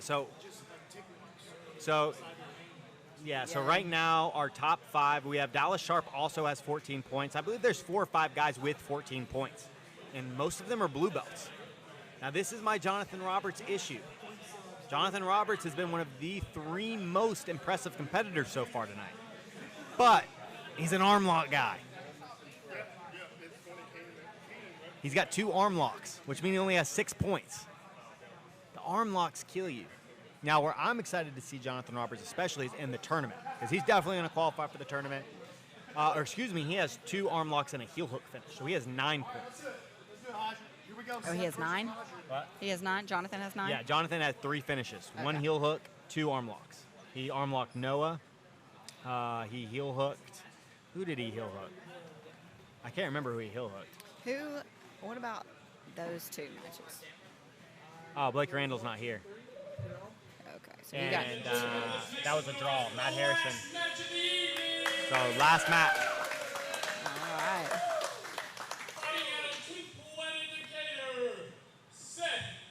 Yeah, dude, nuts, right? Noah had 2 matches, against brown belts. Really, really tough brown belts. And so, yeah, next week, man, especially if the matchups are right, don't sleep on Noah. So here we go. Hajer's only had 1 match so far, finished with a great popper. Seth's had 2 matches, 2 chokes. So both these guys are choke masters. I wouldn't say chokes. Seth, he's a blue belt, you can't be a choke master. But I'm telling you, you guys know the Seth hype is real. If I'm Seth, I'm pulling guard. I'm pulling guard. But Seth, man, focused, locked in. We saw Hajer use that foot sweep twice. I mean, he flipped his first opponent. I mean, legs were up parallel with the ground. And there we go again, man. He's tried 3 foot sweeps already, and he's feeling confident, I think, on the feet. Seth's stepping a little too, his weight's a little off in his feet. I think Hajer can sense that. I think we're going to see Hajer get this foot sweep right here. Seth's he's standing a little too heavily on, and when he moves, real strong foot sweep attempt. Those foot sweeps that sound like leg kicks. But Seth, man, a real strong tie. You see Hajer trying to peel off those ties, and he's like, whoa. I mean, Seth's very strong. He's 175 pounds. I know he might look like he's on the heavier end, but he's not. He's about 175, 180 pounds. Hajer's won the inside. He's tried about 7 foot sweeps. Seth's doing a good job. He did a good job right there, but now double his pulls guard. He did a good job right there. Win that space. Win that space. But this is where Seth is super tough. I'll be interested to see how Hajer deals with Seth's long legs and his ability to recover guard. Yes, belly down. Go ahead. Go ahead. You got it. Beautiful guard recovery. You see how he goes belly down right there, so Hajer can't step around that knee. Oh, Seth's in on a triangle on Hajer. Hajer's doing a good job, though, of being heavy. Oh, Seth's in on a triangle, but had to give it up, though. But I'm telling you, you saw right there. You saw that belly down guard retention. Hajer just a little too careless with his outside arm, and Seth, that's his move. This is a dangerous spot for anybody. But Hajer, man, such a good practitioner. You saw how he just kept his weight forward, didn't panic the whole time, and just, honestly, he was never in that much danger. Beautiful escape by Hajer. There's a lot to learn on how he handled the triangle versus how some of these other guys have handled it tonight. But it seems like Hajer's going to stay on his knees right here. Now, Hajer mostly trains in the gi. And so I'll be interested to see how his no-gi game looks over the course of this season. But I'm sure he's got this heavy passing. I wonder if he's a toesy style passer. A lot of gi guys, when they're passing on their knees, look for that toesy pass in no-gi.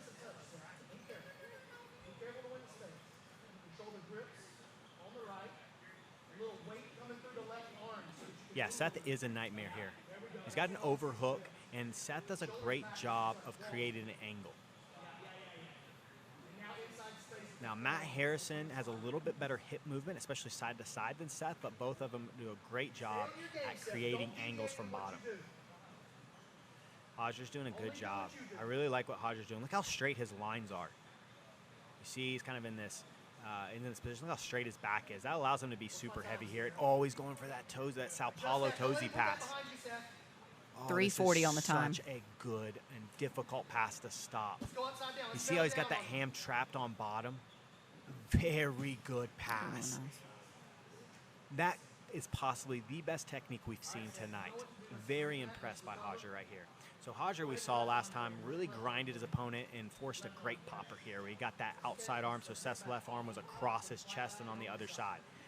But Hajer, look, he felt that triangle. He's not going to let Seth get that guard back. He's got a crossface right here, and you see that he's putting most of his resources into stopping the guard. He's making sure he's not going to do anything too quick. Just a beautiful pass, though, by Hajer. I would like to see Seth get his left arm and win an inside position. You see how it's on the outside? Hajer's got his head and his arm trapping. So he's going to be able to set up an arm lock, possibly a Kimura grip. Seth needs to get his hand on the inside of the face. There he goes. Now he's going to be able to start getting his guard back at least a little bit more effectively. But again, look at Hajer's lines. You see how that right leg is sprawled out. It's going to be almost impossible for Seth to get through that, to put his guard back in. Yeah, I like Seth's frames. They look a lot better. It's going to be tough for Hajer to finish him when he's doing this good a job of framing. Hajer's Hajer's forcing, though, a head and arm. Man, Hajer's pressure looks very, very difficult to deal with. There's 1 minute left, though. Seth's got a good frame right here. Seth, 14 points, and if he can survive Hajer's final minute on top, this is a big win for Seth. He drawed with the 4th degree black belt and is leaving with 14 points, and he's going to be tied for second with a couple of other guys. If I'm Seth and I hear there's 30 seconds left, I'm just going to hold on. So Hajer only had 2 matches today, right? Yeah, Hajer only had 2 matches. So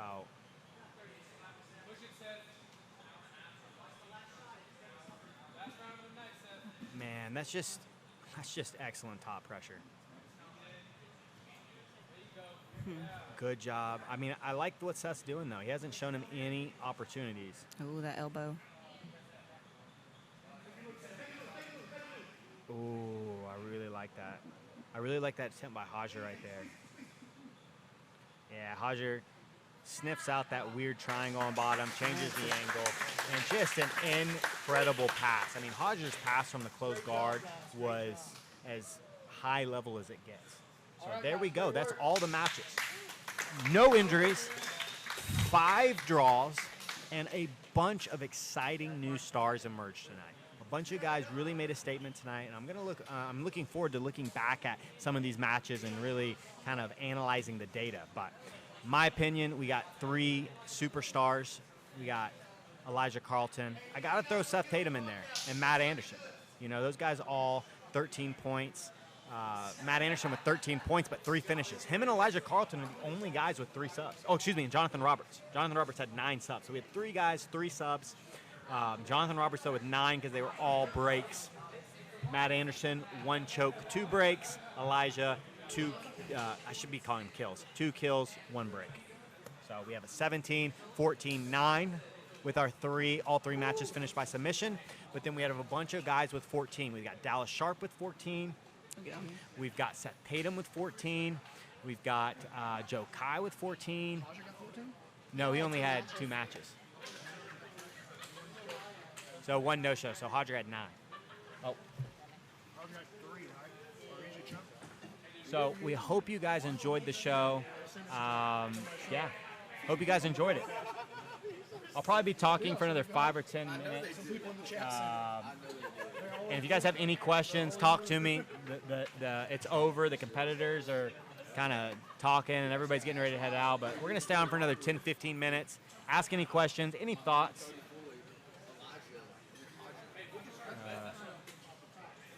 No, hey, I appreciate all you guys watching, all the Super Chat people, all you guys that stayed from the beginning, whether you came in, whether you watched for 5 minutes or 4 hours. Really, really, really just so much good stuff tonight. So, yeah, thanks. What up, Jake? And so, thanks again, guys, for all you guys. It really was a great show, man. I mean, only 5 draws. We had 26 matches, only 5 draws. Yo, later, Matt. Yeah, man. So remember, next Friday, 6 p.m. Brandon, I believe Brandon's gonna sit down. We're gonna finish up this show. So stay on. We got Brandon coming. Brandon's gonna take a seat in Lindsay's spot, and yeah, we're just gonna talk about this event. Ooh. All right, I'm here. All right. So first, this is a Brandon question because you're the one that made the schedule. How were the matches decided? It's all random. Yeah, it's random. It's random. So there'll be they'll get 20 matches, and it's just random. They don't have to get everybody. You know, there's 30. There's supposed to be 32. You know, we had a couple of guys that didn't come through tonight, but they'll probably be here through the rest of the season, or you know, a couple times in the season at least. But yeah, it's random. So, talk replay and tell them about how these matches are going to be cut. A couple guys have asked, like, "Hey, am I able to rewatch this?" Or yeah. So, obviously, this will be available for replay. So the whole thing will be on replay, and then most of the matches, we're gonna we probably won't be able to get all of them. We had a little bit of technical difficulty tonight, not too much. It actually went way smoother than I thought it could. But what we're going to do is we're going to take this broadcast, and then we're going to take the other matches were filmed also. And each of those are going to be cut. So like Matt Scaff versus Brandon McCatherine, we're going to cut that out, and it's going to be its own upload on the YouTube channel. So if you're looking for those individual matches, you don't want to watch the whole thing again, give us till maybe Wednesday or Thursday of this coming week, or of each successive week, and we'll have the week 1 matches up. And so now thinking about this event, who impressed you? Who are your top Manderson? Manderson with 3 subs, dude. So what? 3 guys with 3 matches and 3 subs. So we had Jonathan Roberts with 3 breaks. So heel hook, 2 arm locks. Oh man, really? Okay, great. So he looked awesome. Matt Anderson had a choke and 2 breaks. and hit his move. His Manderson crush is what I call that now. And then Elijah Carlton finished with 17 points as our top finisher of the day in the standings, with 1 break, with 1 arm lock, and then 2 chokes. So how do you see the rankings play out then? Man, I mean, I think you got to put Elijah number 1, man. Yeah, he jumps to number 1. 2 of the top 5 guys in under 2 minutes total. Yeah. With highlight level Great stuff work. today. I really think Jonathan Roberts went, whoa, I mean, like, my bad, Yeah, man. I apologize. Yeah. Like, but he's a guy, and this is where it's interesting. There's about 5 or 6 guys that have more points than Jonathan Roberts, though. He won all 3 matches. But he only had Seth 9. Tatum has 14 points, and he's got 9. See, that's Dallas Sharp has 14 points. He has 9. That's going to make the whole thing so interesting, because that's going to play. It's a different strategy than if we're just trying to win 1 tournament or 1 match. You know what I'm saying? So yeah, I think Matt Anderson's the biggest surprise. 3 subs. I thought he might get some people, but I didn't think he was going to get 3 subs tonight. I knew he was going to get. Awesome, Hajer. Thank you. I knew he was going to get 1 sub tonight, at least 1 sub. And I figured he'd get a sub in most shows, but I did not. Dude, he see was that. coming over between his matches, and he's like, "What should I go for this match?" And I would tell him what to go for, and he hit that move in his last 2 matches. I was like, "Do your move in the second match if you get the back." He gets the back, he does his move, and then he's like, "What should I do in the next one?" Thinking about an ankle lock. I was like, "Make sure you put both your feet in the hips." And he goes out and does it, man. Yeah. So crazy impressive. And so thinking about Dallas Sharp, a couple of blue belts. Mike Richie, 14 points. Dude, and Mike really dug super ultra deep for that 3rd match.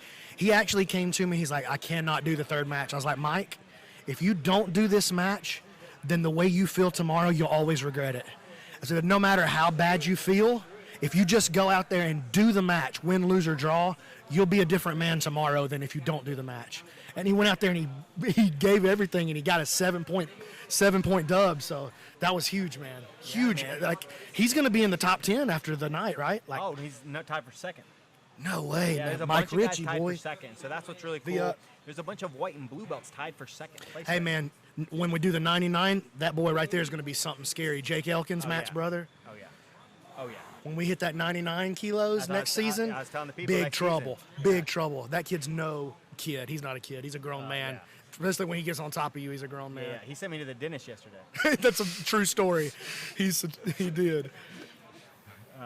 But yeah, so again, we had a lot of white and blue belts, finishing with 14 points. I mean, there's a handful of them that finished with 2 chokes. Now let's talk about something that sucks. I mean, that really, one of my guys, the guy that Kevin, I think, yeah. Kevin Primo, gets only 6 points. Yeah, that's a bummer. It just sucks, man. Didn't have a match. I can't believe he didn't get any matches. He had 0 like, matches. what a weird draw that all 3 of his guys didn't show. That's so weird. And in Lindsay fashion, that was her pick in her fantasy league. That is perfect. So I was like, perfect. oh, That's Lindsay. exactly what she does. She picked Kevin. Hey, I am curious to know. So we still got 150. Man, we got 154 in the chat still. I'm curious to know how many of you guys completed are participating in the fantasy league. Oh, that's a good idea, Darren. Idea for channel content. Not to make more work, but what about videos with the athletes breaking down their favorite techniques? Man, we need to do the Manderson Crush, definitely. We definitely need to see that, because I don't know. I couldn't teach it to you. Yeah, I don't know it either. Yeah, I don't know what he's doing. But that's his move. I mean, Jackson Spry said he picked Kevin, too. shoot, I wouldn't have picked Kevin. It just sucked because and that's what's going to be interesting over the course of the season is let's say Elijah Carlton shows up sick next weekend. He just can't come. He's got the COVID. Yeah, or flu whatever. And so he's sick, and now Matt Anderson has Elijah that weekend, so he gets 2 points from Elijah. And and then when all of a sudden we start going, dude, Matt Anderson gets 2 more subs. It's like after 2 weeks. Matt Anderson's number 1? Yeah, who knows, man? Who knows? So. Oh, man. Yeah, that was crazy, though. What an experience. Hey, way to go, Roberts. You're a G, dude. Dude, I told the people You're on the a real life podcast, G. I was like, I'm a believer, bro. I messed up. Nice work, dude. See, Carey. I like that guy, too. Carey's the man. Man, what about Hajer's Sao Paulo, or the Tozy pass with the hand? Oh, yeah, beautiful. Dude, that was the best technique I saw all night. It was good. Past Seth's guard with anything is good. But the way he did it, just grinded, and just. That's what we call that. Oh my God. We call that the Joe Friday. Joe Friday. That's the Joe Friday pass, man. Yeah. Brian Ashland, what's up, B? Oh, James Cole, Kai Johnson, Keith. Man, we got the whole squad up in here. McAlpin, Spry. Dude, 154 people. I mean, that's still been steady. still up in here. Yeah, That's what's man. still in here. And so we had Noah Randolph. What about that 16-year-old kid? I knew that was going to happen. Oh, yeah. I know you knew too. Most people had no idea that Noah was going to be able to come in and make something like that happen, but I had 0 doubts that was about to go down. So yeah, that doesn't surprise me at all. Yeah. So Kevin, What did he do? Did he end up getting no wins? No He had points. 2 draws, and then he got tapped by Jonathan Roberts with that arm lock. Oh yeah, That razor Jonathan, arm lock. dude. His Wait, arm it was a locks razor were- arm lock, but he spun him over. I know. with That's it. what That he was used sick. the razor dude. to the spin. Dude, his arm locks were elite level. Jonathan Roberts. I was. Thank you, B. But again, man. Thank you. What if Jonathan Roberts, he gets 20 arm lock taps or 20 joint lock taps? That's only 60 points. It just really plays in. Yeah, I mean, it makes a really interesting rule set. I mean, man. I think he's probably not even in the top 5 right now. But he got 3 subs, 3 finishes. Oh, what's up, Andy Bruce in the house? I Well, ain't he's seen that definitely not in in a the minute. top 5. He's probably not even in the top 10 after the standings. Tyler Stevens said, "We appreciate the respect put back on Jonathan Roberts' name." Yeah, my bad, Tyler's Tyler. my boy. My bad, Tyler's Tyler. Dude, I really wish that Tyler was up in this. Oh, yeah? Yeah. Tyler's got some game, too? Oh, yeah. So I need to speak ill on Tyler. Yeah, Tyler. And then Tyler's going to come out here and make me look dumb. He might make me look dumb, that's for sure. Well, I was telling these guys, I've trained with almost all these guys, but Jonathan was one I have never trained with. So him and Hajer are the only 2 brown and black belts I haven't rolled with. And so I just didn't know what to expect. And I'd heard good things from people I trust, but Hey, yo, you never Cody know Floyd, who shows up on game day. Cody Floyd looked awesome tonight, Oh, yeah, too. Cody Floyd did look awesome. He had 2 chokes. 2 chokes, 14 points. And then he had He a had a draw with draw with Elkins, Elkins. which is a big. And showed some really good wrestling. Yeah. His Russian, he had, what's his name's move? Nathan Orchard's move on. I saw that. on Yeah, Elkins. that was that was And insane. Elkins just rolled with, he just Yeah, he's a G, flowed too. with it. But, I mean, yeah. Yeah, crazy, man. Crazy. I feel like it went really well. I need to do the Dana White thing now where I'm like, I talk about the live gate. Oh, they're gonna say that you were like you get pissed at fighters, like whoever you're pissed Oh at. no, dude, we ain't gonna run the promotion that way. We're just happy that anybody wanted to come and be a part of it. Nothing would have happened without my friend Brandon Gamble right there. He was a crucial part. Him and Mark McKeithrin right here, really helped me out tonight over there. Helped me and Keelan a ton. So thank you guys so much, man. That was so perfect. Lindsay running the show like a champ over here. Matt Scaff on the mic. Dude, I've lost some water, dude. Oh man, I was calling you Matty Two Tones in the, Oh, dude. chat. Somebody said poor chair. They kept like yeah, dude. I'm soaked through. Yeah, dude. yeah. But All right, well, I think it went really well. Let me see. Oh, my Mike, bro. First and foremost, love you guys, Scaff. Can you dive deeper into what you said about liking mounted guillotines, over mounted triangles? Super interested in that idea. No. So yeah, taking the mounted guillotine to the mounted triangle. Oh. And so since you're going for the mounted guillotine, the hands are already up there, right? And so it allows you, like when a guy's defending like this and he's pulling down on the guillotine, your hips are already high. So once you let go of the guillotine, you can pop right into the triangle because his hands are in a very vulnerable position, and that's exactly what you saw. So if you go back and just watch how he used the mounted guillotine to the triangle. So Cody Floyd's match, just go back and watch it, and you'll see exactly what I'm talking about. Went from the guillotine, guy was defending, but the hands were up here. So once the hands are up here, that's not a good, like if he's not framing on your hips, you can pop triangles and arm bars all day. But off the guillotine, the triangle's the play. So. Ben Nelson says, what are those stipulations to get into the tournament at the end of the season? Top 16. Well, actually, it's the top 8 from each side. It's not actually the top 16. It's the top 8 over here and the top 8 over here. So, yeah, the 16 best players basically are going to get into the tournament. And the tournament is sub-only, no time limit, and it's done over the course of 2 days. That's at the very end of the season. Yeah. Yeah, that's going to be gnarly. It's going to be real gnarly, and I think all these guys had a great time. The matches went really smooth, no injuries, which is always a good thing. So, man, next Friday we'll be back, 6 p.m. Yeah, I think we're going to call it. I think we're going to call it for now. So, thanks, guys. Please share this. The super chat was huge. Look, little stuff like that. I know it's not. Some of you actually gave a lot of money, and I appreciate that. By the way, that's not lost on me. But you know, those little super chat gives right there, those are gonna end up turning this into a really legitimate sport. I think that we're gonna be able to take that and turn this around into something that I think you guys are really gonna love, man. Yep. And watch the Grappling Discourse podcast, or I should listen to it. Download it. My dude. I'm going to be breaking the news down, interviewing these guys. If you were impressed with Seth Tatum tonight, he was the last athlete profile. And so if you want to learn more about Seth, check that out. It's about an hour long, and you guys are really going to enjoy it. So thanks, guys. It's been a pleasure.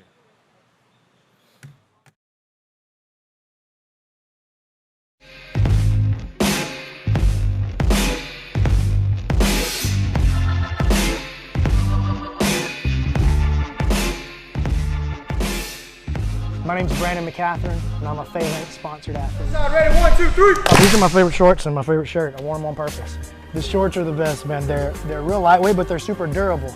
And I like the clasp over the top. Everybody always does the Velcro over to the side. I'm not into that, dude. And then I love this shirt here. Jiu Jitsu lifestyle. That's all me. Man, Phalanx takes good care of me. Anytime I need anything, it's there in like 2 days, you know. Ripped a shirt, new shirt. I like being with Phalanx because it makes me feel like I'm a little bigger deal than I actually am, you know, because they're a pretty legit company.